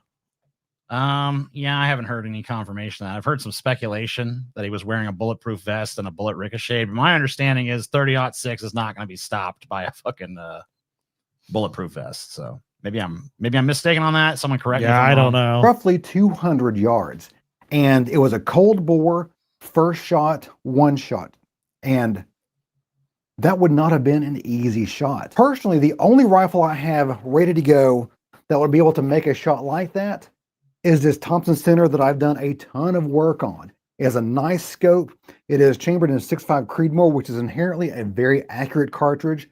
And I have a nice Harris bipod that can be adjusted for cant to work with whatever environment I find myself in, not just at the shooting range. Heard a little bit of leaked information I've seen so far.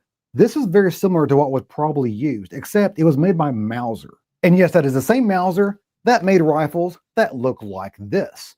But they also had a whole commercial line of rifles that were imported later on to the United States, and I'm pretty sure that's what was used in this shooting. The leak report also mentioned that it was 30-06. Well, the only modern 30-06 rifle I have is this Weatherby Vanguard, which is very similar to what Mauser was importing.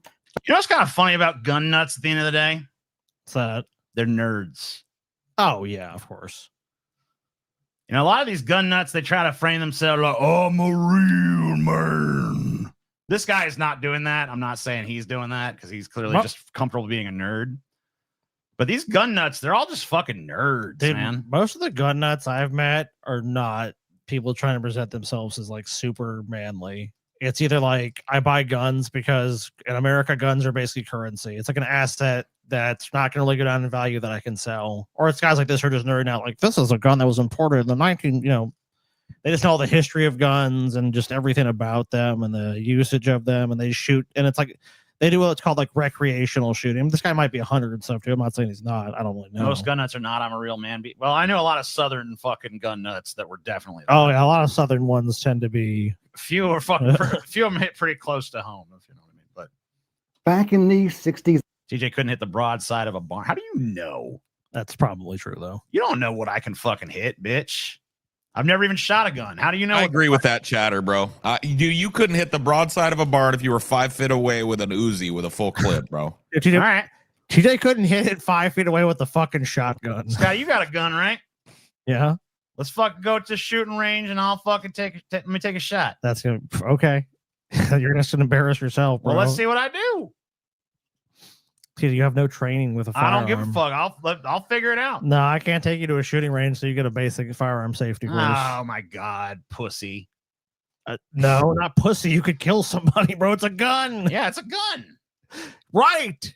Whatever. Right. Correct. In 70s and 80s, and that's true. They had a fucking nerd about guns. Dude, Taylor's fucking dad a massive collection. He sold a bunch of them, unfortunately, though. Damn. Yeah. Scope mounts, and usually it was a wooden stock, not a polymer stock, of course, but they had the cheek comb and everything, just like this Vanguard does. I don't shoot this rifle very often because I'm a suppressor nerd, and I bought this before I had. He even calls himself a fucking nerd. Suppressors, so it's not threaded for that. I do need to get it threaded because this is too good of a rifle just to be sitting in my safe. But just like the assailant's weapon, this does shoot the 30-06 round. This is for my M1 Garand. Here's a close-up of that 30-06 round right there. The name means basically 30 caliber bullet, and it was designed in 1906. 30-06. TJ ain't touching my shit to get gun safety. Fuck that bullshit. Give me a gun. Yeah, no fucking way. You just convinced us. Let me ask you this: is it a legal requirement that I have that safety course? But no one's going to hand you a weapon without having some sort of fucking reckoning of how to use it. But is it a legal requirement? In some places, yes. Here, I mean, you have to use a gun responsibly. I mean, I don't know if you necessarily have to have an. But do I have to have the safety course? No. Then give me the gun. No. Well, it's our gun, so you can't touch it. No. Okay. I did a similar video last year when Trump got shot. But I'm curious about the chat now. I want you guys to tell me who here got a gun. TJ got a. Actually, you don't have to identify yourselves. I'm gonna make a poll. I'm curious what % of these motherfuckers in this chat got gun. Probably quite a few. I would. Dude, like the poll doesn't expose them to fucking snooping and shit. Oh, whatever. It's less public anyway. Thank God. Do you got a gun? And this is only going on the Onion Nugget stream because I don't feel like making it twice. Looks like you're on the deep fat fried one. Oh yeah, deep fat fried stream. Sorry. I guess I'll go make it in the other one. I'll be lazy, TJ. Do you got gun? Do you got a gun, boy? Do you have gun? In that case, it was a 5.56 round. And in comparison, that is the 30-06. Yeah, 30 all. That's a big ass fucking round right there, boy. Man, that's a you know what? This is actually kind of funny to listen to because I gotta tell you guys, dude, all over the internet, and I was in fucking Discord, and there were a bunch of these dudes that are like, listen to me, I'm a rifle expert, and that shot's pretty fucking simple, bro. 200 fucking yards here too, from what I see. Yeah. 200 yards with a gun like that with a 4X scope on it, bro. I could make that on a bad day, man. So that ain't really all that skillful of a shot. And here's a dude that actually knows his shit about guns. It's going like, yeah, that's a rough shot, bro. They're still in his comments arguing with him because I don't know what it is. It's like telling a dude he would lose a fist fight, even if it's reasonably true to expect he would. Right. Everyone's a great fighter, yeah, and everyone's a great shooter. Up against the world heavyweight champion, how would you? I probably win. Probably destroy him. I think I mean, look, maybe he would. Probably a nut in his ass. Dude, you fucking lose so quick. All right, I've started the polls on both fucking plus, things dude, now. it's like anything else, dude. The minute you claim any authority or expertise on something, you're gonna have people. That guy don't know anything. Actually, guy don't know. That guy don't know his ass Yeah, from I've a watched hole that in the guy. ground. I've watched that guy. He don't know anything about guns. Quite a big difference. This one takes down a deer very easily. 5.56 oftentimes isn't even legal for use on deer hunts. I've not seen a picture of the rifle just yet, but the leaked info says it's an older model Mauser chambered in .30-06, which would be very similar to this, of course. Some of those rifles were converted from World War II rifles, rebarreled and rechambered to .30-06, and drilled for scope mounts. And some of them were commercially made products. We don't know which one is which as far as what the shooter used. So it could have been a commercially made rifle that was imported through usually like Century International Arms. They imported a ton of them, but they also Airman FLT 337 gave $5. USAF veteran here. I got a 9mm 12 gauge 22 long rifle and extended mag. TJ, you can use the 9mm. I don't want a pussy ass 9mm. You give him a 22. He needs something a little smaller. Daisy rifle, dude. Yeah, give him a pellet gun first. No, man. Give me that 12 gauge. Give him that Nerf foam shit that shoots that foam arrow and make him show you that he can be safe with that. No, man, no. imported some of the converted rifles as well. While editing this video, they released a picture of the rifle and it's way more modern than I thought it would be. I'm used to the curio relic, very old stuff from World War II and things of that nature. I was wrong. It's actually a modern Mauser pretty much for the most part. Has a polymer stock on it, a nice scope, and of course it is chambered in .30-06. So it is almost identical to this Weatherby. I'm going to go ahead and take this bolt completely out here. The assailant had 3 rounds left in the internal magazine and 1 spent cartridge still in the chamber. He never unchambered that round. Now, normally they hold 5 rounds of .30-06. Now, of course, I've removed the bolt for safety because these are live rounds. A big motherfucking So 1, 2, and just like any Mauser-based firearm action is loaded through the top and not through the bottom, say like a AR-15 or something of that nature, or M14. Well, we talked about the nature of like when the assassination happened, like when he got hit, it was almost like very visceral. It's like kind of like deer hunting, you know what I mean? Where it's like you hit the deer in a certain spot. It's like something like this too. It's like the round is so fucking large, as you can see. That hits you, it kills you. And it even says it early in the video. It's like, yeah, you should have fucking bucked with .30-06. Motherfuckers. I mean, unless you just graze it, it's going down. Why do any civilian need? I mean, you could use it for deer hunting for one thing. And that's the main use of this is hunting. This round is kind of sticky, if I remember correctly, in this rifle. There we go. So it holds barely 5 rounds. So more than likely, maybe the shooter had some issues getting that 5th round in and left it with 4 rounds. Maybe he only had 4 rounds, or maybe it could be a model of Mauser that only held 4 rounds of .30-06. Who knows? But again, we'll find that out later when more details are available. A lot of people have also been asking me about the quality of shooter. How good of a shot would you have to be to make this is the part where it gets contentious. Oh shit, dude! This is about to be crazy. If he says it's a nothing shot or if it's a crazy shot. Well, he already said it's a difficult shot in his estimation, but we'll listen to why. Hugo SKS. Oh, this dude's got a bunch of guns. But of course, everyone who owns a gun is in the chat is now going to be 33 Let me tell you Mosin. something about that shot, bro. He's got a lot of guns. Smith & Wesson Model 10s. Old 22s. Yeah. Oh, damn. I once shot a fucking flea from 600 yards away. Oh, buddy. Closed, bro. I mean, this is an easy Blindfolded. shot. This is a pussy shot. It's the easiest shot in the world. It could be made by anybody. Literally a baby could make that shot, etc. that 200? Growing up in the rural Michigan, almost everyone has a gun. Opening day of deer season is a school holiday.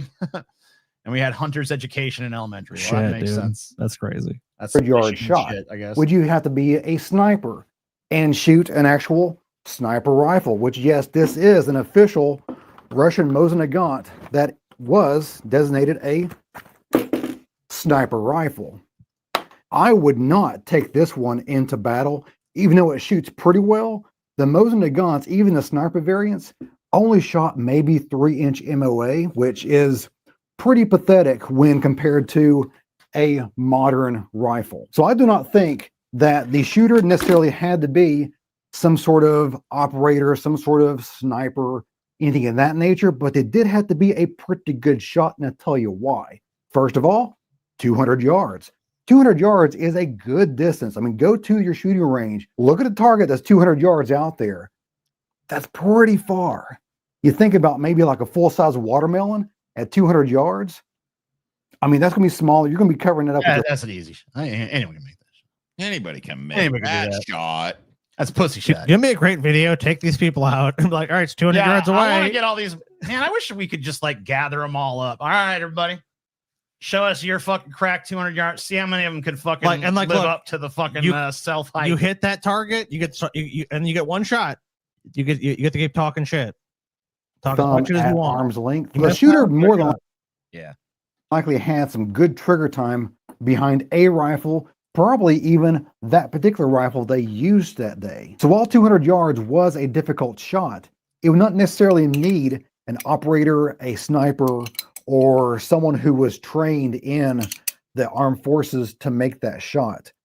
A competent hunter could have made that shot with the correct gear. And that correct gear would be basically a decent hunting rifle and a decent scope attached to it with some trigger time behind there to get it dialed in for a cold bore shot. And that is pretty important because if I was explaining this to my wife earlier today, if I took my wife down to the shooting range and set her up with this rifle or my 6.5 Creedmoor rifle, gave her an entire box of ammo, she would eventually hit that target at 200 yards. And she has no experience with a rifle whatsoever. But the cold bore shot is hard to anticipate because it is going to be different than all the subsequent rounds after that. So you're going to need that rifle set up for the one-shot cold bore shot, which basically means the barrel has not been heated up by previous firings. It's completely cold, not been shot that day, and you know where that bullet's going to hit because you've sighted that scope in for that particular shot. Not the warm bore shots, which basically, after you fire some rounds, the barrel will kind of settle down and get more and more accurate as it heats up to its operating temperature, which is great when you're at the shooting range, just firing some rounds downrange at paper. But when you're hunting, you want to set up your rifle for the first shot, the one shot that would take down your deer, which would be the cold bore shot. Again, it's not the most accurate that rifle can shoot because they shoot much better once the barrel's been warmed up. There was also the fact that it was not at a normal shooting range. It was not at a comfortable way to shoot. The person had to run across a rooftop apparently and shoot from a roof, which would not have been conducive to a good shooting experience, which is kind of the name of the game when you're about to commit an atrocity. In conclusion, I don't think this was a sniper using a real sniper rifle. I don't think it was some sort of operator completing some clandestine operation. I think it was someone who has some trigger time, been hunting a few times, was a decent shot, maybe got a little bit lucky on top of that, and decided to use that skills and probably grandpa's old rifle to commit a horrific. It literally was grandpa's old rifle, dude. Jesus. Shit, dude. That our part at the end, yeah, it was grandpa's old rifle that done it. He was on point with this. There's no denying that, bro. He was on point. That's crazy. Horrific atrocity. And I hope they come to judgment soon. Well, guys, are for me today. I hope you enjoyed it. If you did, Well, God,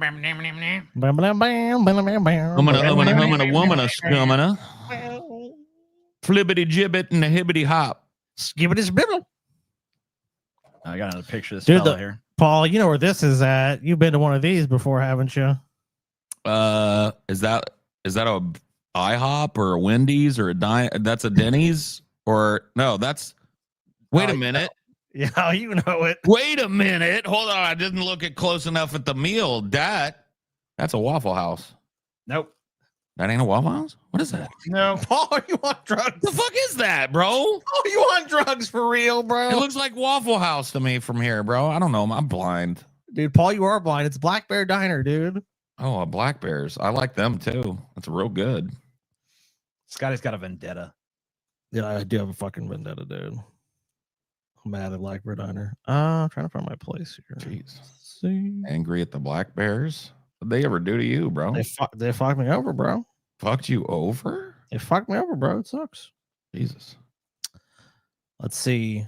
So we're not talking about him being caught. I mean, you kind of did this, TJ, but we have a little more details. Yeah, go ahead and give him a little more detail. So the man in the images, dressed in a black T-shirt, plastered with an eagle and American flag, can be seen jumping off the roof of a Utah University building after the shooting and running into a wooded area.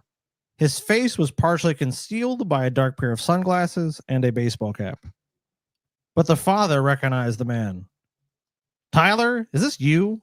This looks like you, he asked his son, according to a law enforcement official briefed on the investigation. Which is weird because, like, really? I mean, he ain't that distinctive looking of a dude. No, definitely not. But I mean, if you like, honestly, if it's your kid, I mean, yeah, you fucking see him all the time, mannerisms, just the way they move, the way, I mean, like, you've seen him for 22 years, you're gonna know what he looks like. Plus, apparently, he stupidly was constantly letting everybody know how much he didn't like Charlie Kirk. So yeah, that's probably not the wisest decision. His son, 22-year-old Tyler Robinson, confessed to his father that he had shot Kirk. I would rather kill myself than turn myself in, Robinson responded when his father urged him to turn himself into authorities, the source said. The father then persuaded Robinson to confide in a youth pastor who works with the Washington County Sheriff's Office and the U.S. Marshal Service, the law enforcement source said. This sick fuck worked at a Big Bear Diner? Well, he did. This sick fuck. Now I can't go there. Sorry, Paul. Now I can't fucking go there, bro. Those pancakes look dank. They are pretty dank, honestly. No, Big Bear is actually real dank. I will vouch too for their biscuits and gravy. They got the good biscuits and country sausage gravy. I'll vouch.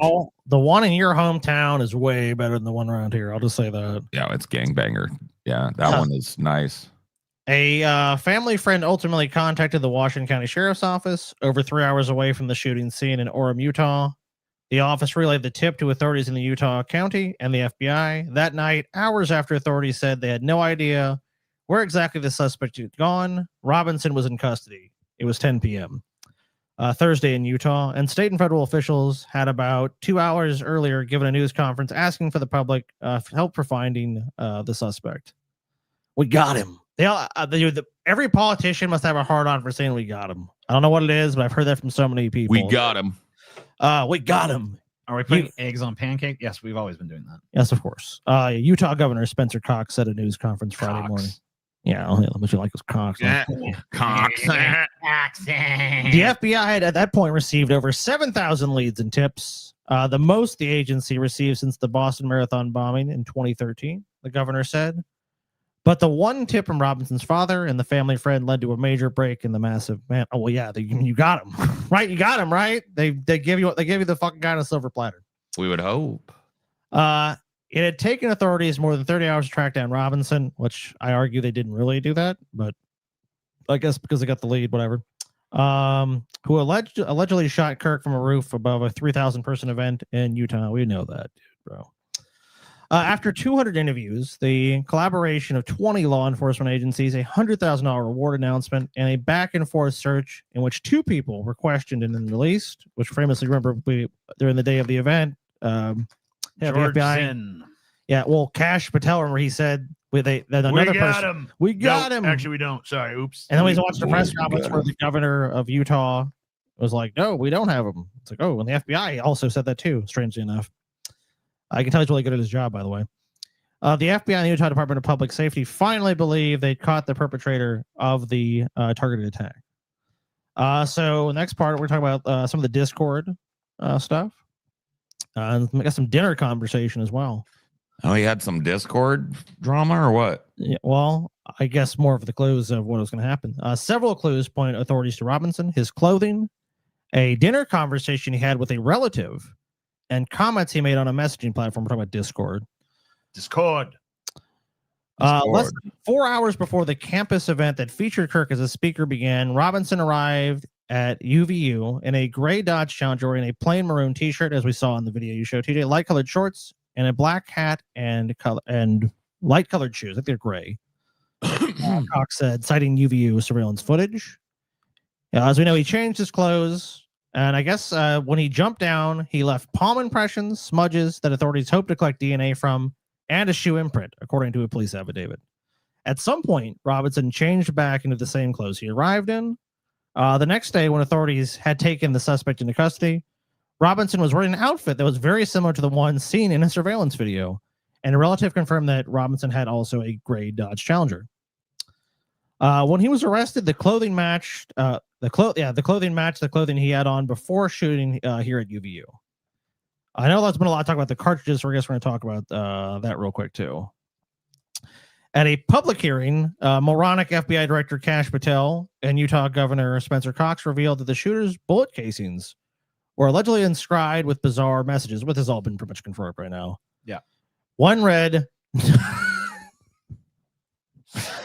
What? Notices, what did it read? bulges, ooh, what's this? What the fuck, bro? What is this I thought I would read that shit? sentence, but okay. Unfired cartridges in the magazine allegedly read, "Hey, fascist, catch!" Followed by 5 arrow symbols, 1 up, 1 right, 3 down. 2 others read, "Oh, Bella, ciao." And if you read this, you are gay, which is why that person left us a super chat earlier.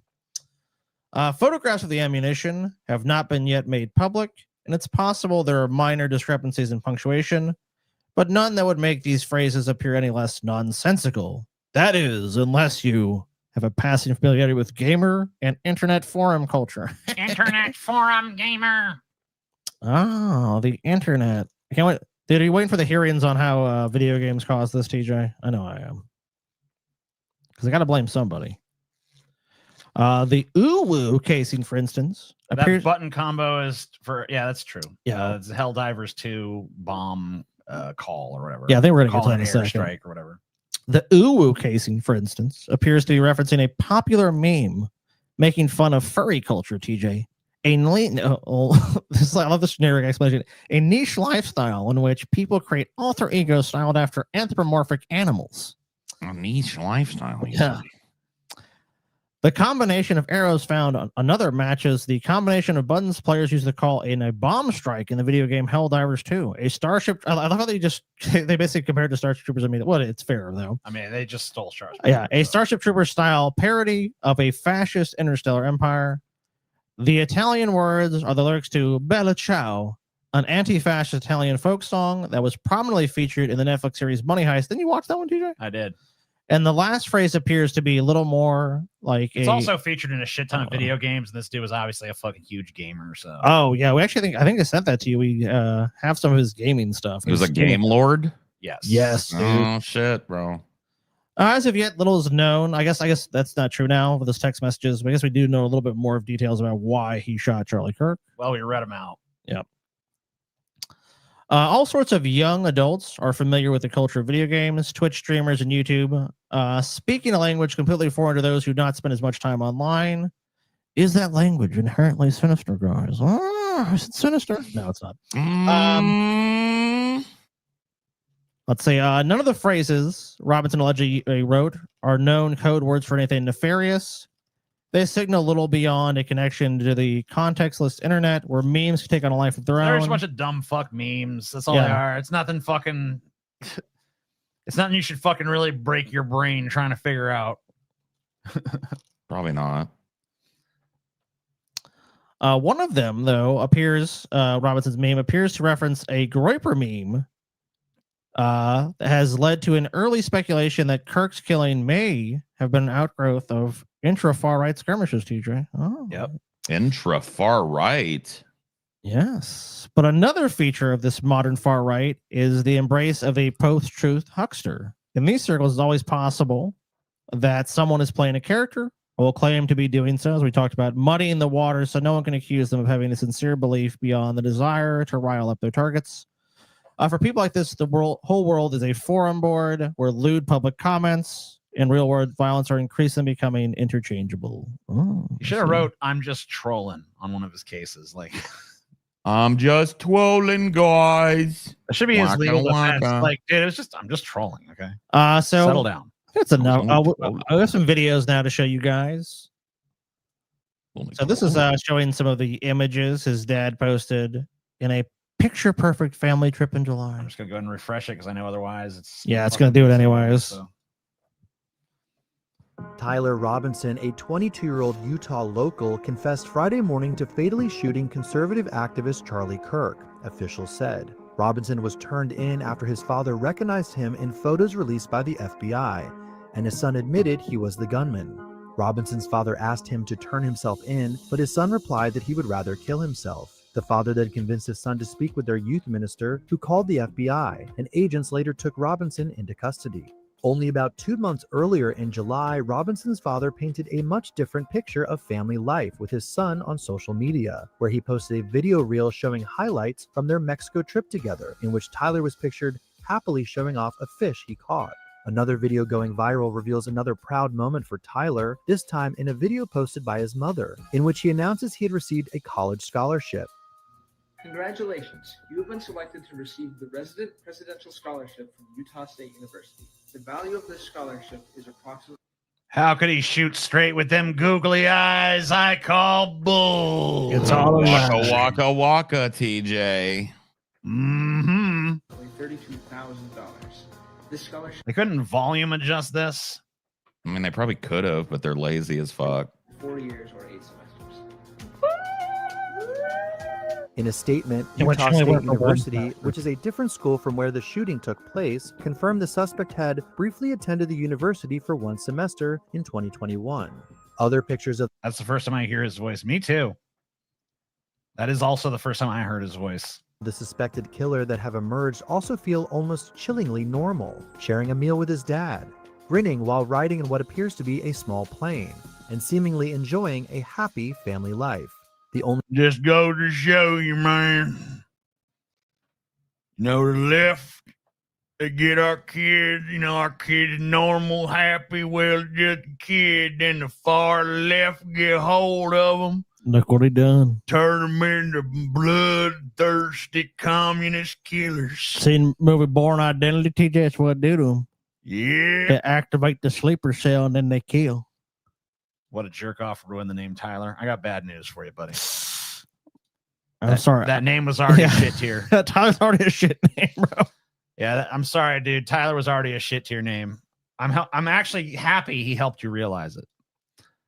I admit I was leaning towards he's a groper after seeing the messages of his boyfriend, the way he's so casual about murdering someone. He's a fucking psycho. The problem is not guns, though. Everyone's always going to tell you what the problem ain't, huh?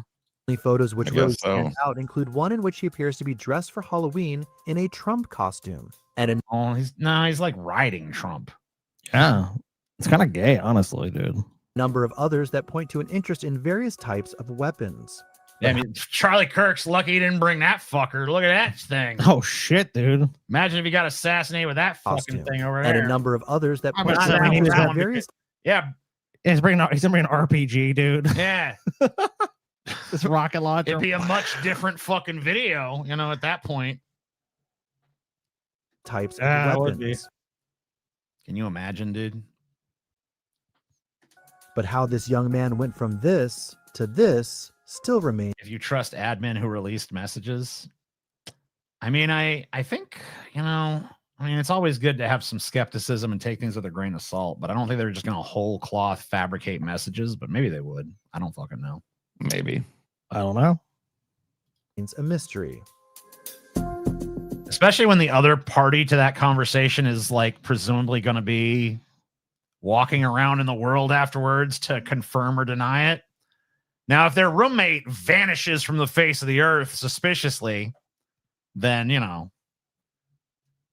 maybe you have something there. Sure.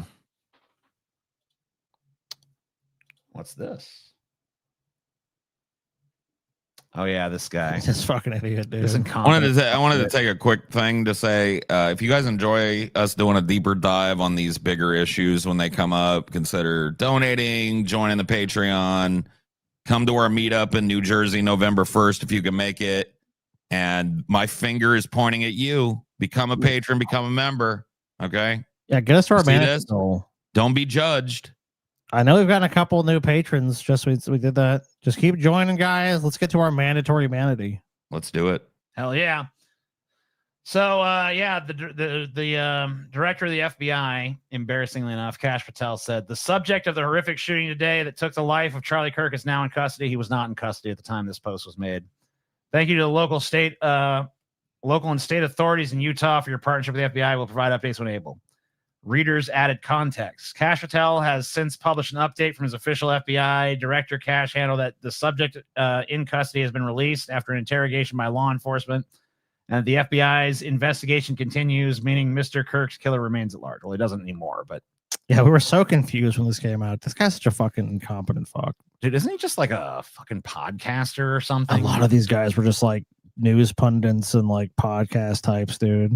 So Trump basically just fucking hired a bunch of talking heads to run the country. Is what you're Hi, Mr. Naughty Priest. Hi. That's how you burning the flag, buddy. You're going to jail. Going to jail. And I'm turning you in. You're going to jail, bitch. So the suspected shooter, Tyler Robinson. Oh. Yeah, there was a Halloween where he dressed as this meme. I think it was 2018 or so. When he it was, yeah. And, you know, these Pepe memes were really more of a right-wing thing at the time than they were a left-wing thing. I mean, I can't really say there was ever a time when Pepe was exclusively one side or the other, but it was definitely way lopsided towards the right. PP the clown. Yeah. Yeah. Definitely lopsided. Pepe Kekistan. Yeah, that whole Kekistan shit. I feel like that shit was all like in that same zone as like Sargon, the classical liberal space. I'm a classical liberal. But I actually am. I truly am, though. I'm not a conservative. What I am is a classical liberal. Yeah, it was garbage. And what that is a conservative. Yeah, yeah, exactly. A conservative by another name. Isn't Spider-Man kind of a web designer? Get the fuck out of here, bro. Actually, keep sending bad jokes with money. That's fine, actually. I mean, he is, though. That's a griper meme. I mean, yeah, I mean, it pretty much is. You're right. I think the tweet gives a little more yeah, we can context. No. That's not that one. No, fuck off with that. Just it, yeah. The suspect, Charlie Kirk, okay, I guess not, honestly. No. Family doesn't. Yeah, this is more stuff we've already gone over. Okay. But that's fine. So Channel 5, I guess probably familiar with this guy, actually talked to the last person to speak with Charlie Kirk. Okay. So there was actually a conspiracy early on that this guy, Paul's mom, spread that vile lie. She did. Yeah, she started bringing it up real early, too. Have they arrested that awful man who asked Charlie that mean question? It was actually so ironic that people almost kind of like their brains were like, that can't be real. That had to be a signal or something, right? There had to be something false about that. Because why else would they literally ask a question about gun control and then they blow his neck out? You know, I mean, like, this just seems too convenient. Yeah. So my name is Hunter. And his name is Hunter. Come on. Hunter is his name Hunter Hunter I was in the middle of debating Charlie Kirk in the middle of the assassination at Utah Valley University. And at first I thought, like, do I have psychic powers? Did I just blow up Charlie Kirk with my mind? But then I realized, no, it was a bullet. Did he win the debate because that happened? Yeah. I guess so. I mean, if you're debating someone and they explode, I think you win. I guess so, man. So like it's hard to say you're the loser at that point. Yeah, I know. I'm like, I can't really. Is it a draw?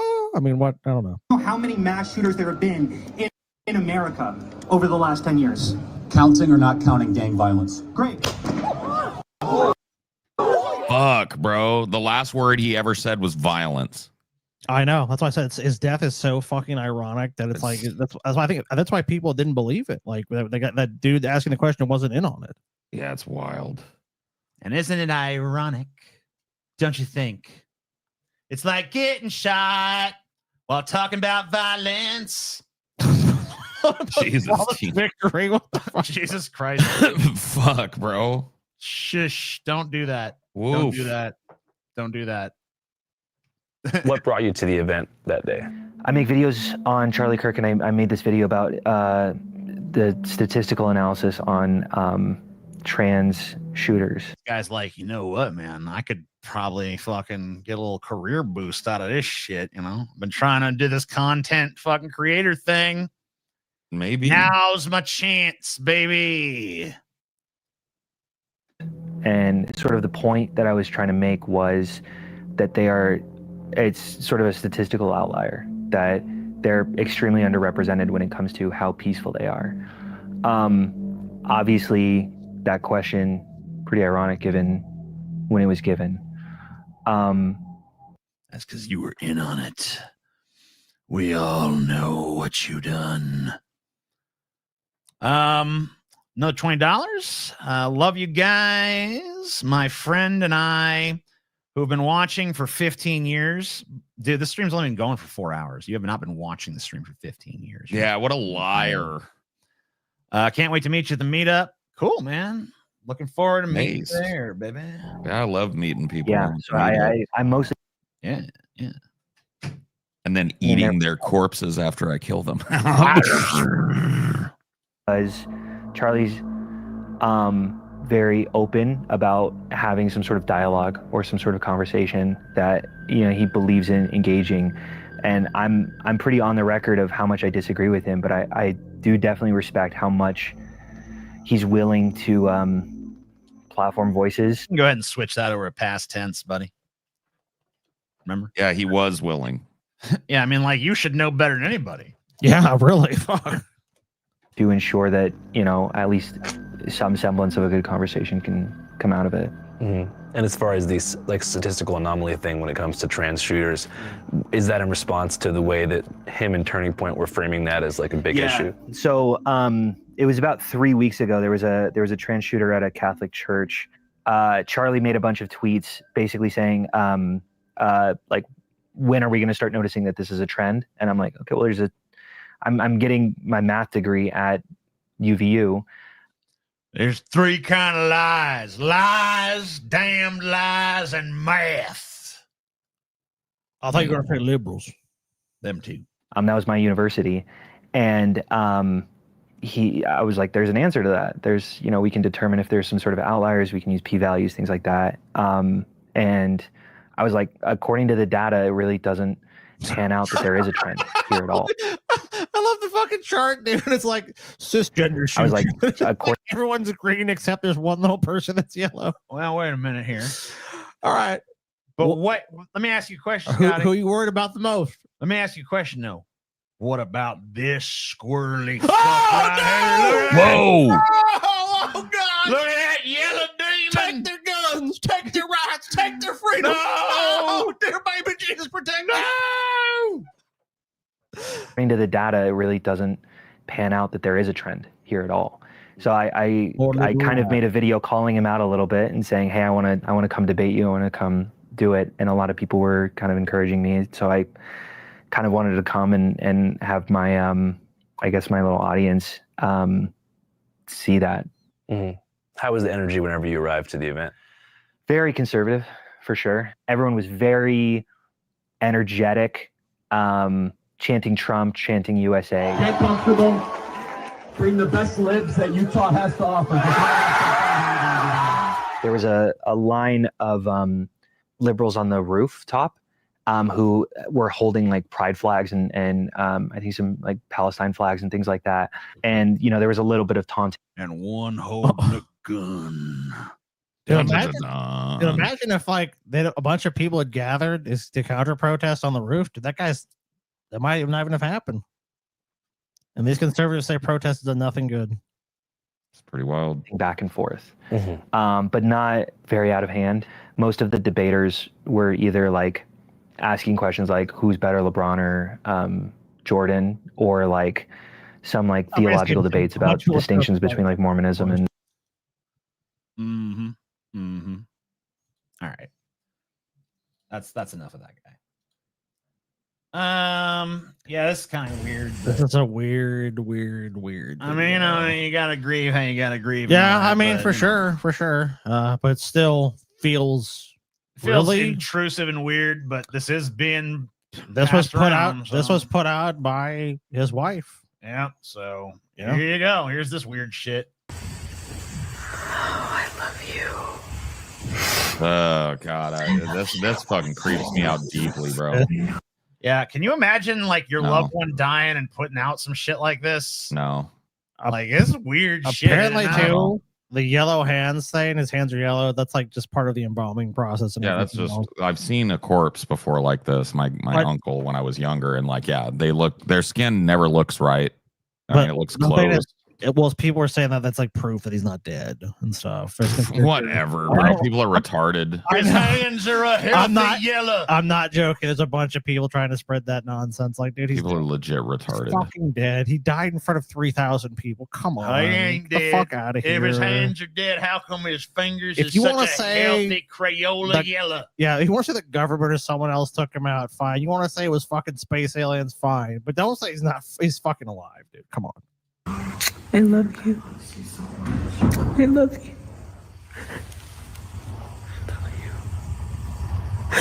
God bless you.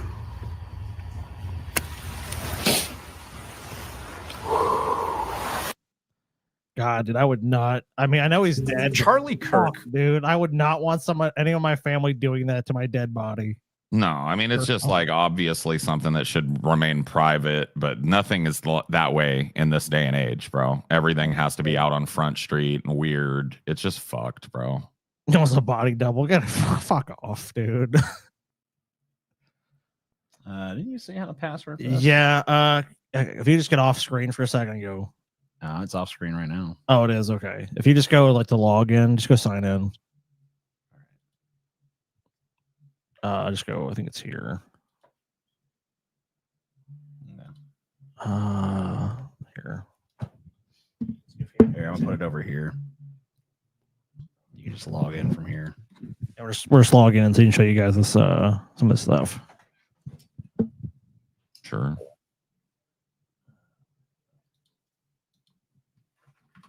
Paul, you seem morose, buddy. You all right? I am, dude. I am fucking morose, bro. I don't like this shit. Yeah. I like violence and stuff. I'm sorry. I can't revel in it. I tried and I can't do it. Bum, bum, bum. Wrong password, Scotty. Try again.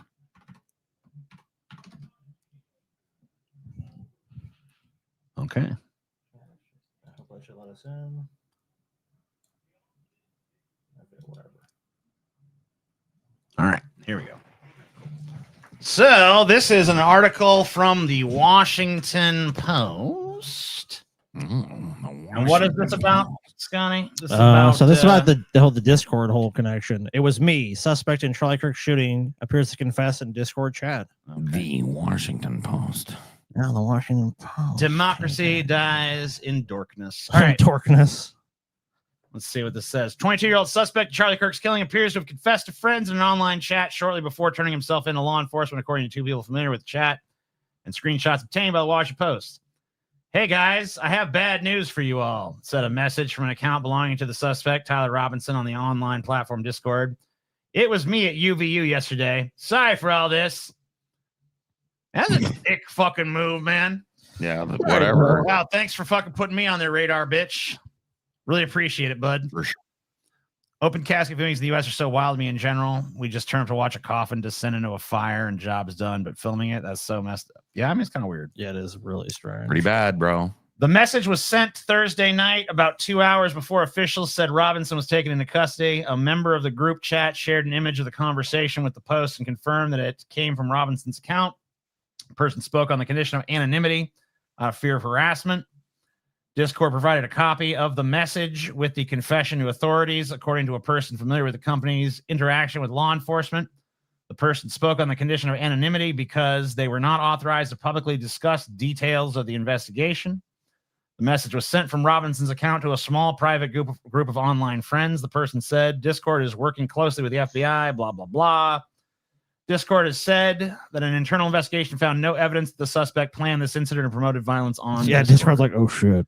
No, not us. I know they Don't just blame us. I know Nepal just had a revolution on Discord and everything, but A revolution, dude. they fucking did, dude. They did. No. They threw over their fucking government, dude. And it was then they had a on Discord election. I know, dude. Yeah, I'm gonna be covering that. I'm doing an episode on Discord and some crazy shit that's happened and been organized on Discord. That's crazy. Talk about how Trump skipped Kirk's vigil to play golf. Well, that's what Charlie would have wanted. Okay? Yeah, he would have wanted me. Look, I got a low handicap. I gotta play. Utah Governor Spencer Cox said over the weekend that Robinson's motives are still under investigation, but the suspect appears to have held a leftist ideology. Officials say their interviews indicate Robinson became more political. We've heard this shit a million times at this point. We're going in circles. Yeah, the Discord conversation shared with the Post shows members of the group chat reacting to Kirk's shooting Wednesday before the news broke that Robinson was allegedly involved. I hope none of them were like, based, bro. So get him. Charlie Kirk got shot, one friend wrote Wednesday afternoon, according to the image of the messages. I just saw the video. Holy shit. Another user wrote about an hour and a half later, adding Kirk. Bro didn't deserve to go out like that. Sad. Damn. The only response from Robinson's account came the next day with the message announcing bad news. I'm surrendering through a sheriff friend in a few moments. Thanks for all the good times and laughs. You've all been amazing. Thank you for everything. No one responded to Robinson that night. Yeah, they're like, what the fuck? Oh, shit. According to screenshots obtained by the Post, but the next day, one friend wrote the apparent confession seemed to be true. The friend asked group members to pray for Tyler and his repentance. Okay, that doesn't sound very lefty right there.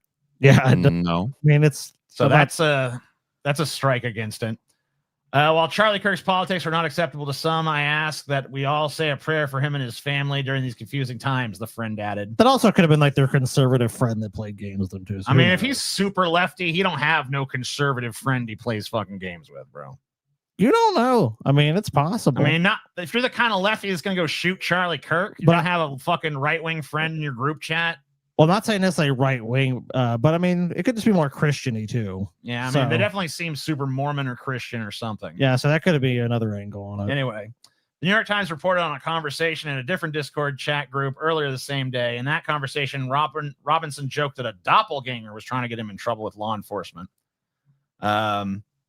Cox confirmed the existence of that conversation Sunday and said Robinson's friend did not believe it was actually him at that point. The person who provided other Discord messages to the Post said they were from a different group.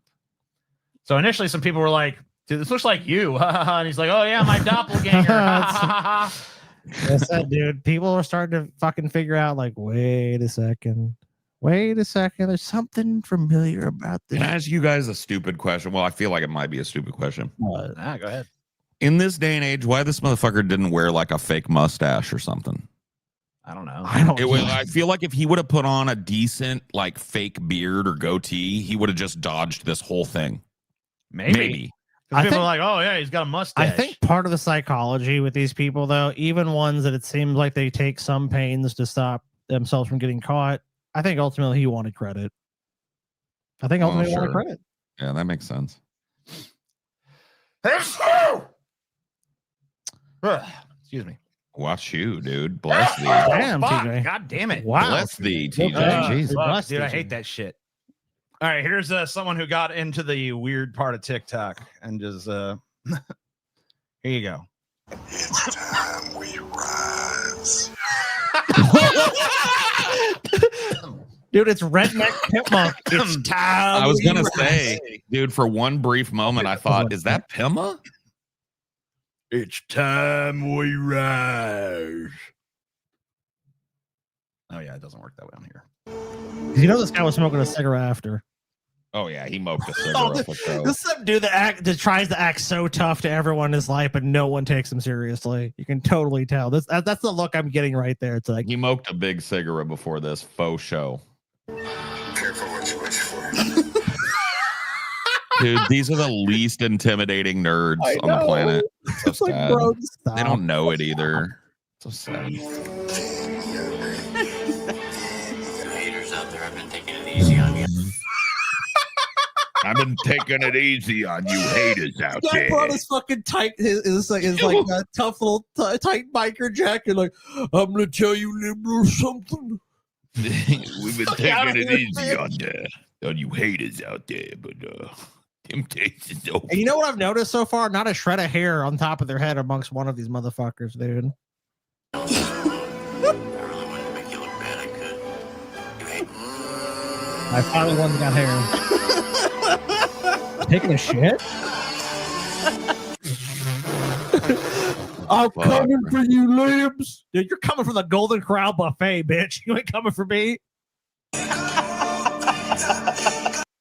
Oh my god, man. Come on. I'm a gangster.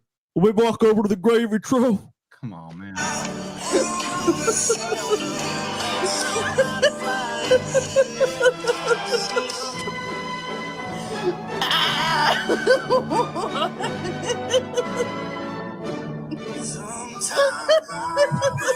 Oh no, dude, are you fucking kidding me? Jesus lifting up Charlie Kirk. Oh, fuck. Man. Are you guys for real? Come on, man. Look, it's Jesus and Charlie Kirk going to heaven. AI slop. Jesus is crying? Take him to heaven, dude. I'm tired of all you liberal snowflake crap. You live a life with a legacy that is left behind. Oh my god, dude! I gotta go watch. I gotta go find a whole fucking collection of these. These are too sweet, dude. Yeah, that'd be great, dude. These are too great, bro. Maybe we'll do a little featurette on them next show. We should, because this is just so fucking. This is so funny. If you guys have any good ones, feel free to fucking send them our way. Yeah, send it to our Patreon, dude. Yeah. Absolutely performative garbage. Hey everybody, my name's. Wow, dude. I'm so upset right now. I'm so mad. Come on, man. Settle down. Like, you want to fucking express some genuine emotion. So these were some social media accounts affiliated with Tyler Robinson. Yeah, let's see which ones actually fucking open up. I think that Steam one does. If you want to see the games he played, his Reddit's been Venmo suspended. is still there. I'm gonna just open them in private here. Yeah, Reddit I think is banned. The account's been suspended. I believe That's just gone. Okay, I got it. Yeah. His Steam was still up. Still up now. What's this? That's a game as well. Sea of Thieves is a game. Okay, so that's just nothing. Sea of Thieves. You don't know that game, TJ? His profile. I'm just saying his profile doesn't go anywhere now. Oh. He got a WoW account. No shock there. Let's see. What's this? Okay, I don't even know what that is. It's a Minecraft, community. Okay, didn't I just open this one? And then if you click this one, the image here, this is, his fur affinity. Yeah, he had a fur affinity count. Okay. Never submitted anything. It doesn't seem like he ever did anything on here unless it's all just been scrubbed. I'm not He's sure. got no submissions. He's got no favorites. He's got some watchers. I guess he could have just been a lurker though, because he might have needed an account to see certain stuff. I'm guessing. Yeah, and I can't look around on this site because there's stuff on here that might be inappropriate. Or whatever, this is like a furry porn site, I believe. Here's if you want to Venmo him some money, I guess. Yeah, he might need it. All right, so Steam community stuff. Let's see. So Sea of Thieves, I guess, was his top game. I've not played it, so I don't know too much about it. Badges, inventory, screenshots, reviews. I can look at his reviews.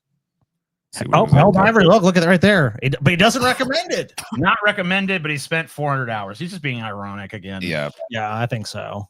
Yeah, you played 400 hours in a game, but you hate it. I hate this game I've devoted 400 hours to so fucking much.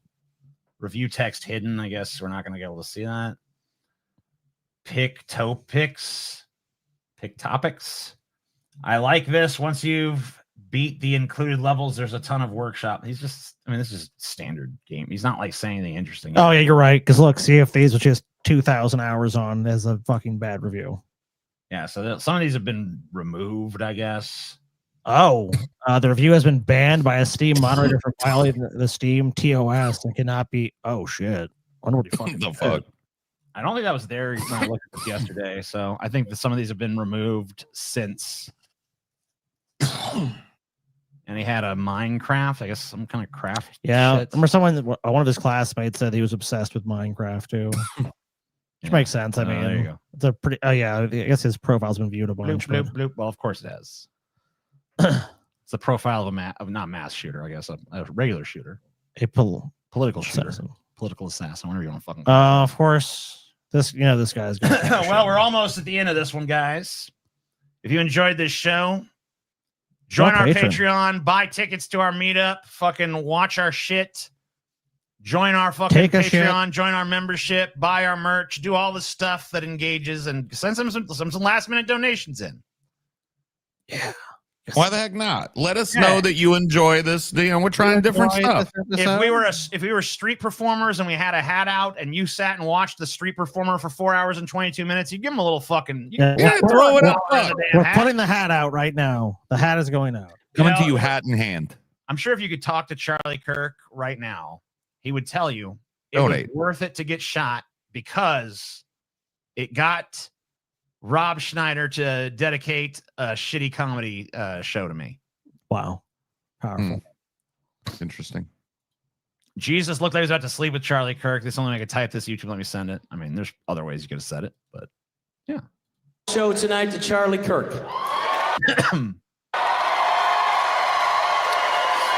You want to give him a kiss? Yeah, he's kissing up to the sky, I guess. What a fucking dude. That's so disingenuous coming from this fucking little rat turd of a man. I kissed the sky for you, Charlie. I kissed Jesus. I blow a kiss to Charlie. Up in heaven. Charlie up in heaven. God bless you, Charlie. You can kill a man, but you can't kill a message. Yeah. This country is stronger than any man, stronger than any violence. It's the free. It's not stronger than me, bitch. I'll lift this country up. I'll lift this whole country up with my pinky fingers. Can't stop. This country in the history of the world. And it's worth fighting for. It's worth defending with all your heart. Because we've been able to live our lives in the freest country in the history of the world. But what we need to fight for is our children and our grandchildren. Oh my God, Rob! Is this a comedy Can show? you imagine going to a fuck comedy show and having to listen to this shit? This dude is dressed like the tuxedos from Dumb and Dumber, and he's trying to be serious. I know.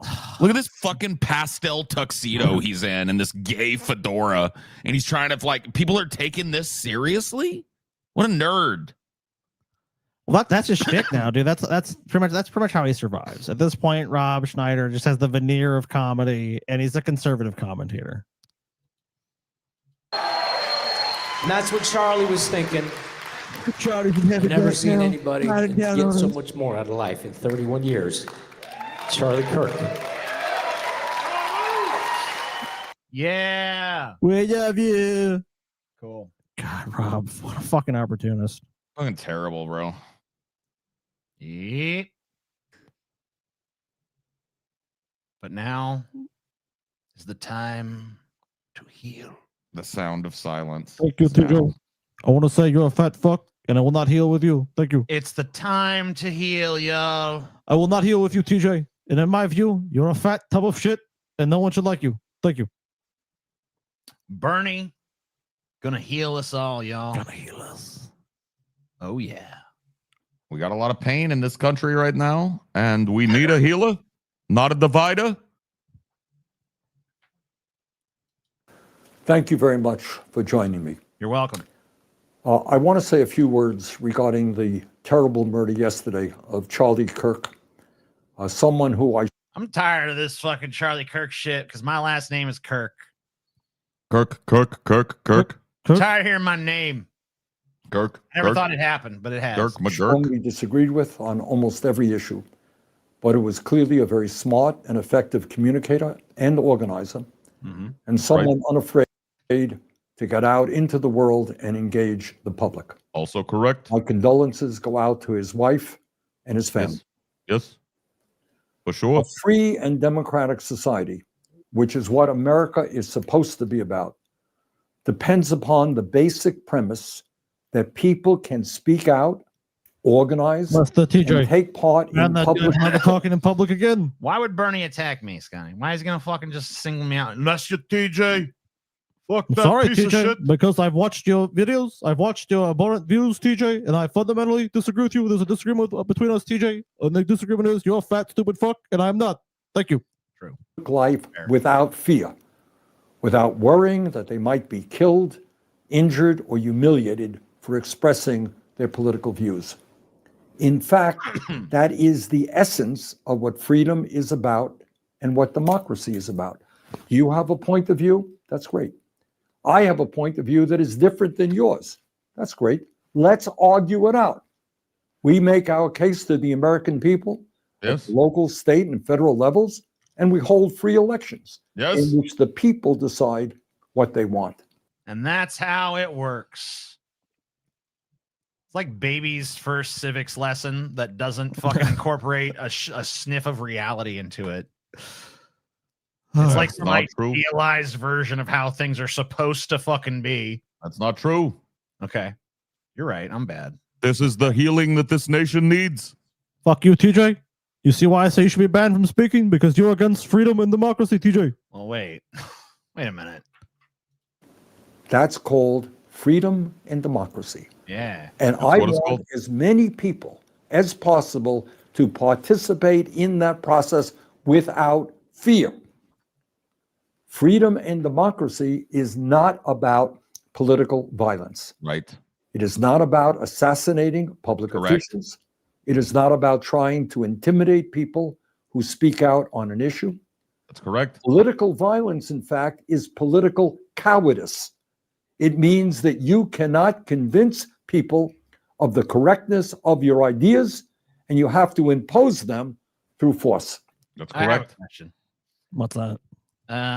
That's all well and good, and just on like principle, that sounds fine and all that, but like, what happens when after all the reasonable discussion and fair civic-minded fucking dialogue and spirited debate and all that, it fails? What happens when someone elects motherfuckers that then go and use the government to fucking spread institutional violence across the globe? Like, what do we do then? The only argument will be that you have to replace those people. Okay. But then what happens if you either can't or if you do, and then the new people are just as violent as the old people? Like, what do you do then? You got to replace them again. Okay. Just ad nauseum forever? Until you find someone. Until you finally elect the good people. Right. Gotcha. But we don't. I also want to know why is that not called political violence? Good question. Fuck you, TJ. I don't have an answer for that. Fuck you. That's why, bitch. You're fat and ugly too. Yeah, maybe. Stupid. Can't deny shit. That's all Bernie. Oh shit. I'm sure Bernie. Listen here. Fuck you, bitch. I don't like the way you talk. I don't like the way you walk. I've seen the oil video. I've seen the banana video. You have a tiny little penis. Disgusting. Do not step to me, you little fucking bitch. I've seen the oil video and the banana video. I mean, my fucking penis is huge compared to yours. I don't think Bernie would honestly. My penis could be a Pez dispenser full of your fucking penis. I would say I don't think Bernie would fundamentally even disagree with you. I mean, he's been in the government. He's basically been the like, I'm the one kind of sane American politician, and America's just like, he's nuts. The one, it's like the one guy that makes any sense is crazy in America. So what can you fucking do? Is Bernie He's knucking foots, I'm telling you. Oh yeah, Bernie's got a fucking huge fucking cock, dude. Big. I mean, Big. Bigly. Veiny. That shit rolls out of his pants. I don't mean to be fucking I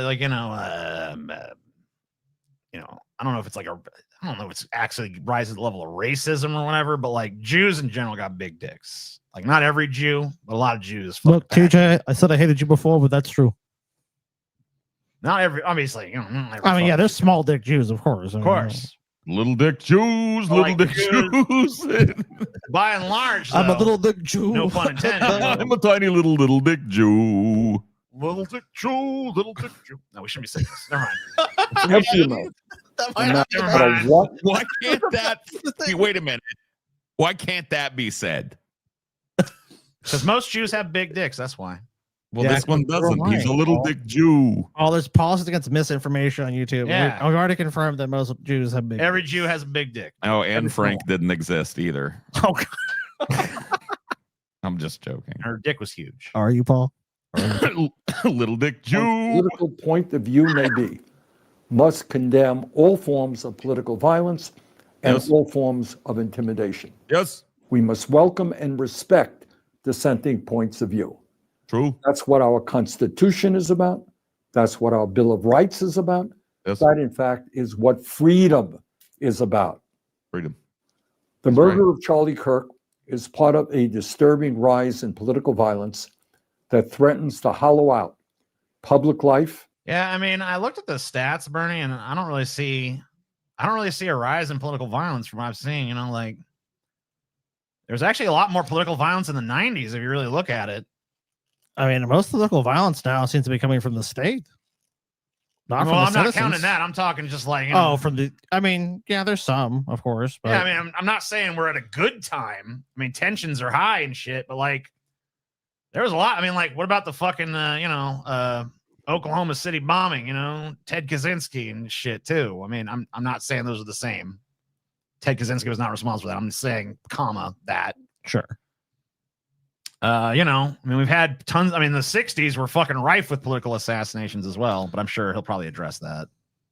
It's very important to me. Do you guys really think that fucking Bernie's got a big old cock, like a big old thunder hammer? Yes. Yeah. You do? Like if that you had a bet, that's where you would go with it. Yeah. Yeah.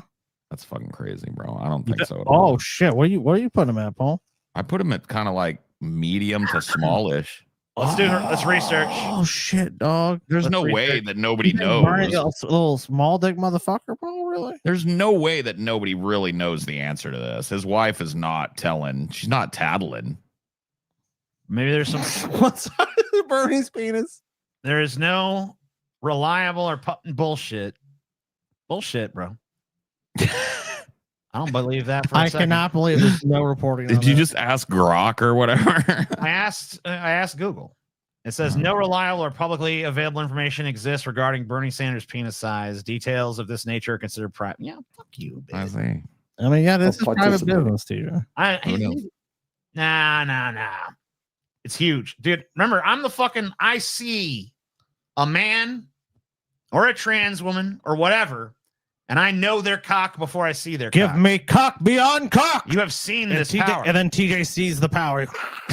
Seen their cock before I've seen their cock, he said. Yeah, I know exactly what everybody's cock That's looks like. crazy. That can't be true. That's my mutant power, bro. Whoa. That's your mutant power? Yeah. Okay. Mutant power, baby.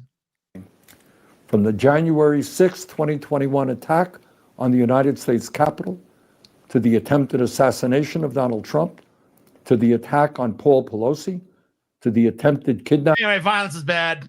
Thank you guys for watching. I don't think we have anything else for you today. That's it, dude. We will be returning to you on Friday, Bloody Friday. Yeah. Are we gonna be doing that? I assume we're doing that 9/11 episode on Friday, maybe. Oh yeah, maybe. You think we should? I think we should. Man. Yeah, I mean, I don't know. We didn't mean to not do it. It just shit happened that day. Yeah, It was going crazy, and you know what? I feel like enough time has passed at this point with this Charlie Kirk shit. My interest honestly has waned. I think I'm done with it for a minute unless some crazy developments come out. Well, also, I mean, it was promised, and dude, people were sad, TJ. Many sad people out there. So you know what? We can go ahead and make up the 9/11 show for you guys on Friday if everyone here agrees that that's what we're gonna do. Yeah, sure. All right.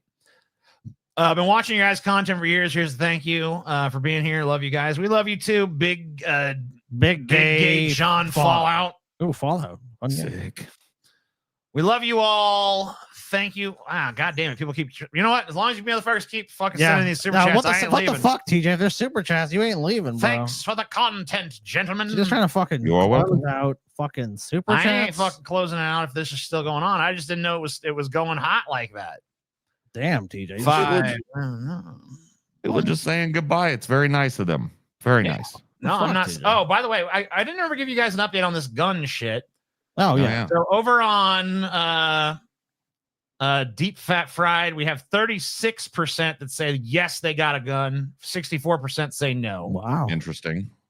And now I'm going to go look at Onion Nugget side of things and see what's going on over there. See if it's different. See if they're more or less gun owning or if it's about the same. Because it's always interesting to fucking identify little patterns like that. Nope, about the exact same. 36% yes, 64% no. Exactly the same figure over there. Exactly the same ratio. Damn. That surprises me. Why does that surprise you? I mean, it's the same fucking general audience, right? Well, I'm just saying I'm surprised that so few of the people in the audience own guns. That's really not that few. Maybe for America it is. I don't know. Manatee goal. I don't know how. We'll give you an update on that on the next show. Yeah, I'll tabulate all the new members gained, and next show I'll let you guys know how close you are. Oh, you guys are fucking making it rain here at the end, jumping on the train. Fuck yeah. Yeah, get on the train, baby. Get on that train. Get on that there train, everybody. We appreciate it, as always. Move them trains. Very cool show. Thank you. You're a very cool fucking donor. Yeah, thank you. Hope we see you at the meetup. Don't fucking miss the meetup. Come to New Jersey. I know that it's strange to say tell anyone to come to New Jersey. I was just thinking that. It is a fucking very strange sentence. Come to New Jersey. It's like, I don't know if I want to do that. But it's the most East Coasty of East Coast meetups we've ever done. But remember, another thing about New Jersey, other than just us, is that there's supposed to be really good fucking pizza in New Jersey. Pretty fucking close to Philly if you want to go get you a Philly cheese me and steak, TJ have some content plans. Paul as well. Yeah, we're going to do some other shit while we're there. Some of you are even saying New Jersey's dope. I don't know about that. I've seen The Sopranos. If it's anything like that, it looks a little rough. But hey. You never know, bro. You never know until you go. Okay. It's just a little rough. Anyway, I'm going to do one more little plea for you guys to join our Patreon, join our YouTube membership, purchase our merchandise, and above all, clear your calendar, set the travel plans, come see us in New motherfucking Jersey, baby. Let's go. Not Atlantic City. We're going to Clifton. Glitch Dash, you a gambling man? Look, you gonna stake, TJ? Look, you got stake, TJ. Is you a gambling man, Glitch Dash? Are you a casino buddy, potentially, Glitch Dash? Oh, no. Don't do it. Don't fucking bust it. Bust yourself out, but don't bring one of our fucking people along your bad luck streak of gambling, TJ. Didn't watch it, TJ, 2008. Hard to believe y'all coming around my neck of the woods in November. It's pretty. Dude, you know what I heard? A fucking right now. I walked in, TJ, to that last time we were in Vegas. I walked into that fucking a casino, that you were staying at. You remember that? Uh-huh. And I was standing by a pit boss looking for you, like one of the casino guys that was watching the slots. And then you started walking up. And I saw you, and then the dude saw you at the same time, and he looked at his like friend standing there, and he was like, "Here comes that big fat fucking sucker again to dump his whole paycheck." You know, as bad as I was doing in Vegas that time, I don't doubt you. No, I'm kidding. He might not have said it, but dude, that would have been true. A true for sentiment. me. Paul, I think I lost like $200, and I was like distraught. I think TJ lost like $1,000. Dude. Oh my god, I would fucking literally jump off a bridge if that happened to me. You dirty animals. Dude, Thank you. Dude, TJ. But you know, Paul, there's times TJ's gone there and he's won a bunch of money. So it's like, you know, my uncle was like a big gambler, and the story of his life was, I won. I lost it all. I won. I lost it all. Like, so you always end up giving back, you know? Yeah. You're up or you're down, dude. It don't matter. It's all the same. You're up, then you're down. You're Don't in, do then it. you're No. out. You're something. You're the other thing. You're doop-dee-dee-doop. All right, everybody. Thank you guys for tuning in. We'll love you. We'll see you Friday. Bye-bye. Bye. Peace the fuck out.